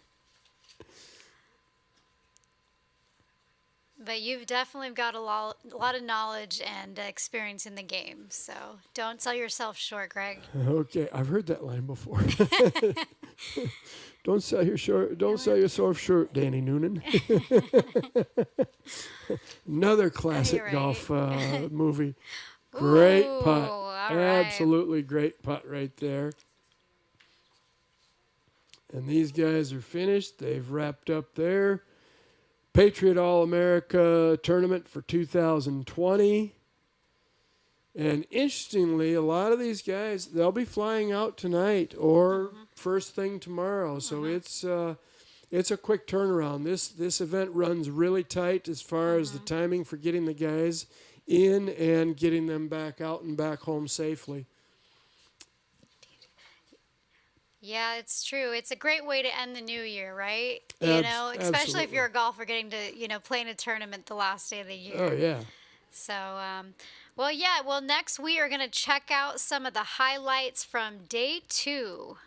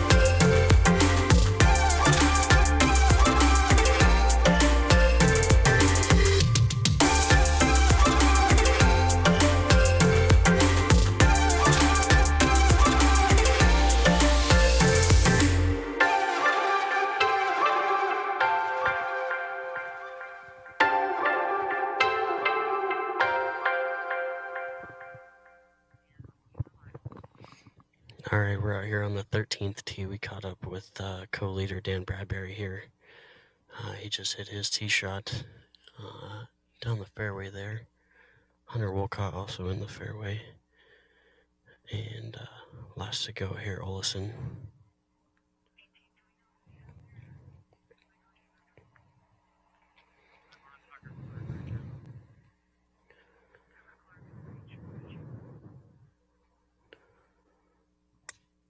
Olison's ball away here. All three guys going with less than driver here on 13. I would expect that out of the lead group as well. We're going to bounce back to 12th green to see if we can see the leaders. Grayson Huff putt on 12.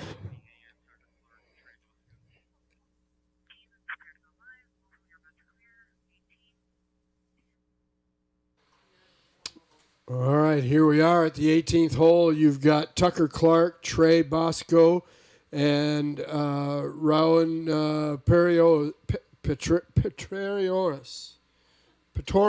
Let's get it right, Greg. Good job, Greg. Yeah, third time's a charm. All right, and if you've heard that name Tucker Clark before, Yeah, remember, it was because he had a hole-in-one today on which hole, Greg? he was on. Was his on the third hole? Well, let's see. I don't know, that was It's so long trivia. ago. We'll get That the was so answer long here ago. soon. Yes, it was Yeah. on 3.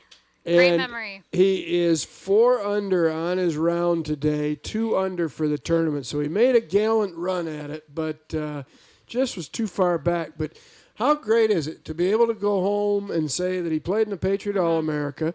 He's going to finish a couple under par for the tournament and have a hole-in-one to be able to memorialize this great event. Yeah, that's excellent. I'm sure he's going to be flying home pretty happy. So this putt from off the green is going to break a lot left to right. It's down the hill. It's a pretty slippery putt. Looks like he's gauged the speed very well. Came up just a little bit short, but not bad. That putt's negotiable. He can make that putt.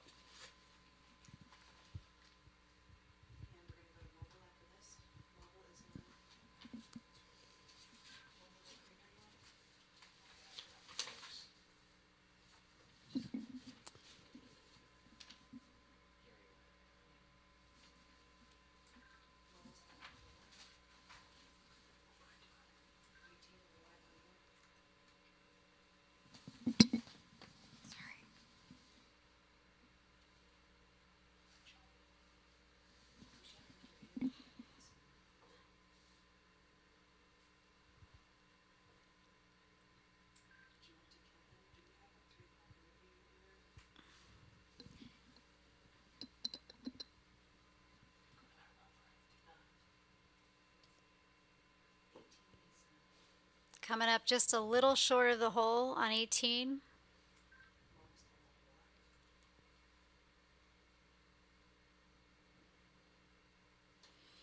This will be a fun putt right here. Pretty straight, but pretty much straight downhill. I mean, you can even see by the camera angle, you can see how much slope there is in that green. This is going to be slippery. Looks like playing a little bit outside to the left, like it's going to break a little bit back to the right.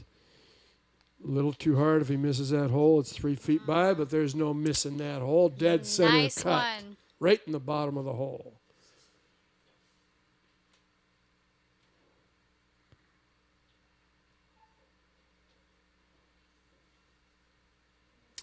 Here you have Tucker Clark getting ready to finish his Patriot All-America tournament for 2020. Oh, and his hometown is right here in Phoenix, Arizona.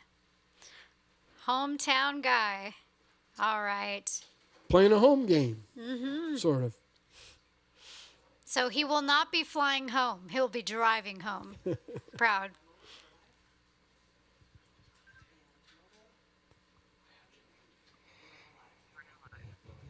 All right, we're here on the 12th green. Joey Versich here. Clean up his par putt.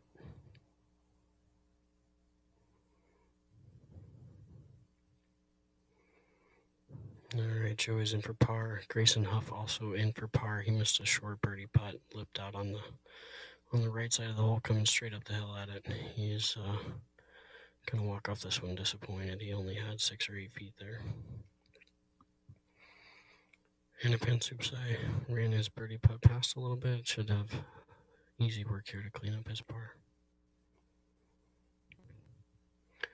All right, we're going to try and get caught up to leader Dan Bradbury now. He's now at 6 under. The only man at 6, Bradbury.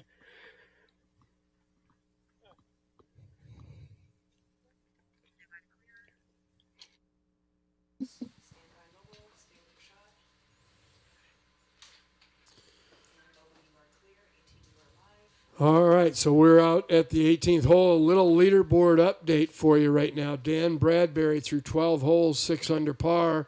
Grayson Huff back to even par for the day is at 5 under. And you've got the 10:30 group here coming in on the 18th hole. Another great shot. These guys are figuring it out. Land it in the middle of the green and just let the firmness and that slope take that ball down to the hole.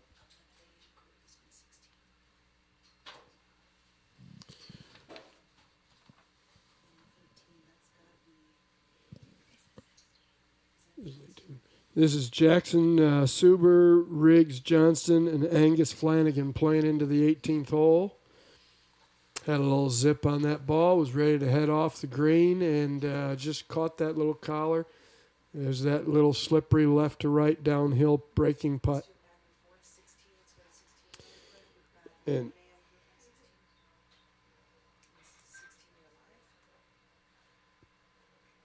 all right, we're at the 16th hole. You got Logan McAllister, one of your earlier co-leaders, sitting there at 4 under par. So he's just close enough to be able to stay in the hunt right now, along with William Mole and Turk Pettit are there. We have seen one player hit it in the penalty area over the green, over the cart path. They got a little bit aggressive and hit it too long and knocked it into that canal behind the 18th or 16th green.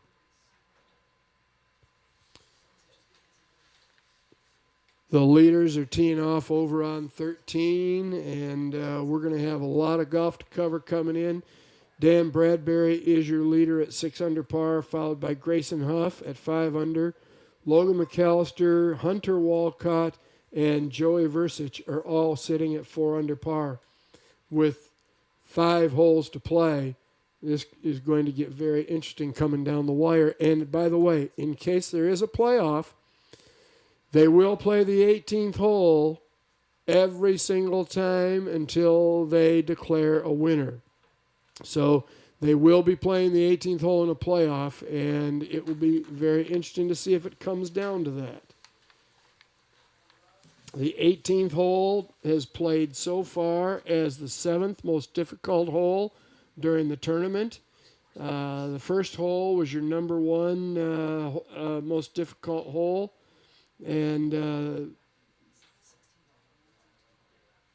it's going to be fun to watch and see as these guys play. So here's a shot that I'm sure this one went in the water. There's no way in the world that his golf ball didn't get there without being in the water, because there's just there's too much severe slope there. So how far can they drop, if it goes in the water? So there's a red line there at that penalty area, and they have to find where it entered into the penalty area, and then they can take a 2 club length relief, so the club no longer than your driver can be used. So he would lay that out, making sure that he was not getting any closer to the hole, and then in that area, that 2 club length area, could drop and take a 1-stroke penalty and play on.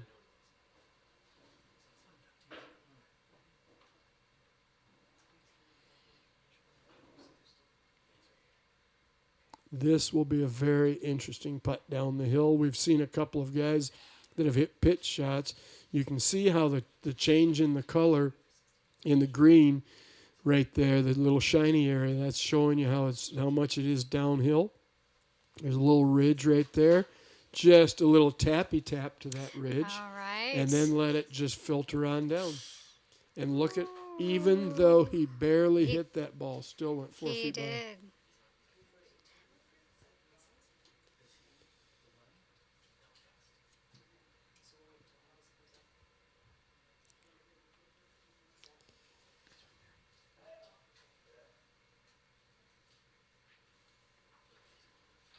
So as we sit here and watch him putt out on the 16th hole,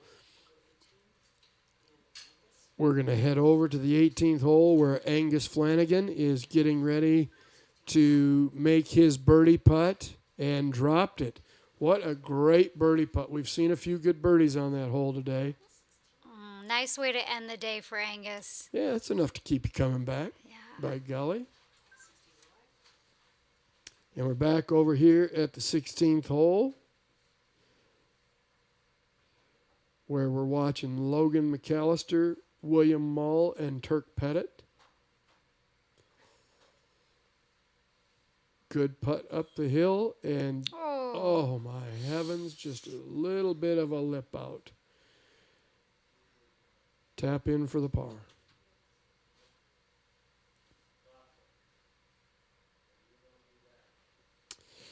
You know how you can tell a visitor to the valley? They don't have a sweater on. You know that, but he's been out here the past 2 days, so maybe he just likes. Maybe he's from the snow and just likes the cool weather. Maybe. All right, we're going out to the mobile cam.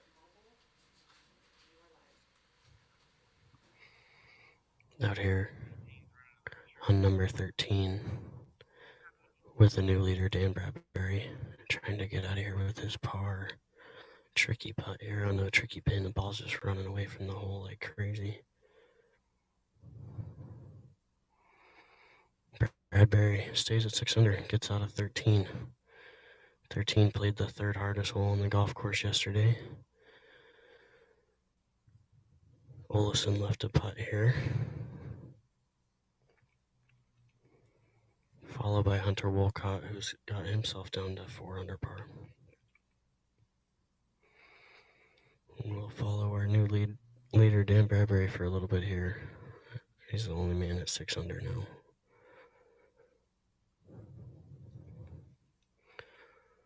Olesen knocks his in. Hunter Wolcott lost a putt.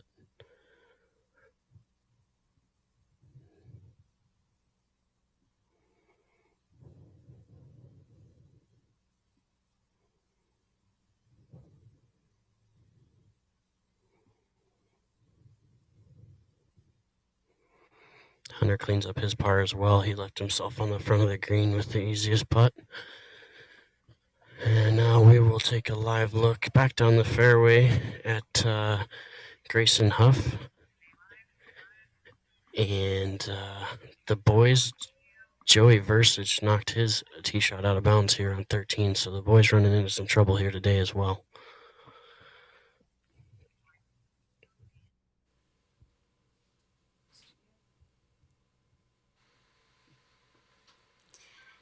Welcome back. You are live at the 10th Annual Patriot All-America Tournament here at the Wigwam, and I am honored to be with Eric Rasmussen. He is the chair of the Invitational. Thanks for being with us. Super excited to be here today. Yeah, I know. I've seen you running all over the tournament, running things on the back end, so thank you. It's nice to get you sit down for a minute. And so this is your second year and final year of chairing the Invitational. It is pretty amazing. We actually pulled it off this year. It was a lot of question marks at some point. Would we even be able to have a tournament? And so the fact that we did, and here we are today, have a great leaderboard coming down the end, and still fun. Yeah, so I would love to hear, from your perspective, what are some of the highlights and challenges this year? Challenges. I mean, obviously, COVID has got to be the challenge of the year. Exciting parts. I mean, great group of people. The AGA, the college golf coaches, the Thunderbirds helping us out, the Maverick team. The fact that we're all still able to come together and pull off what some people said was impossible. Even City of Litchfield Park helping step in and making sure we could find a way to have a golf tournament this year. can't be more excited about that. Yeah, that's excellent. I know that you've got your 2 sons out there helping as well, so that's got to feel really good. Yeah, both my boys are on the bag, so yeah, it's pretty fun to watch those guys. They're in the last couple groups coming in. So awesome. Well, and I know that the Mavericks have the 4 C's of the values, right? So it's a culture, community, charity, commerce. Nailed it. Good nice job. So I love that you guide, all your decisions. And so I just want to know, what's the impact of this tournament on your mission? Well, I think it hits all 4 of those pretty solid. We're here to really improve what we have in the Valley, and especially the West Valley. And now this tournament extends beyond that with the Folds of Honor and the money we get to raise to help those families that have given the ultimate sacrifice, help their families and children get education. Just, it's amazing, and it aligns with what we're trying to do. And I'm just sort of grateful and very honored to be able to be in this position to help do that. Yeah, thank you so much. And it's been great having some of the other charities that you guys support. Obviously, Folds of Honor, but C for Vets and the Angels on Patrol. Yeah. You guys have such a broad reach in the community. So thank you for what you guys are doing. No, I appreciate it. And like I said, I'm honored to be on a part of this team and get to help raise money for those that really need it. Awesome. Thank you for everything you do, Eric. All right, thanks.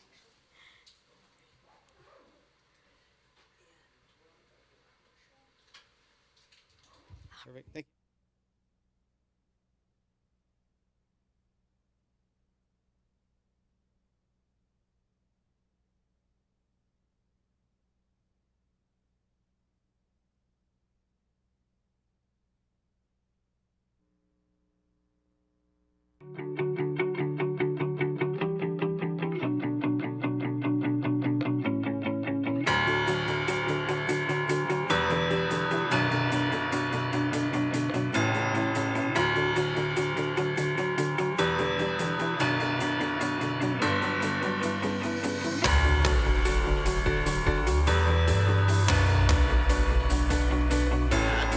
do indeed welcome you to the Wigwam Golf Club and to the USAA opening ceremonies of the 2020 Patriot All-America presented by the Valley Toyota dealers. The West Valley Mavericks charitable organization, along with JDM Partners and the Wigwam Golf Club, the Arizona Golf Association, and the Golf Coaches Association of America are here for our 10th anniversary, partnering with the Folds of Honor Foundation to host the Patriot All-America.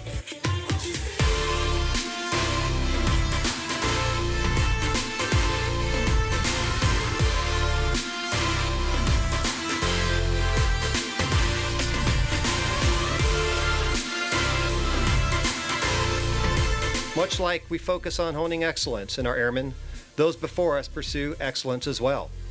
You pursue excellence in the way you aspire to win, practice to be the best in your craft, and use your talents and skills to display the very best of yourselves in the spirit of competition.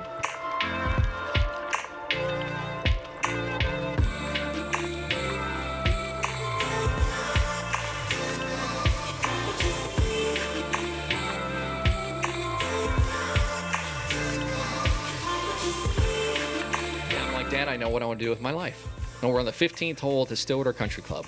And he said, looks at me and says, that's an interesting statement. I said, I want to be a golf pro and a fighter pilot. And his response to this statement for me was really interesting. And he said, son, can you tell me which way an airplane takes off? I was 12. I'm like, well, is it into the wind? He said, that's exactly right.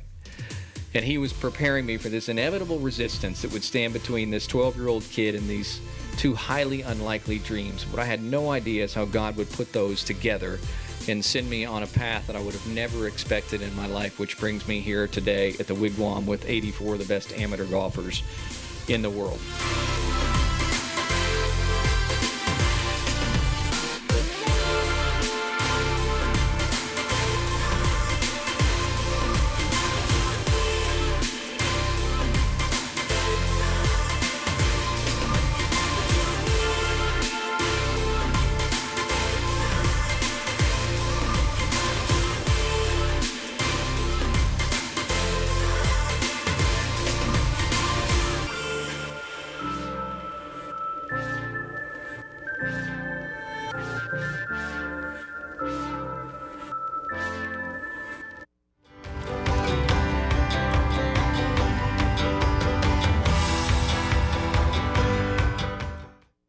Sustainability is more than just farming or green activities for Duncan Family Farms. Food safety and farm safety are ingrained in our everyday culture. We don't make any decisions on the farm without considering both of those things. From planting all the way till you harvest, it's just a great feeling knowing what's in that bag at the store might be something you grew. The way I think about it as a father and a family man is this product that we're harvesting, would I take it home and put it on my table to feed my children? Everybody thinks about it in every decision they make. It's part of the job.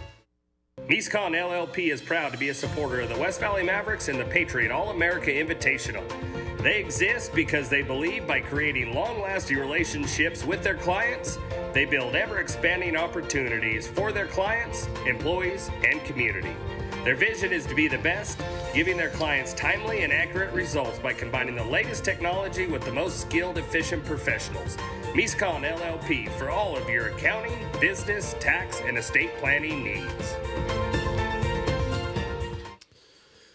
Okay, so we've got some change in the leaderboard. We've got Dan Bradbury sitting atop the leaderboard at 6 under par, followed by Grayson Huff.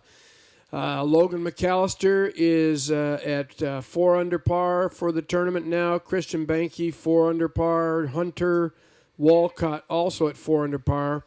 Joey Versich just made a bogey, so he's going to fall out of the 4 under par position, go down to 3 under, but it's still going to be quite a strong finish.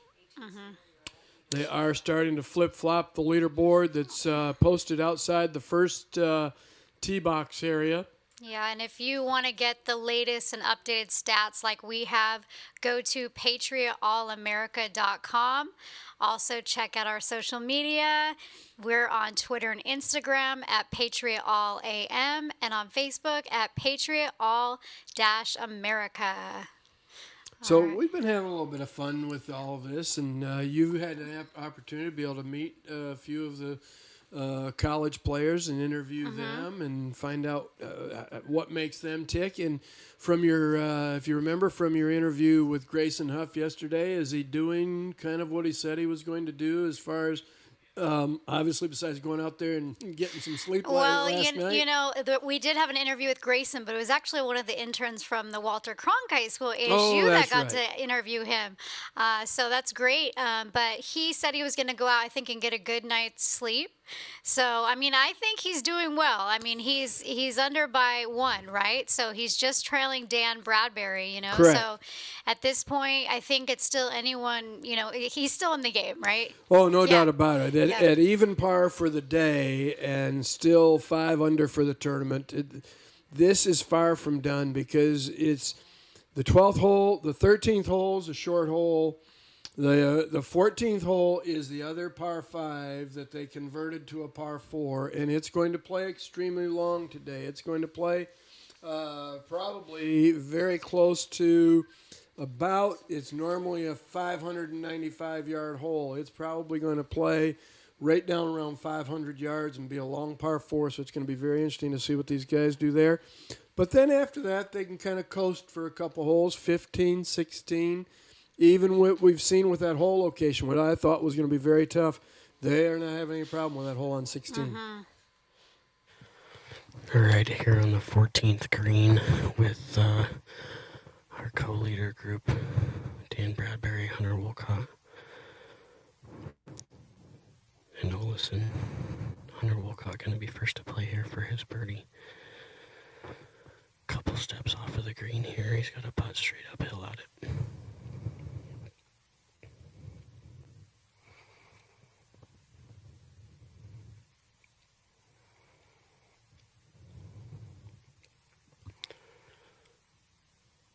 Hunter's ball sneaks by just on the right side. Good pace, though. Leaves it about 1.5 feet behind the hole. I believe Dan Bradbury, tied for the lead, is going to be next to play. His putt coming from below the hole as well. His putt's going to break a little bit from his right to left. All three of these guys having a wedge into a hole that used to be a par 5. And they cut down to a par 4, but obviously not affecting these guys in the slightest if they're hitting the wedge in here. Take that back. Olison's going to go first here. He's got a downhill putt. The ball will if it gets past the hole, it will not stop quickly.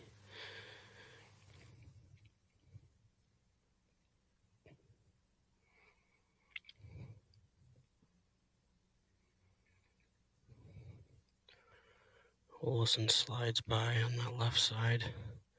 Does get it to stop within about 1.5 feet of the hole there. Olson's frustrated on the day. You can see it in his body language.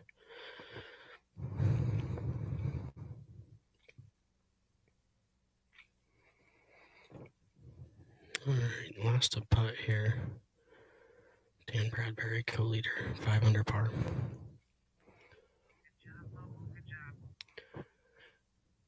Bradbury's putt, like I said, breaking from right to left. A good player's favorite, breaking towards you. Easier to read, easier to judge.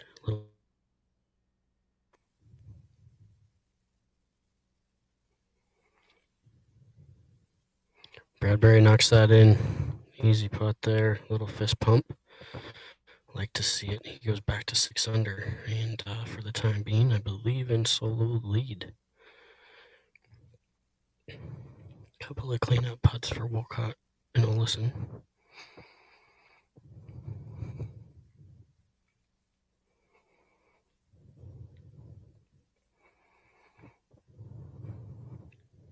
Hunter playing out of the University of Tennessee. Olson out of TCU.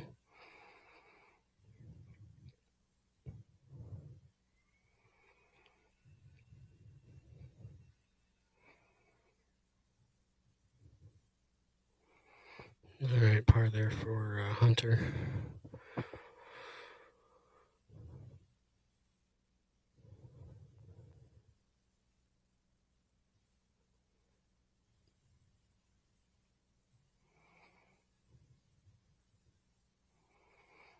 Olson knows his in as well. We're going to step to the back of the green and watch the final group come in with their approach shots here on 14.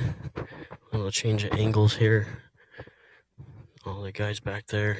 We got Joey Verzich out on the right. And Grayson's in the middle. And Anupam Subsai's over on the left rough there. So 3 shots incoming here on 14. Pin tucked all the way in the back here on the right side. Miss right of this pin and the ball's going to want to roll right off the side of the green here. So Joey Verzich going to be first to play here out of the right rough, left as you're looking backward down the fairway. Joey's shot lands right on the green there, below the hole. Going to have a similar putt to the one we just watched Bradbury make. Up next, Grayson Huff from the middle.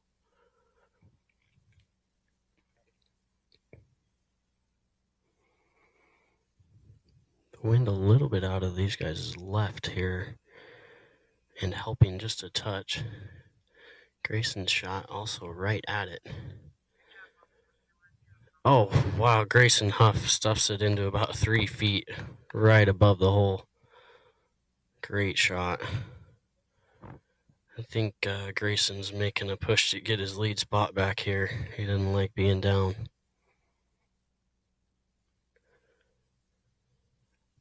Pewett's ball is going to come up short in the bunker here, unfortunately.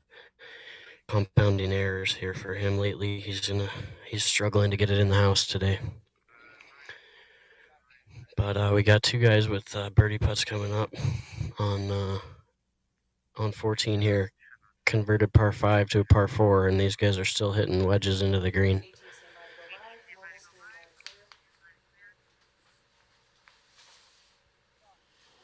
All right, we're at the 18th hole where you're watching Ryan Hall, Davis Bryant, and Maxwell Moldovan. Just saw a really good effort right there for birdie. And some of the golf you're watching out there, it was a great shot hit into that green by Joey Verzich at the 15th hole there.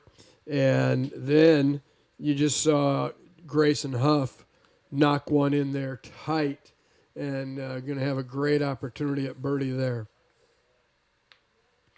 Right here at the 18th hole, good birdie putt coming up from off the green, just a little bit short on the distance. Comes up dead in the jaws short. Tap in for birdie, or for par, and they'll move right on.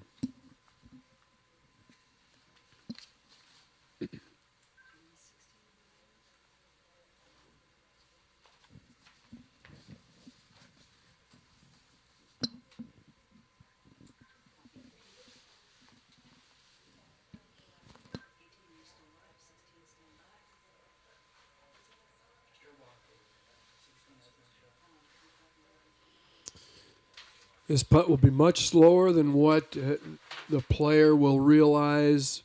Where he's standing, it doesn't feel as much of an uphill putt. But if he were to go behind the hole on the other side and look at his putt, he'd see how much uphill. So it's going to be a little slower. Let's see if he can get it to reach. He does. Dead center cut. Great way to finish. Always more fun to be able to finish with a one putt on the final hole of a golf tournament. Leaves a much better taste in your mouth for when you're going and having that long flight back home. Right?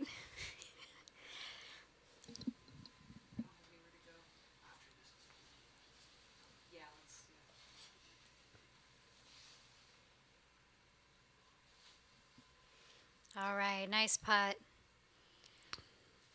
Another tournament in the books for these guys. All right, and you are watching the 10th annual Patriot All-America presented by the Valley Toyota dealers, and we have 84 of the top collegiate golfers playing for a cause, and this is the final day, and we are here playing for American soldiers. So as we have been doing, I want to highlight another soldier. Our leader is Dan Bradbury, and he comes from Lincoln Memorial University, and today and this week he is playing for Air Force Major Kevin H. Sonnenberg. So Major Kevin H. Sonnenberg, 42, of McClure, Ohio, was assigned to the 112th Expeditionary Fighter Squadron, Toledo, Ohio, and served during Operation Iraqi Freedom. On June 15, 2007, Major Sonnenberg was killed when his F-16 crashed north of Balad Air Base in Iraq. Major Sonnenberg worked as a commercial pilot for Delta Airlines and as a Henry County farmer with his father. He grew up working sun up to sunset, and that's how he approached all of his responsibilities. Lieutenant Colonel Scott Reed said he was willing to put everything aside until the job was done and done well. He believed in God, family, and country. He lived and died by those values. There are literally 24 hours in a day, and he sacrificed the most important thing anyone can, his time, to get the job done. Sonny was the best of what we are.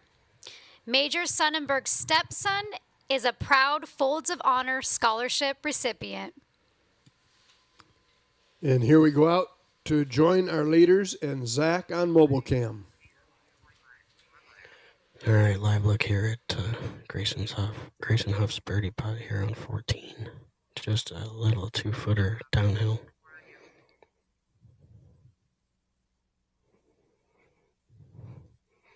Grayson with a confident stroke there knocks in that birdie putt, gets him to 6 under.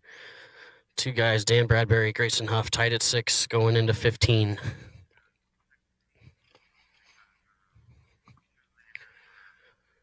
Still calm out, no wind. Bradbury in the fairway.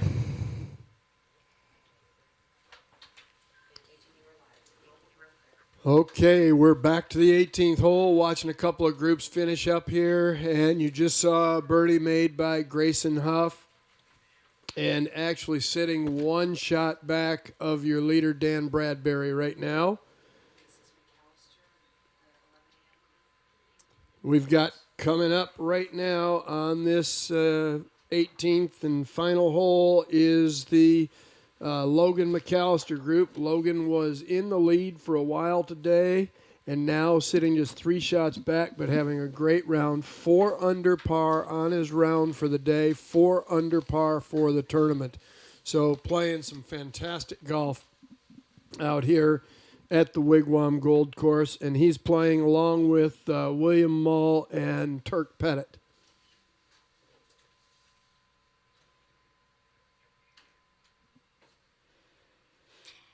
A little bit more info about our leader, Dan Bradbury. His hometown is Wakefield, Yorkshire. From Lincoln Memorial University, his area of study is business management, focus on sports management. He's expected to graduate in 2021. And he's the 2020 D2 All-American First Team, 2020 SAC Player of the Year, 2019 D2 All-American Single Season Scoring Average record holder at LMU, 70.25 with 6 collegiate wins. Well, that's why he's sitting atop the leaderboard right now. That pretty much explains everything. He fired a little 71 in round 1, which was 1 over par, followed that back up with a 67, which was 3 under par, and now for the day sits at 5 under par and puts him at -7 for the tournament. So holding on to just a 1-shot lead right now as we watch the guys on the 18th hole finish up. It's going to be a lot of fun to watch as these guys come down the wire, but once again, you had somebody that was, he was 4 shots back, basically 5 shots back, coming into the final hole, or coming in to the final round, and made that deficit up to be able to jump into the lead right now.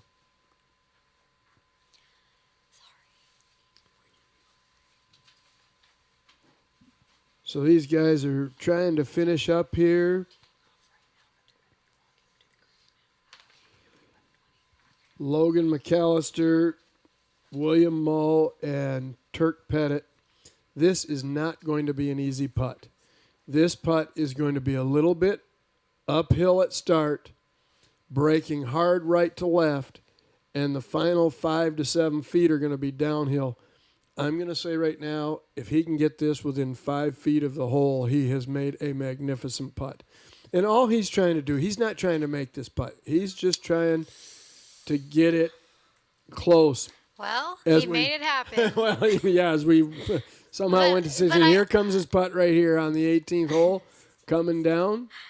Wow. This one is 18. But you know what? That right I there. I kind of want to correct you. I think he was trying to go to get it in the hole. There's certain putts where you do. I might be new to this whole thing, but no, really? Yeah, there's certain putts where you're trying to make it. Uh-huh. And there are certain putts where you're just trying to get it up there in about a 12 to 18-inch circle because it is so difficult. Mm-hmm. He did a phenomenal job right there, has about a 12-inch putt. Yeah, obviously you're always trying to make it, but there are putts that you are just trying to get closer to the hole. Got it. To be able to set yourself up to be able to make a par. Mm. Yeah, every putt you want to try and make. Yeah. But when you figure percentages and everything, you know the ball's not going to go in, so you've got to sit there and try and get yourself to get it into a position to make the next one. That's smart. This will be a very slippery left to right breaking putt.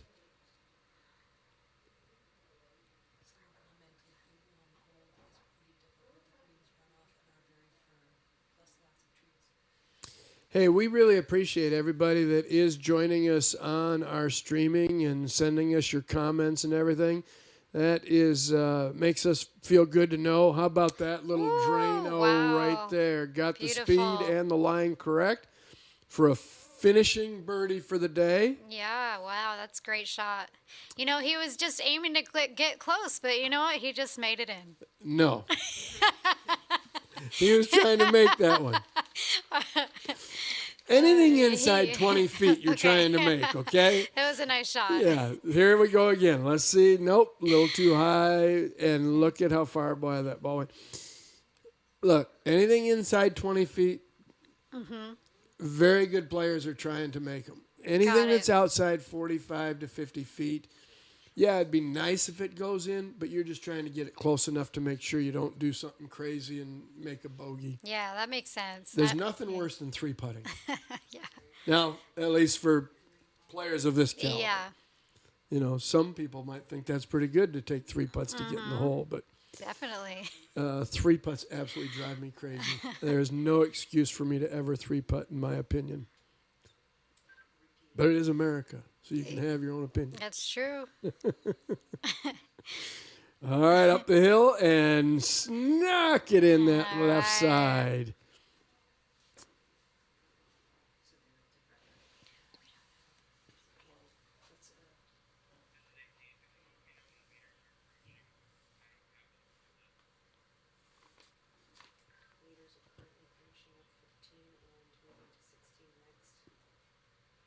We are very close to wrapping up the 10th annual Patriot All-America tournament. Aww. That is going to leave a very sour taste to be able to hit it in there like that. And basically what he did right there, for our viewers, he just decelerated through that putt. And when you do, that's going to slow that putter head down and actually going to make that putter go across the ball and make it miss below the hole. So we're at the 16th hole now. Yep, and we've got Jamie Wilson, Ellis Svard, and Trevor Werbelow. So we're getting real close to our leaders, getting to that 16th hole.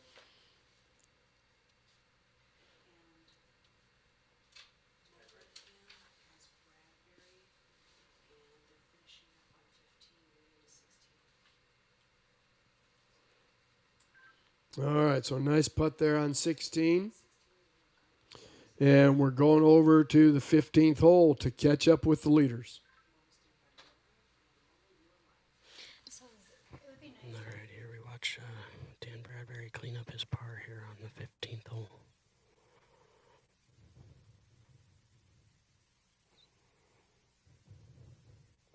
Knocks that in out of a fantastic bunker shot there.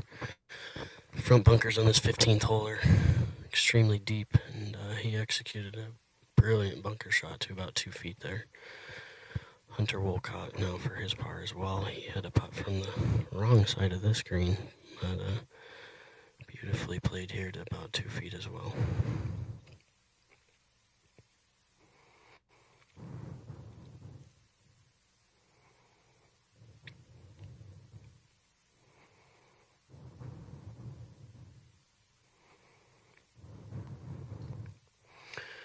Hunter with a great 2-putt there from about 45 feet. No man's land on that green. We're going to bounce it over here to 16 and watch them hit their tee shots. And there's been some excitement there today already. There's been two hole-in-ones today. And hopefully we can make it one more, or maybe two. Maybe the guys just find lightning in a bottle as we get here on 16. Final day of the Patriot All-American here at Wigwam. All right, we've got Zach Suave out there on the field reporting to us. He's doing a great job. It's a course, not a well, field. Zach told me I could call it the field yesterday. He did? Yeah. I'll have to have a little conversation. It's a golf course. It's a soccer field. All right. It's a baseball field. All right. Which is actually a baseball diamond. Okay, thanks, Greg, for the correction. We've got the leaderboard up here. Dan Bradbury, who just finished up over there on the 15th holes on his way to the 16th hole, has a one-shot lead over Grayson Huff. So we won't have a repeat champion this week. We have not had a repeat champion of the Patriot All-America. And it would almost be kind of difficult because if you don't get into this event,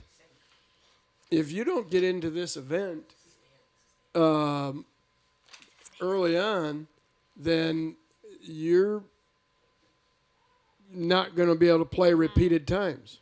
All right, and that was Dan that just hit off 16. Trying to hope and wish it down the hill. All right, great shot.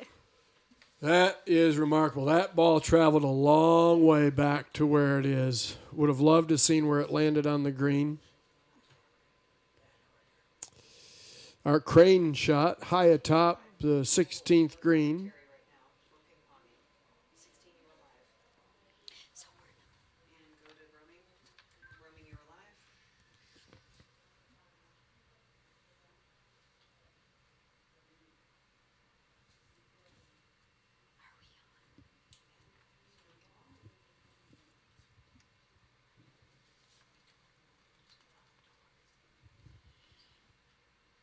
All right, so Hunter is hitting right now. Hunter Walcott hitting to the 16th green.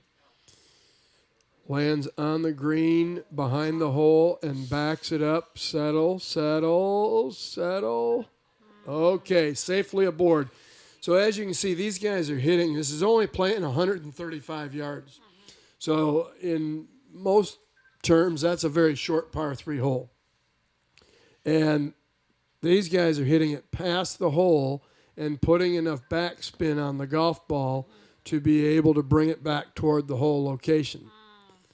So let's see as Jacob gets ready to hit this shot if he's going to play it out there and spin it back. Another one. Watch this one. This one could be pretty good. Very close to the hole.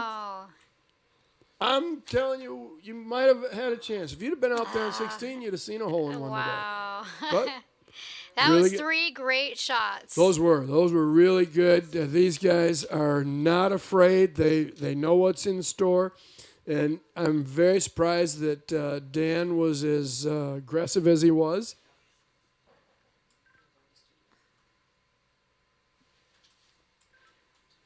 All right.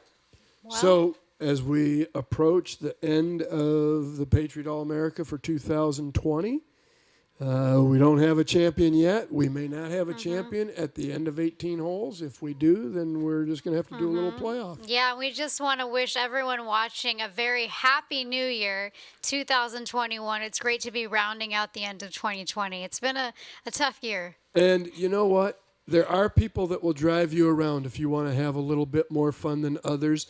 Get somebody else to drive you, because I may have to be out on the road tonight for some reason. No, but I'm not going to. But I'm just saying that if for some reason you think you need to party and all that, that's great. But get somebody else behind the wheel so that you can enjoy 2021. Right. Yes, that's great advice. And that's our public service announcement. It is. And I'm going to plan to celebrate with my mom at Eastern time. So I'll be going to bed by 10 o'clock. Oh, my gosh. Do you call her? I'm going to be staying at her house tonight. But you're going to celebrate it here with her for Eastern time. We're going to celebrate it here, Eastern time, you know. Well, that's illegal.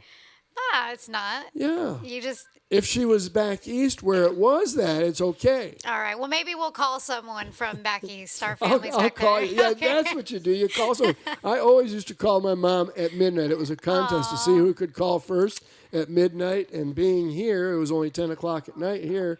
So I could always beat my other brothers and sisters to that punch. So no doubt about it. All right. We're back on 16.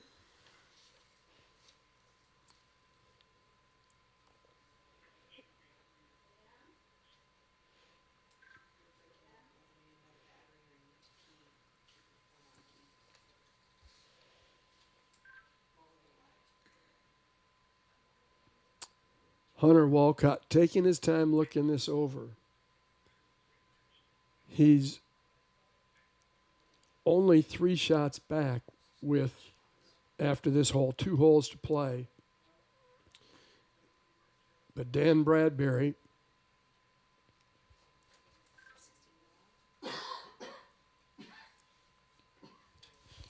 All right. Right now we've got Walcott lining up.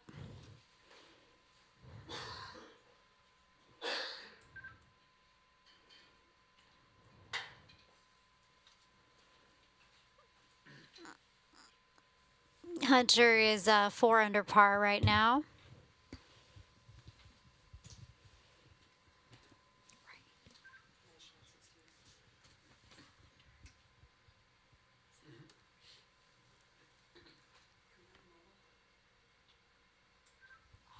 Whoa. He was in sink mode there.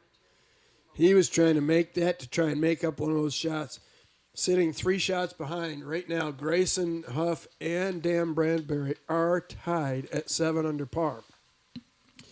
So Logan McAllister, who is done for the day, is at 4 under par in the clubhouse.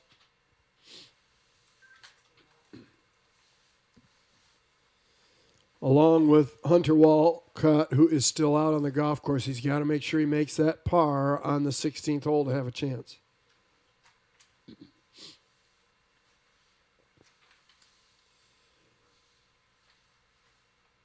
This is for the solo lead at the Patriot All-America.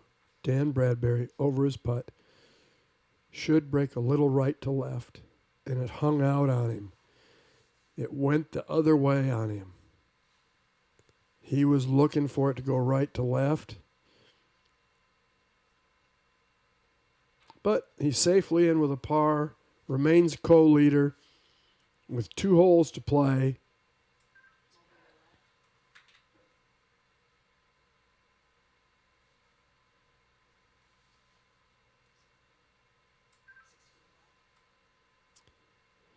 Boy, these guys really left some, as they say, money on the table here. All 3 missing their birdie opportunities after spectacular golf shots into the hole. Now Hunter Walcott has to negotiate this 3-footer for par to be able to have a smidgen of a chance remaining to be able to win the Patriot All-America.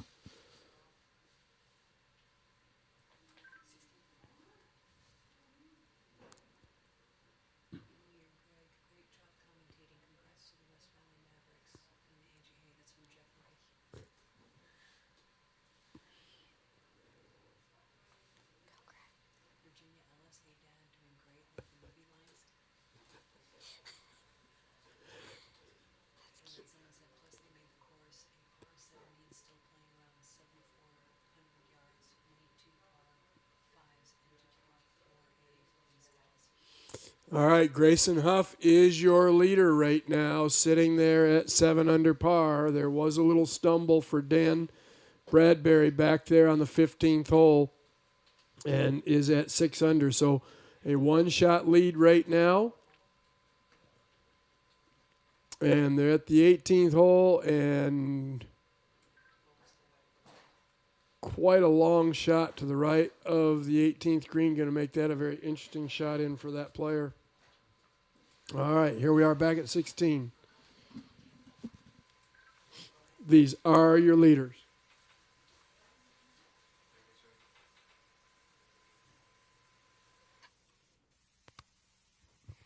Grayson Huff shot here on 16. Solo lead at 7 under. Is he going to take the hill and go down? Everybody on the green's watching anxiously. We don't see it pop out below the pin there. Looks like it hung up on that hill. That will be a tricky birdie putt.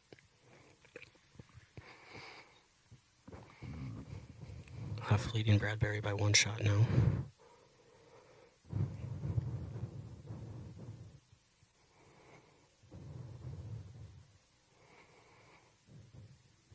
Hewitt with his shot on 16 as well. A little bit out to the right as well.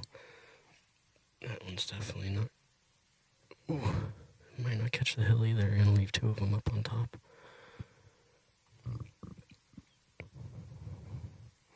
Final group here through 16. Joey Versich last to play.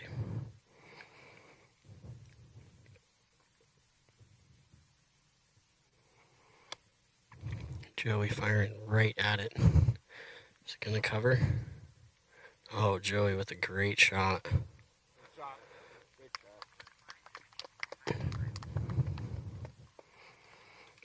So players walk up the 16th here. Grayson Huff with a 1-shot lead. Final round of Patriot All-America, 16th hole.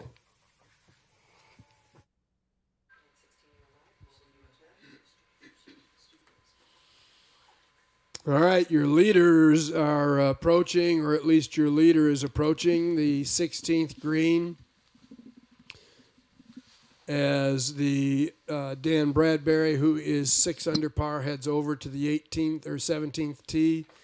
There is still anything can happen in these final 3 holes. The 17th hole, very interesting. It's a kind of a very thin kidney-shaped green that slopes heavily from back to front with a bunker fronting it as well as water.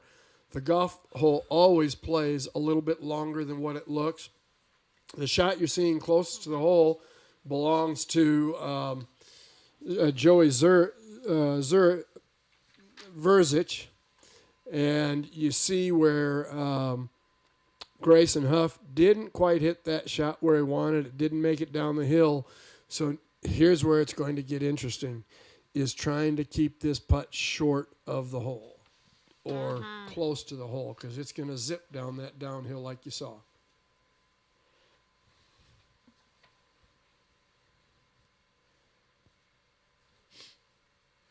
And remember, if there is a playoff, we're going to sit here and get to cover more golf. All right. And if we do, we're going to cover the 18th hole time and time again until somebody does actually win the Patriot All-America. Are you buying the pizza, Greg? All right, you got it. Pizza for everybody in the studio chairs. Actually, we can order some chicken wings from the Wigwam because I had them last night and they were really good. Is that right? Yeah. Yeah. They have really good food. If you ever have a chance to eat in Reds. Yeah. Oh, my gosh. And the restaurants in the resort are amazing. Oh. Yeah, and it's pretty reasonably priced for a hotel. Right. I was surprised, yeah. All right. This is going to be a huge putt down this hill.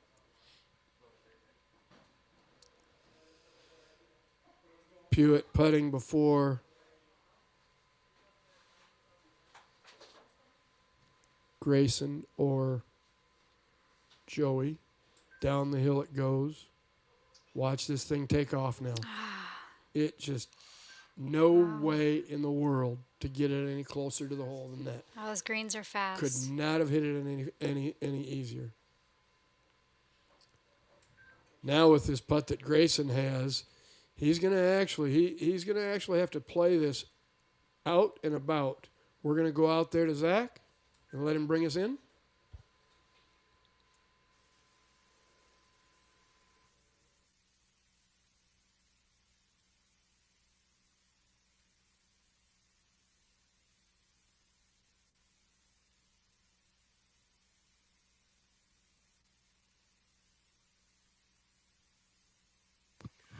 Grayson Huff here, second to putt on the 16th. It's really tough birdie putts here from Grayson and Pewitt. Grayson's going to choose to use the slope here on the back of the green to slow his ball down, almost turning his back to the flag completely. He's got about 20 feet in a straight line, but he's going to hit it about 35 feet worth of putt.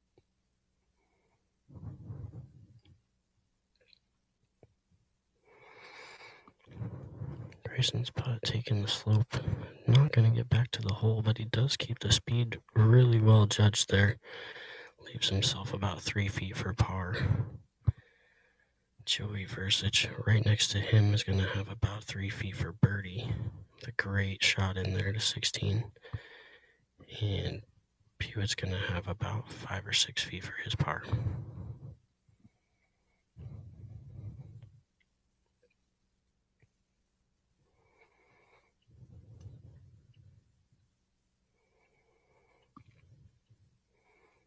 Gallery filling in today, watching the final groups play the last 3 holes of the Wigwam here.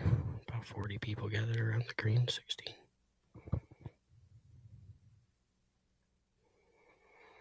Pewitt cleans up his par. Nice 6-footer there right in the back of the hole. Joey Verzic next to play for his birdie.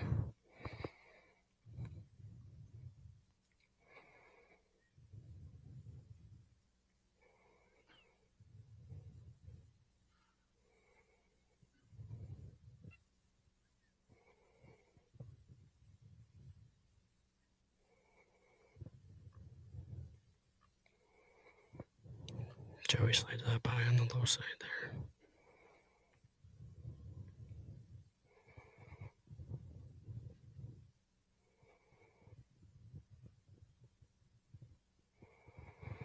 quickly steps in and cleans up his par. Tough putt to read down here in the punch bowl.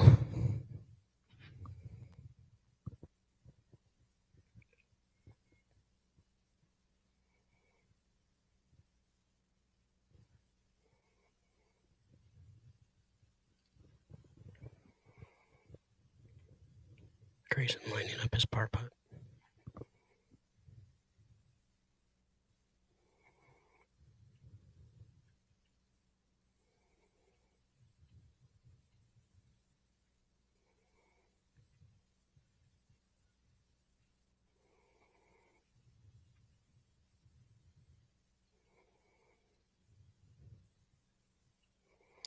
Grayson rolls it in for a par after coming down the hill on his second good 2-putt there for him.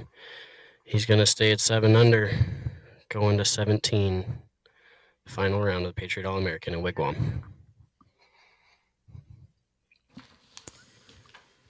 All right, here we are at the 18th hole as things are starting to wrap up. But we still have a lot of golf left at the Patriot All-America. That's exactly right. Plenty of golf left here, no doubt about it, on Patriot All-America TV. And nice to see a little bit of a gallery out there, and nice to see they're all social distancing, and hopefully those are all family members that are not masked up. I imagine they are. No doubt about it. Absolutely great to see these guys out there. And very interesting. We saw a few guys that did have caddies this week, and others, they're just toting their own bags. And as you said, these guys are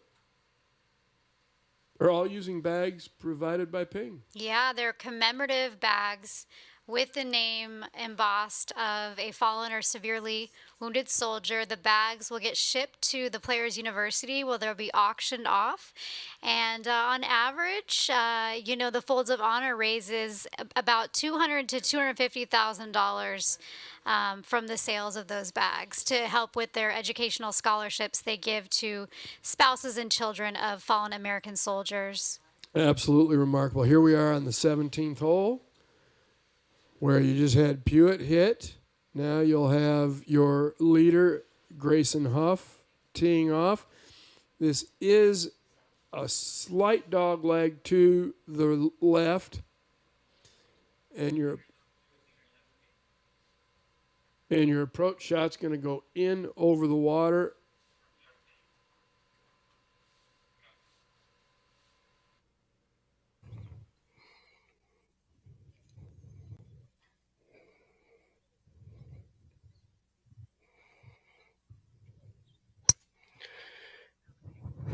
Grayson steps in and absolutely pummels one right down the middle.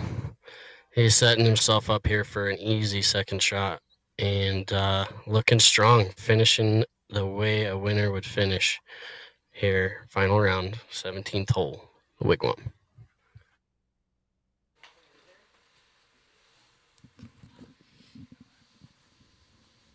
All right, we've got our leaderboard here. Up to date with Grayson Huff at 7 under par, just teed off on the 17th hole, and you heard Zach call the shot, pummeled it right down the middle of the fairway, which means he's probably only going to have a little wedge into that green. And if he continues the way he's going, he basically just needs 2 pars to be able to wrap it up. Dan Bradbury sitting there at 6 under par. And then there's enough of a gap there to be able to make a difference. So it's really pretty much down to a 2-horse race between Grayson and Dan. Are we about ready to place our bets? Well, didn't you already say you were calling for Grayson? Are we ready? Well, we'll do it at the commercial break, Okay. right? All right. Yeah, I did. Are you going for Dan now? Front runner. I always love front runners. They're absolutely remarkable. They just come on, take a dark horse. Why don't you? No, I was going for him from day one. So Turk Pettit.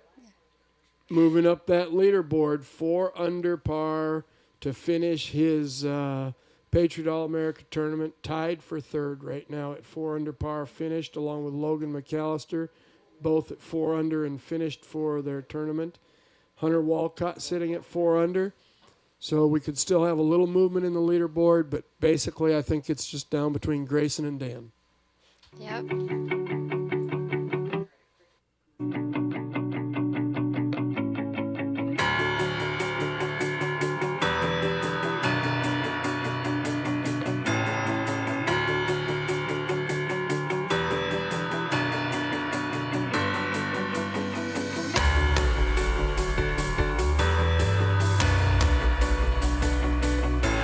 We do indeed welcome you to the Wigwam Golf Club and to the USAA opening ceremonies of the 2020 Patriot All-America presented by the Valley Toyota dealers.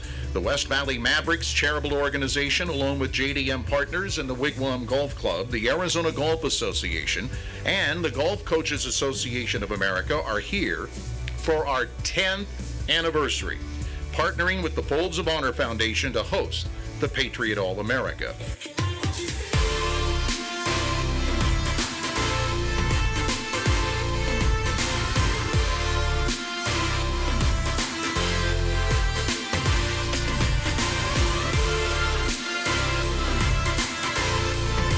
Much like we focus on honing excellence in our airmen, those before us pursue excellence as well. You pursue excellence in the way you aspire to win, practice to be the best in your craft, and use your talents and skills to display the very best of yourselves in the spirit of competition.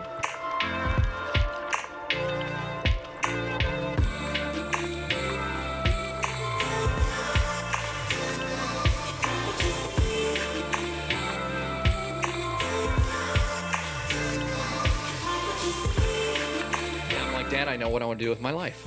And we're on the 15th hole at the Stillwater Country Club. And he said, looks at me and says, that's an interesting statement. I said, I want to be a golf pro and a fighter pilot.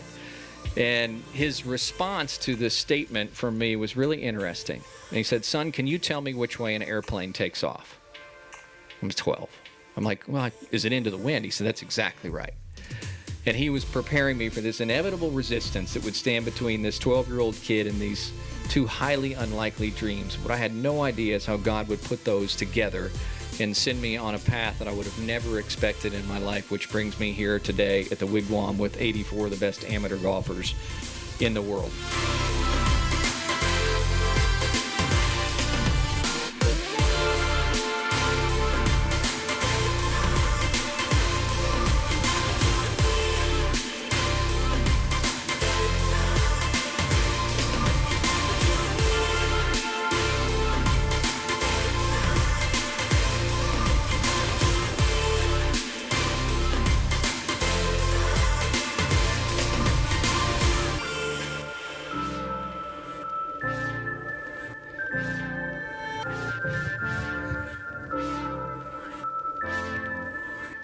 Here on the 17th, leader Grayson Huff's second shot from 102 yards.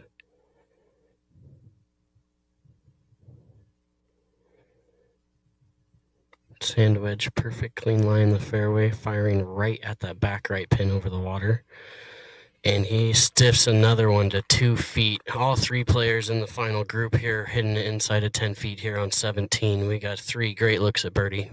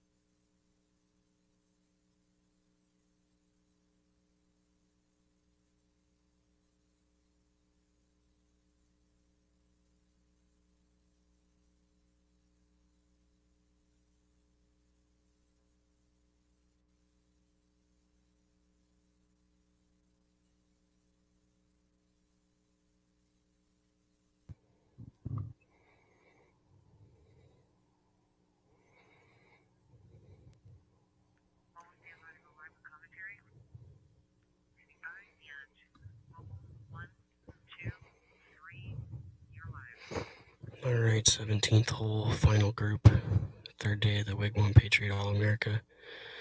Birdie putts up coming from all three players. Pewitt just missing his on the high side. Over red just a little bit, but a great putt. Joey Verzic next to putt. He's only got about 6 feet for his birdie. Should break from his right to left. Coming down the hill. Little slippery, but not too bad today as the greens are more of a medium pace.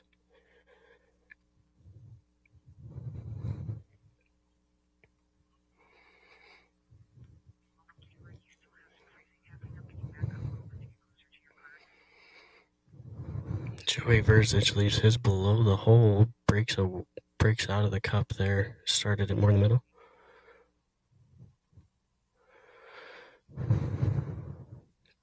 Grayson Huff using the aim-point system to line up his putts. That's what you see him doing there when he steps up next to his ball. He's trying to feel the slope of the green with his feet. He closes his eyes and just kind of tries to really feel what's going on out there before he steps in behind the ball. With only about 2.5 feet for his birdie, this will really separate him from the field today. Have a 2-shot lead on the 18th tee box if he can convert. Grayson with another birdie coming in his final round. Patriot All-American will step to the 18th tee, 8 under with a 2-shot lead.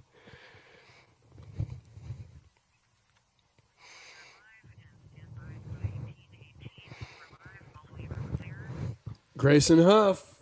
Yep, Kind of putting the last nail in the coffin there for him. He's 8 under par. We'll have to wait and see. Still have to play that 18th hole, and anything can happen. Even though he just played that 17th hole with great superior talent, it's not over till it's over. That's true, but that was a nice birdie. Let's see. I hope that he's going to be dancing in the 18th hole like he was yesterday. I don't hear the fat lady singing yet. Not yet. Nope. We're just going to have to keep our eye on it. Yep. Dan Bradbury sitting there at 6 under par. He'll be approaching pretty soon. We'll be catching him on the 18th hole. And then you'll have the final group of the day of Grayson Huff, Joey Verzic, and Pewitt. We'll just have to watch and see what happens.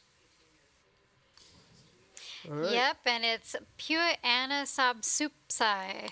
Yeah, and we're doing our best to get it. And Pewitt's a great player and a nice guy.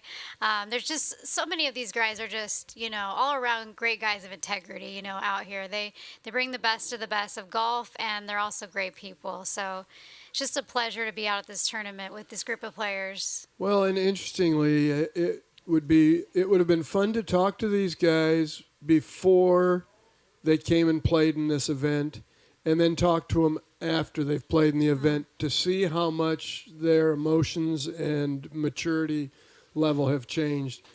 So right now you're seeing Jacob Olson hitting into the 18th hole from out of the trees. Took it right up over the top of the trees, coming in a little bit to the right side of the green, just over the green. I'll tell you what, from where he was, that was a great shot, but this is going to be a super difficult third shot chipping back down. Mm-hmm. And you've got Hunter Walcott now playing from about the same place where Jacob just played from.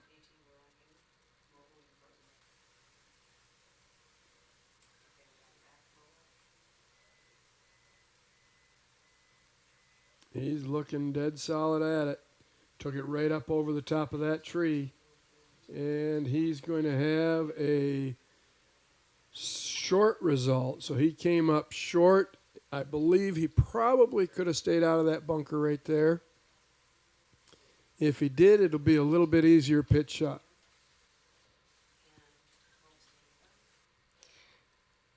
And our 18th hole cam is brought to you by UMB Bank.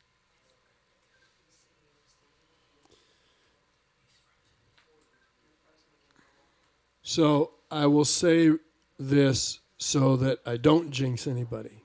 In case of a playoff, they will play the 18th hole repeatedly until they have an ultimate winner. Awesome. I don't want to sit here and say, well, it doesn't look like we're going to have a playoff, because then we would be jinxing it. Yep. And we would end up with a playoff. Sure. So I don't want to jinx All right. Grayson Huff Nope. and have you not win your bet. What am I going to win, Greg?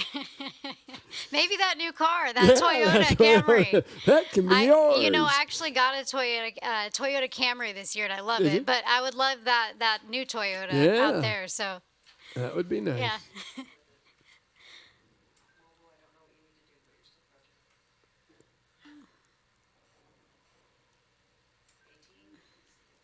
All right, so these guys approaching their second shots. They still have a little bit of work to do. Dan Bradbury in this is in this group, just 2 shots back. I don't know if he saw a leaderboard out there to know where he stood, or if somebody's gotten in touch with him to let him know where he stands. But either way, to be 4 under par on his round today, he's played some exceptional golf. Absolutely no doubt about it. 6 under par, nothing to hang your head about. Shot a little 71 in the first round, 67 the second round, and 4 under on his round today. Grayson Huff is playing like the front runner should play. 3 under on his round today. He kind of stumbled a little bit, but he gathered himself and got it back in all in order. So we're getting ready to watch Hunter Walcott hit in now. This is his 3rd shot. Going to have to hit a little soft floater in there to land very softly, because this shot will run away from him.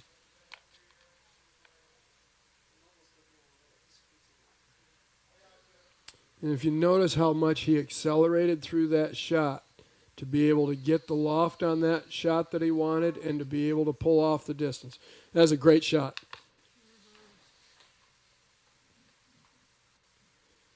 The trick to that shot that many golfers, when they're playing and want to try and hit that shot, they'll actually decelerate and slow the club down. You've got to swing that club through that shot with speed to be able to get it, to get up in the air and get moving like you want. And as we get ready to watch Jacob Olson get ready to hit, don't forget, even though the tournament will complete when the last putt is made, we're going to be having our awards and closing ceremonies, and you're going to want to stay tuned for that. Great shot by Jacob there. So while it takes a little bit of time between the last putt being holed out and the closing ceremonies, just hang in there with us on the YouTube streaming feed, and you're going to be able to watch a great closing presentation and see all of the great gifts that the champion is going to receive. Yeah, certainly. I'm excited to get out there and be on the course. We'll be on 18. You'll be out there. I think they're going to do it out on the patio. Oh, okay. I think, as I may have read that in going through and reading some of the things for the schedule of events. All right. I think they're just going to do it up on Red's patio there. That would be convenient. That would be for great. us. That's right. Exactly.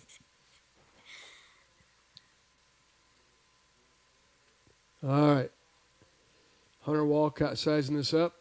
So as we're watching these guys walk toward their golf balls, it appears as though your leader, Grayson Huff, has hit a great tee shot. You can see his just over the shoulder of Bradbury there. That looks like it's going to be where his ball finished from off the tee.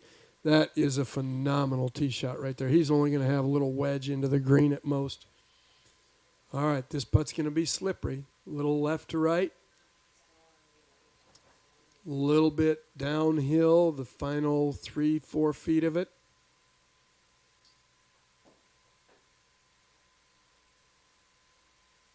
Might have given it a little too much borrow. Oh. Just a little short. Line was great, speed not so much, as they say. Tough way to finish with a bogey for Hunter Walcott. Moves him down the leaderboard to 2 under par.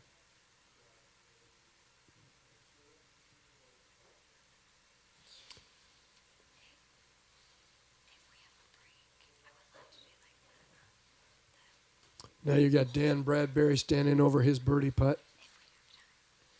Taking a look at this 15, 20-footer. It'll break left to right, and it's slow going up the hill. Just as been happening all day. These guys from that side of the hole have not been able to get it to the hole. If he would have made that, that could have put a little bit of pressure on Grayson Huff back there standing watching in the fairway.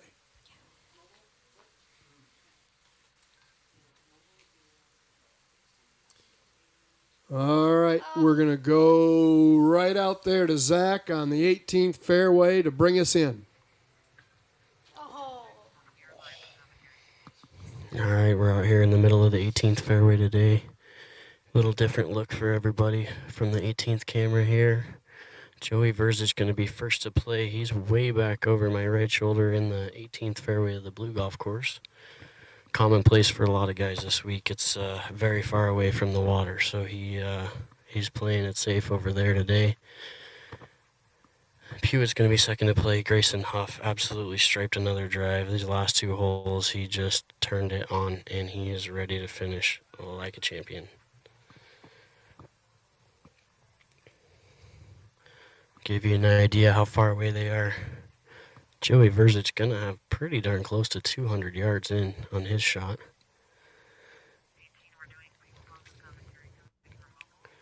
Hewitt's going to have roughly 140 yards, and Grayson's going to have probably about 115.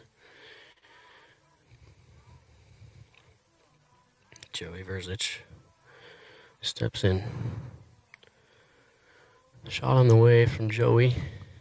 Gonna miss a green right over towards the gallery, but short. And he will have himself a tricky up and down trying to get out of 18 with his par. He's just on top of the hill.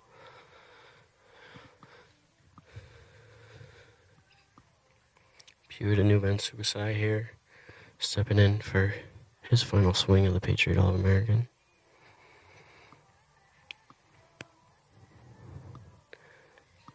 Hewitt's ball a little more on target there, trying to use the slope of the green, but just doesn't quite get on top there. He's going to leave himself with a chip as well. Similar location to Joey. Last to play, Grayson Huff here.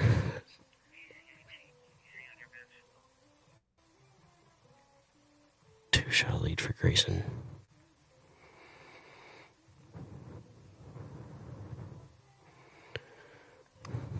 Music playing in the background. Grayson going to go ahead and play it a little safer too, out to the right of this pin. Smart play. Going to use the spin and the slope to bring it in there tight. He's going to have himself a nice short birdie putt here on 18 to close the deal.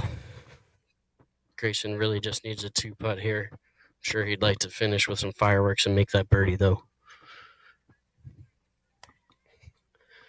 Probably biggest crowd of the whole week here as we close out the Patriot All-America. There's probably about 100 people gathered around the green, all properly social distance, of course. And we're here with a little bit of sunshine peeking through the clouds. No wind to speak of. Pure conditions on the 18th hole of the Wigwam Gold Course. Overall, conditions of the golf course this week have been unbelievable.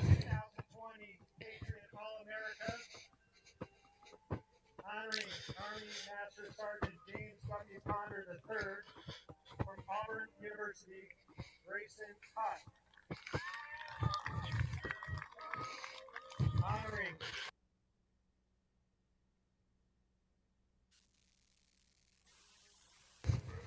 Joey Verzic. And honoring Marine Corps Grayson Huff out here with a huge following. Got a chance to talk to Grayson this week a little bit. He's a great guy, a stand-up guy. Just loves everything about the Patriot All-America, and really enjoys his time out here. Obviously, the course fits his eye pretty well. He's on cruise control, or autopilot, if you will, coming in here these last two holes, just blazing at the flagstick, pummeling drives, and rolling in a few putts.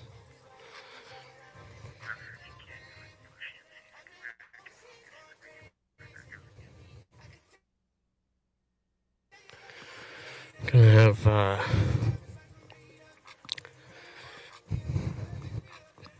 Pewitt up first here to chip his ball. I think he's going with the putter. He's going to roll it up over the hill and let the slope take his ball right down to the green there.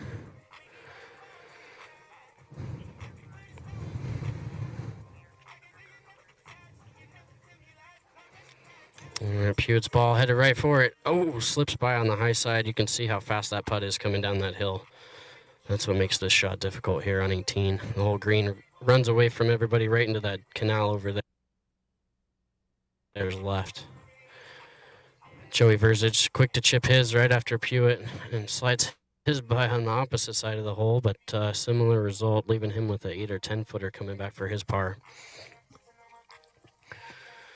And we will have 2 members of the Marine Corps out here pull the flag stick out for the players as they finish up their putts today on the final round, final pairing, final day of the Patriot All-American 2020.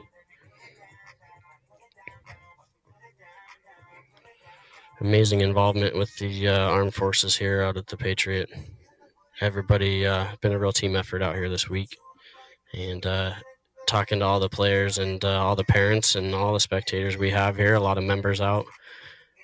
It's the most important part, getting the kids interacting with the military service members and really creating an image of what we're trying to accomplish and represent here with the names on the bags and the guys playing for more than just themselves this week. It's a special week here at Wigwam. Joey Verzic up to putt here.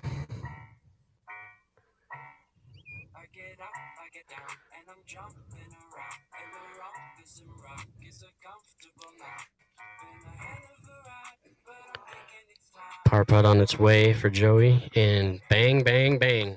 Knocks it right in.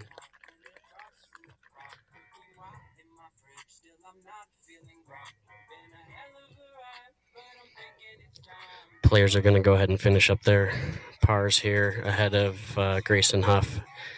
It is a tradition in golf that the winner gets to finish by himself out here, and these players, no stranger to the honor system in golf, and they're going to go ahead and step aside so Grayson can finish his round.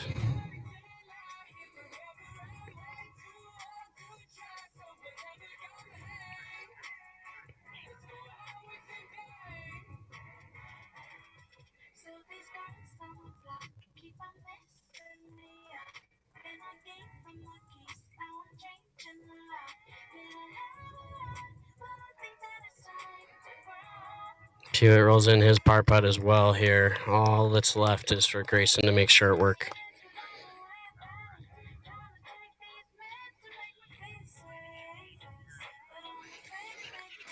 All right, Grayson steps in his birdie putt downhill here. I'm sure he's going to be careful with it. However, I wouldn't be surprised to see him run it in. He's made everything else coming down the stretch, so mere formality here for Grayson Huff.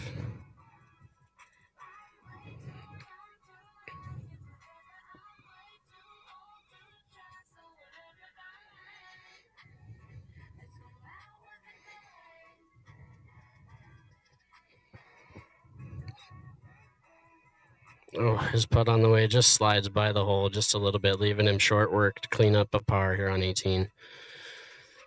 2020 Patriot All-America champion Grayson Huff finishing strong as champions do.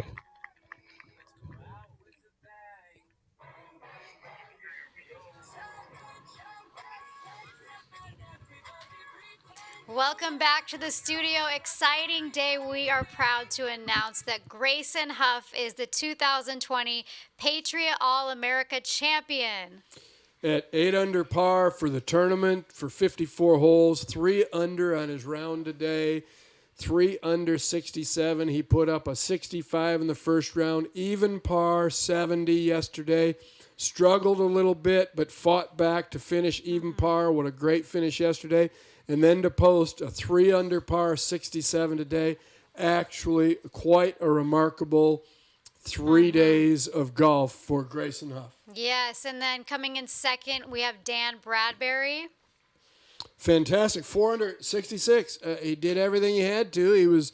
He was several shots back and just put the charge on, but just wasn't enough to be able to get it all the way home. And so, therefore, finishes a couple shots back. But great finish for these guys.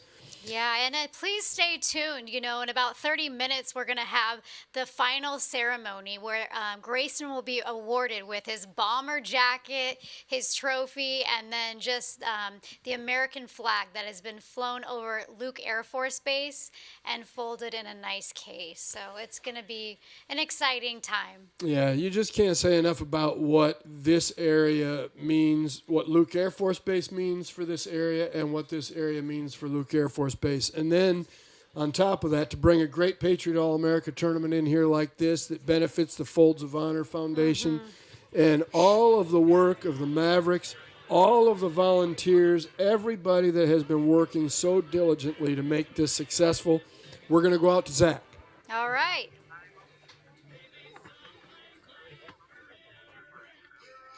All right, Zacho out here at the Patriot All-America. We just finished up here on the 18th green. I'm here with Dan Bradbury.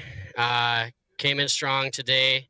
Final round of the Patriot All-America. Found himself in second place after today's round. How do you feel about it, Dan?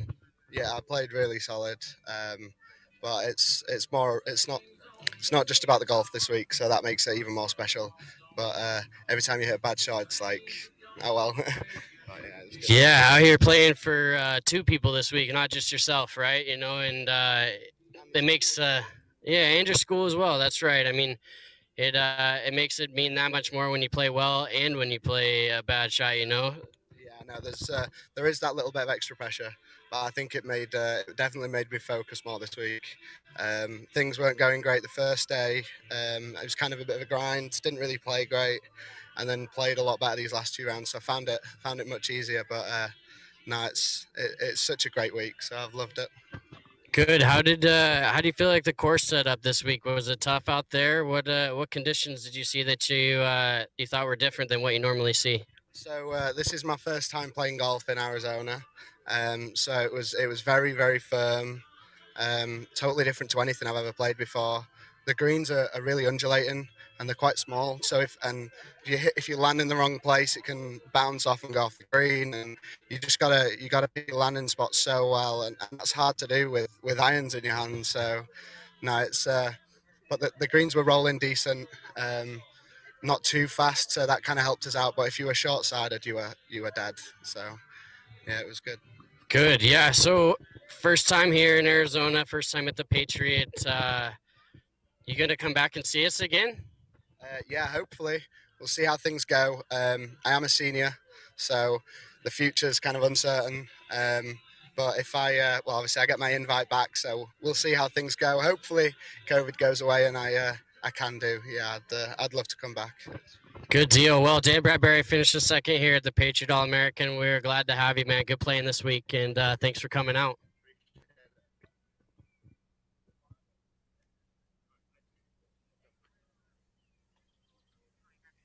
Right. We've heard from Dan Bradbury. I hope that Noah can catch Grayson or we can get him here in the studio, but I bet he's excited and dancing into that closing ceremony. Yeah, it would be interesting to hear basically what his game plan was today, and when the lead got away from him for just a little while, what he did to keep himself in the game, and then all of a sudden he just flat turned it on the last four holes. Mm-hmm. Absolutely, just played some fantastic golf coming in, without a doubt. But yeah, you know, we were talking about the Patriot All-America, talking about the Folds of Honor, and without people like the Thunderbirds, who started this with Jerry Colangelo saying you should be involved, and then the West Valley Mavericks, who are another philanthropic organization like what the Thunderbirds are, to take ownership and want to run with this Patriot All-America tournament, and all of the volunteers. And believe me, if there wasn't a pandemic, there would have been so many more volunteers around here to be able to help. And they did a fantastic job. Everything seemed to go smoothly. Yeah. Yeah, it's been a great event and so exciting because we've actually had, how many hole-in-ones have we had? I think we've had four total hole-in-ones. So we had, I think we had one on the first day. Yep, two yesterday. I think no, it's 2 today. 2 today. Yeah, we've got the info coming up right here for us. That's right. Go for it. All right, so day 1, Johnny So 5. Kiefer. 5. Oh my, wow. Okay, Yeah. so day 1, Johnny Kiefer. Day 2, David Perkins and Joshua McCarthy. And day 3, Tucker Clark and Michael Fiegel. So you've played this course many times, Greg. Which hole do you think is the hardest to hit the hole-in-one? You know, where these guys were playing from, honestly, still the third hole I think was the most difficult one to be able to make the one on. Awesome. Especially because 16 they only played from 135. If they played these holes, if they would have played these par threes from where the back tees are, like they played the rest of most of the golf course, these guys would have been hitting some different golf shots in there. Where by putting that tee box up at about 135 yards, these guys were able to throw some shots in there with a lot of backspin and be able to bring them back and get it in closer to that hole. Yeah. So they kind of tried to set it up to be able to have that kind of shot because these greens late in the day get a little firm, get a little faster, and if they were hitting 6 irons or 5 irons in there, we might have seen a lot more guys over the green rather than being where they were. Yeah, so we have Grayson Huff is our 2020 Patriot All-America champion. And let's look at some of all the past champions we have here. We have Noah Norton last year from Georgia Tech University. Isaiah Jackson from 2018, Mason Overstreet. All 3 of those gentlemen played in this tournament this week. Yep. Cameron Champ, 2016, out there on the PGA Tour. Braden Thornberry, your 2015 champ out there on the PGA Tour and Korn Ferry Tours. Kyle Kochever, 2014 champ out of University of West Virginia. Kyle Westmoreland has been your only champion of the Patriot All-America tournament to represent one of the 4 military branches. And then Sebastian Kaplan is your 2012, and Corey Whitsitt is your 2011 champion.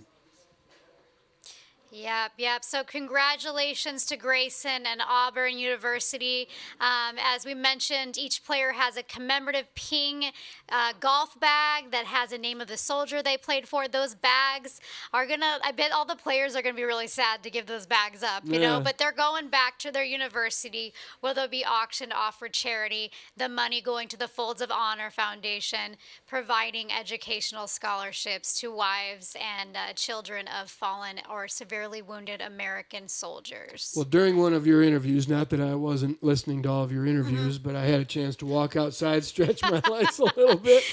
Yeah, and had a chance to see. And all the boxes are out there with all the names on them for the players so that when they get done, they come in here in the locker room, they have to switch over their golf bags back into their own golf bags and then find their box out there amongst them and bring them in for them to be shipped back. Yeah, and if I'm not correct, all the players sign each bag as well, right? Exactly. Wow. Exactly. And then they have one large bag that they sign as well. Yeah. Absolutely. Been fantastic. I've had a lot of fun doing this with you. Me too, Greg. I think you're awesome. And I'm excited about going out to the closing ceremony. And, you know, I'm sure they'll get Grayson out there, you know, during the closing ceremony. We can hear from him. So thank you so much for joining us for the 2020 Patriot All-America. We're so proud of our champ. We're going to hear from him later, Grayson Huff. And we just wish everybody a very happy New Year. Happy 2021, and as Greg said, be safe tonight. That's right. Be safe tonight and every night, no matter what. Social distance, as you can see how far apart we are. And absolutely, stay tuned, though. We are going to have a little bit in between that we're going to be doing, but we are going to have the closing ceremonies up as well, streaming, so stay tuned with us to be able to watch that. Yeah, and thank you to all of our sponsors. We just want to say thank you for the Valley Toyota dealers, USAA, the Arizona Golf Association, Golf Coaches Association of Arizona, JDM Partners, the Thunderbirds, and there's many more smaller sponsors too. Everything helps make an impact for not only the Folds of Honor Foundation, but the various other charities that the Mavericks give to all throughout the year. And so thank you. All of the production crew. Yes, they thank you to have the been group. superstars. They have been running around, taking care of everything, Yes. making sure that we could bring you the best Patriot All-America event that we could bring you. Yes, it's been excellent. Thank you, everyone, and we'll see you at the closing ceremony.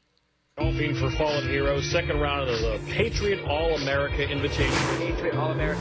Patriot All-America Invitational. Big sports weekend all over the Valley and of some of the best golfers in America. 84 of college golf's best players are taking part in the inaugural Patriot All-America Invitational. The Patriot All-American, where benefits go to Folds of Honor. Golfers from universities around the country represent a fallen service member. Every player's golf bag has the name and branch and service of the fallen military member who they're representing right there on the bag. And the tournament benefiting the Folds of Honor, which gives scholarships to families of injured and fallen veterans. These are not just names, you know, these are people. They're just like you and me, and it's more than just them carrying that bag and going and playing golf. It's that they can remember someone that has made the ultimate sacrifice for us and trying to repay them in some small fee. The name on my bag is Christopher Scherer. Chris Kyle, First Sergeant Artegas. We're good buddies. Kyle survived 4 tours in Iraq. Asked if I could honor Christopher. What if the college players played in memory of American heroes? There's actually a documentary made about him. To be able to have his name on my bag is such a privilege. Kind of made it more on a personal level to me and like who I was actually playing for.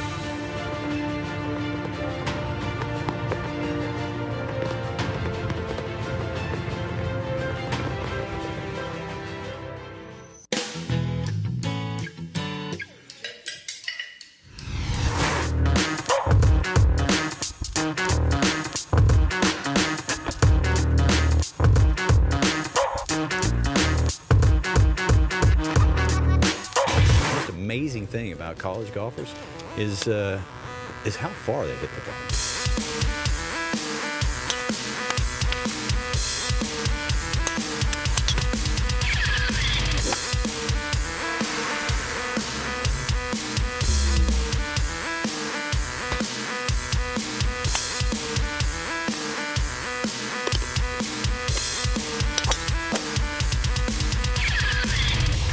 The best of the best. This is the elite future stars of tomorrow. You really have to bring your game to come and win a tournament like this. This is right on line. I hope everybody gets to experience this because this is neat. You're going to see the guys that'll be on television for years to come.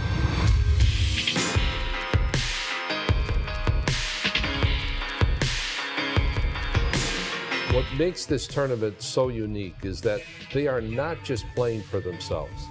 They're playing for a fallen soldier who has sacrificed himself for the betterment of our country.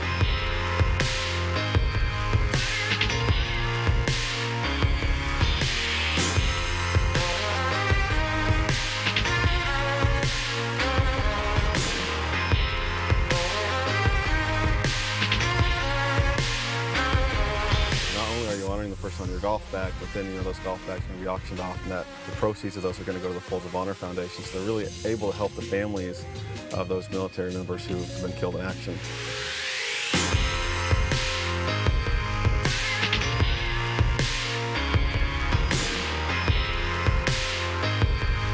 This is a golf course that challenges the best golfers in the country.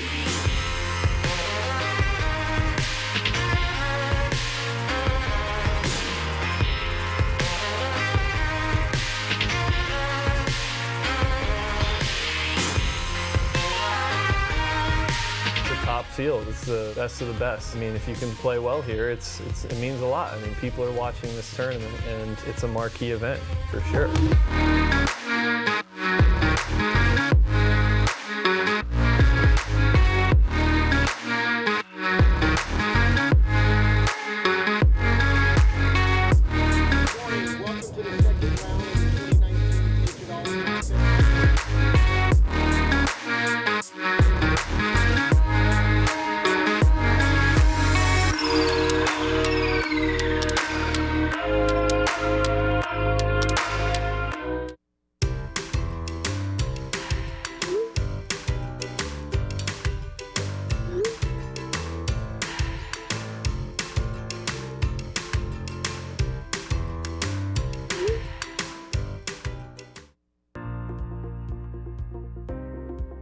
So one of the things I really like about the UMB culture is just the leadership and commitment to our communities that we're in. I love that we not just provide monetary donations to organizations, but we also give associates the opportunity to volunteer. One of my most proudest moments is being able to volunteer for one of the 501c3s that I'm passionate about. There's not a time where I don't talk to people who, don't work at UMB, but they know UMB, and oftentimes they're saying, oh, that's a great bank or something like that. And just knowing that you work for a company that has such a great reputation in the city and gives back to the city that you live in, that's really something to be proud of.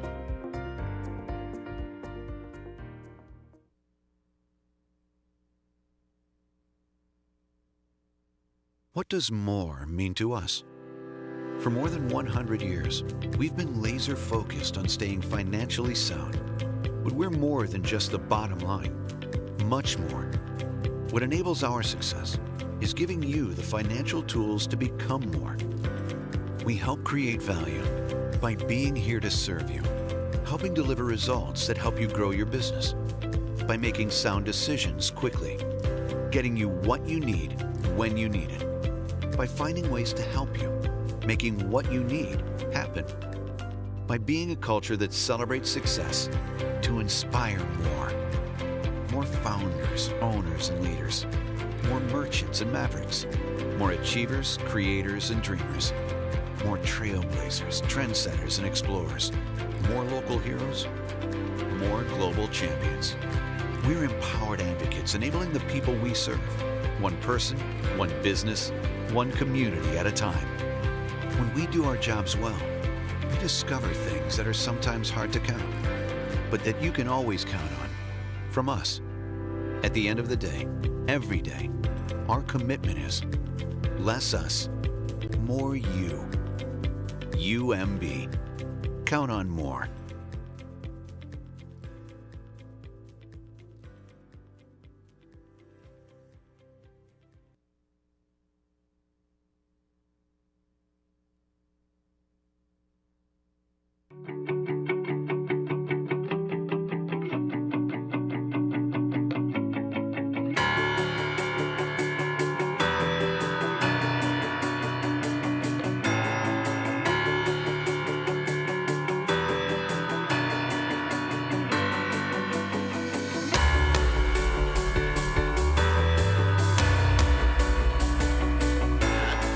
Indeed welcome you to the Wigwam Golf Club and to the USAA opening ceremonies of the 2020 Patriot All-America presented by the Valley Toyota dealers.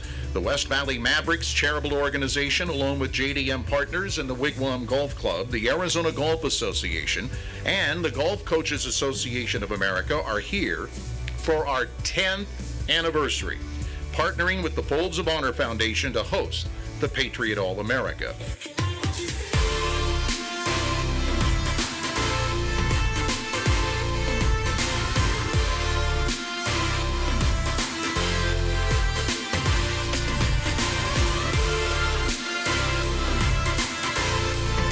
Much like we focus on honing excellence in our airmen, those before us pursue excellence as well. You pursue excellence in the way you aspire to win, practice to be the best in your craft, and use your talents and skills to display the very best of yourselves in the spirit of competition.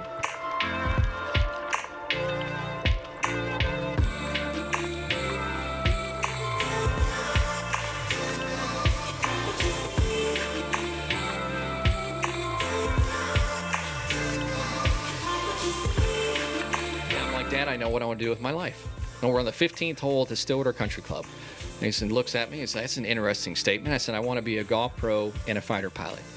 And his response to this statement for me was really interesting. And he said, son, can you tell me which way an airplane takes off? I'm 12. I'm like, well, is it into the wind? He said, that's exactly right. And he was preparing me for this inevitable resistance that would stand between this 12-year-old kid. Now's the 2020 Patriot All-America champion. You know, we talk about this weekend being a little more about just golf. And I've got this whole script here, but I'm going to go off of it just a little bit.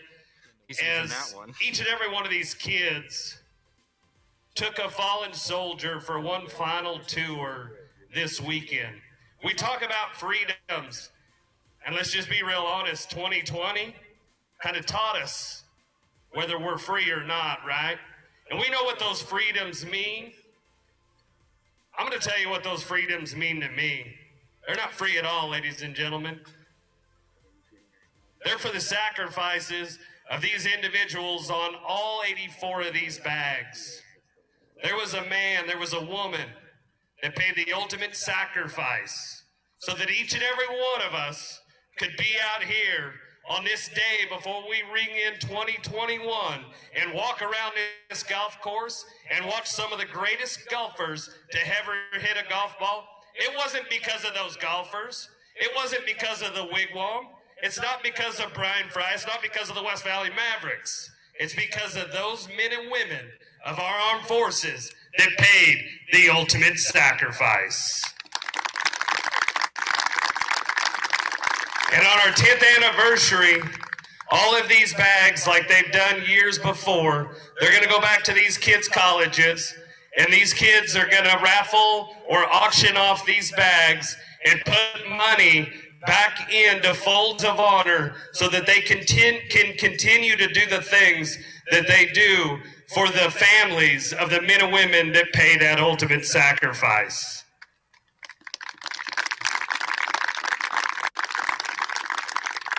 When we talk about those freedoms, I want to introduce a guy right now. If you were here for opening ceremonies, you had the opportunity to hear this man's amazing voice sing our national anthem. Ladies and gentlemen, will you please make welcome right now U.S. Navy retired Petty Officer, First Class, Stephen Powell, for the singing of God Bless the USA.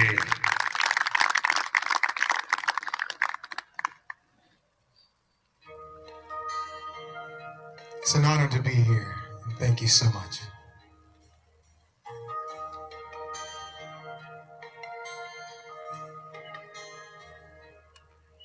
If tomorrow all the things were gone, I searched for all my life.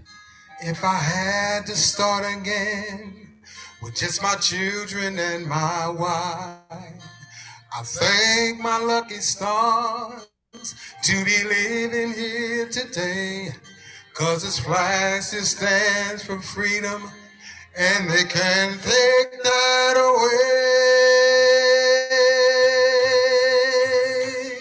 And I'm proud to be an American, where at least I know I'm free. And I won't forget the man who died, who gave that right to me. And I gladly stand up next to you and defend us still today. 'Cause there ain't no doubt I love this land. God bless the USA.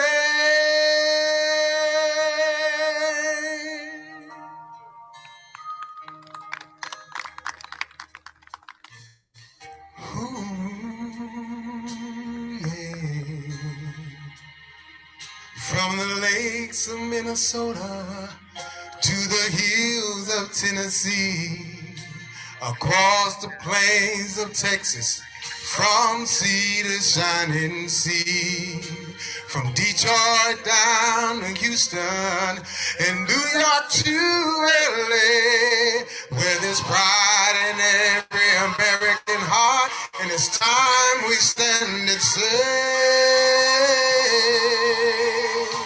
And I'm proud to be an American, where at least I know I'm free. And I won't forget the man who died, who gave that right to me. And I gladly stand up next to you and defend her still today. 'Cause there ain't no doubt I love this land. God bless the USA.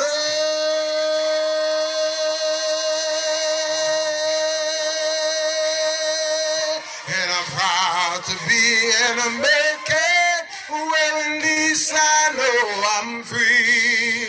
And I won't forget the man who died, who gave that right to me. And I gladly stand up next to you and it's in her still today. 'Cause there ain't no doubt I love this land. God bless the USA.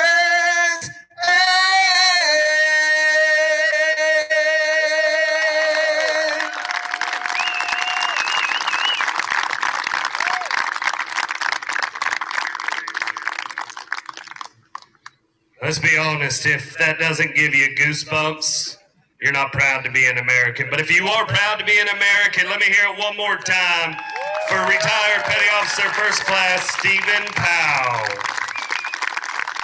So before we begin the trophy presentation, it's imperative that we recognize all of our sponsors. There's a few banners back here behind me that without each and every one of these corporate partners, we could not put on the 10th version of the Patriot All-America. So we're super thankful to each and every one of our corporate partners that make all that possible. How about a round of applause for our sponsors?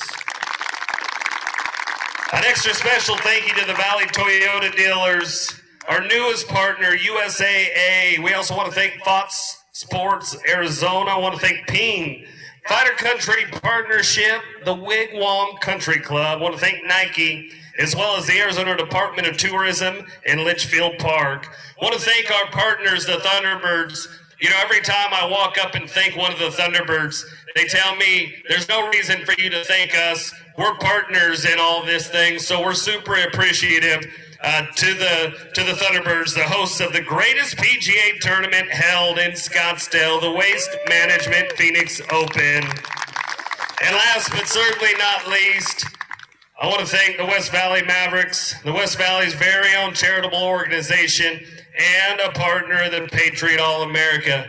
Now, being a Maverick, this is my 4th year or 5th year out here at this deal, and it just keeps getting bigger and better. 2020 kind of threw us a curveball, but I think we did the best we could. The golfers were happy. Hopefully you guys enjoyed it. So to be a West Valley Maverick, it means an awful lot to see all of you out here today. So on behalf of the West Valley Mavericks, I want to personally thank each and every one of you. At this time, I'd like to introduce our special guest. We talk about our heroes. This week it was all about our fallen heroes, but we do have some heroes that still fight for those freedoms each and every day. And I want to introduce one of our special guests here. We have the Vice Commander of the 56th Fighter Wing, Colonel Luke Casper.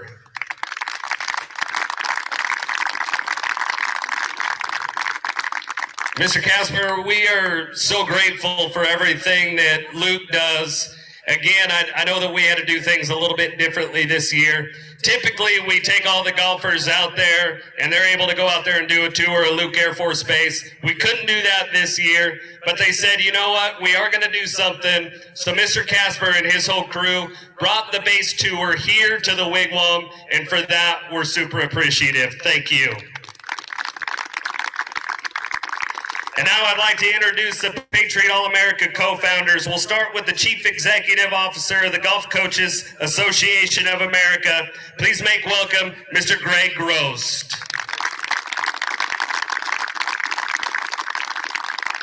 And now the Executive Director of the Arizona Golf Foundation. He's been out here all of the years. Say hello to Mr. Ed Gowan. I want to send out a special thank you to Mr. Tom O'Malley. He's not able to make it here this afternoon, but we want to thank the Chief Operating Officer at JDM Partners, Mr. Tom O'Malley. And one of our partners with the Thunderbirds that's been out here all weekend doing our announcements on 18, 1 in 10. He's a Thunderbird. Say hello to Rob Harris. The Patriot All-America team also includes the hardest working golf staff around, including Leo Simonetta and Rick Seaside, as well as Superintendent Chad Perrin and his amazing staff. How about a round of applause for the entire Wigwam staff? All right, let's get to it all now. Let's get some prizes given out. We are going to present to you our top 5 placers. We had like 175 of the 84. They tied for 5th place at 3 under. So we're going to start with a man from San Diego State University in honor of Marine Corps Lieutenant Corporal Cody A. Roberts, Pewit Anupan Subsai. Playing for the University of Arizona, honoring Army Sergeant First Class John C. Bill Trevor Werbelow. His teammate out of the University of Arizona, honoring Army Sergeant First Class James D. Doster Christian Banky. And last but not least, tied for 5th, playing for UNC Greenboro, representing Marine Corporate Lieutenant Corporal Samuel W. Large Jr., Nicholas Lyerly.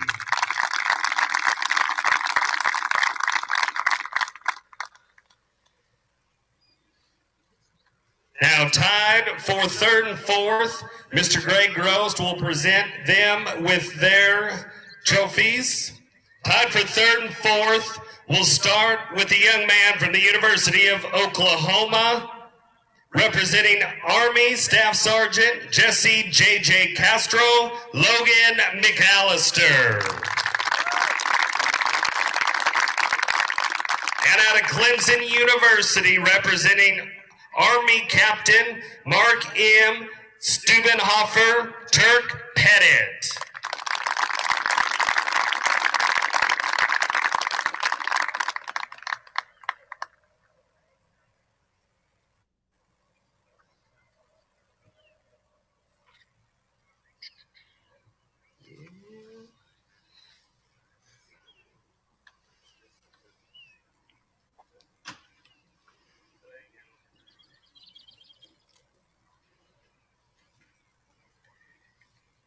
In 2nd place, this young man, this is a cool story.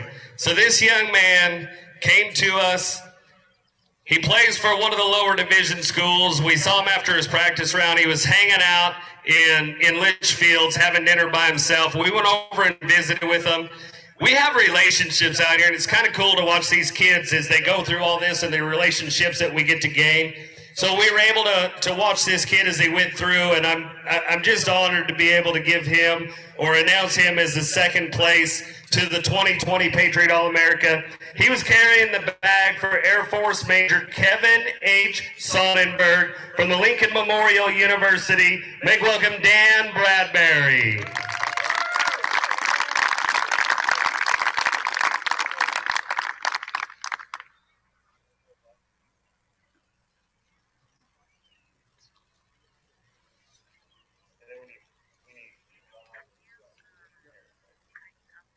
And the champion of the 2020 Patriot All-America is going to be the man from Auburn University, carrying a bag for Master Sergeant James W. Ponder III. It's Grayson Huff.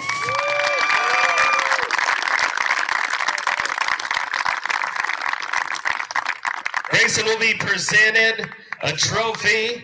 He'll be presented a flag by Mr. Casper. This flag was flown over Luke Air Force Base and is in honor of each and every one of those men and women that took their final tour around the Wigwam Golf Course today. And last but not least, he'll be presented with this beautiful jacket, the bomber jacket. Mr. Rob Harris, will you do the honors, please?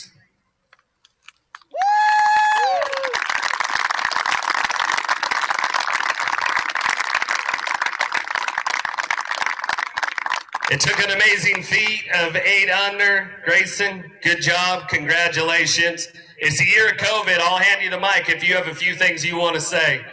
All right, I'm going to let you do it. Pull out my notes so I don't forget anybody. First off, I would like to just thank the Wigwam staff, everybody that is a part of this tournament. It's just wonderful, and it really is amazing that we can come out here and play an event like this. I would also like to thank the West Valley Mavericks and their co-partners, the Thunderbirds, for what you guys have done this week. It's amazing. Thank you. Also, the Arizona Golf Association. Thank you for what you guys are doing, running the tournament, and being able to host this event. The Folds of Honor. We wouldn't be able to play such a special tournament and be able to represent such wonderful people and just be able to play golf. And thank you for the Folds of Honor and what they do and who they represent. Last but not least, I would like to thank all servicemen and women that are out here this week that have done everything for us. We play golf because of them, and I think it truly is speechless, or I am truly speechless for what their sacrifice means to us. So thank you very much. Keep it going, and one more time for your champ of the 2020 Patriot All-America from Auburn University, Grayson Haw. Well, friends, as we draw the curtain close on the 2020 version of the Patriot All-America, I want to thank each and every one of you on behalf of the great folks at the Wigwam, on behalf of the West Valley Mavericks, the Thunderbirds, the Golf Coaches Association, and the AGA. Once again, my name is Brian Fry. Thank each and every one of you for coming out. Congratulations to all of our winners. And we'll see y'all in 2021, where we're going to be able to have the biggest party that we've ever had out here for the 2021 Patriot All-America. Thank you. Okay to step in front of the camera now? Not quite.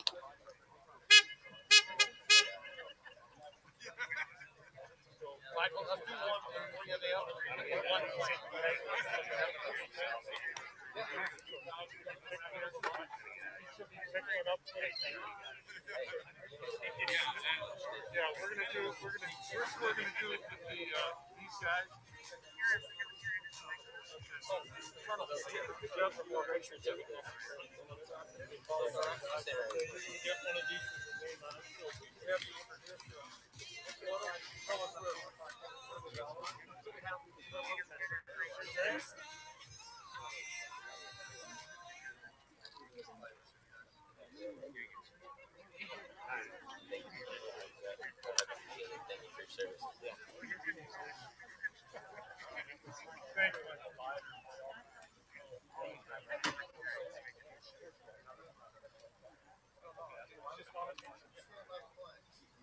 Want to get a ball in there? Here's the rock star. Hey, turn the club down to this face a little bit. Add up a little bit. Right?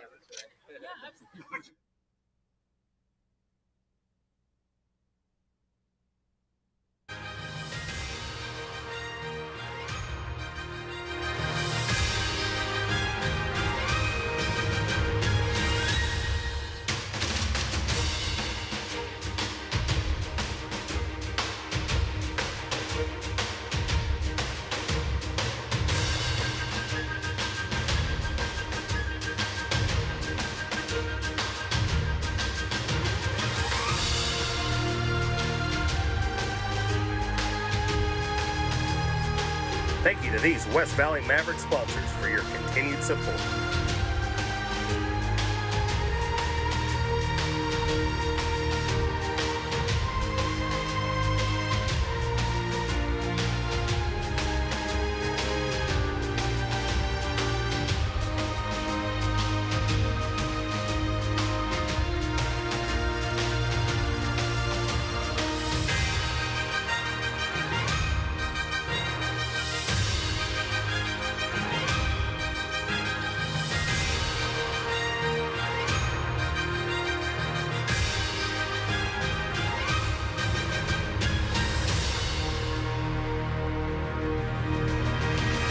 Thank you to these West Valley Mavericks sponsors for your continued support.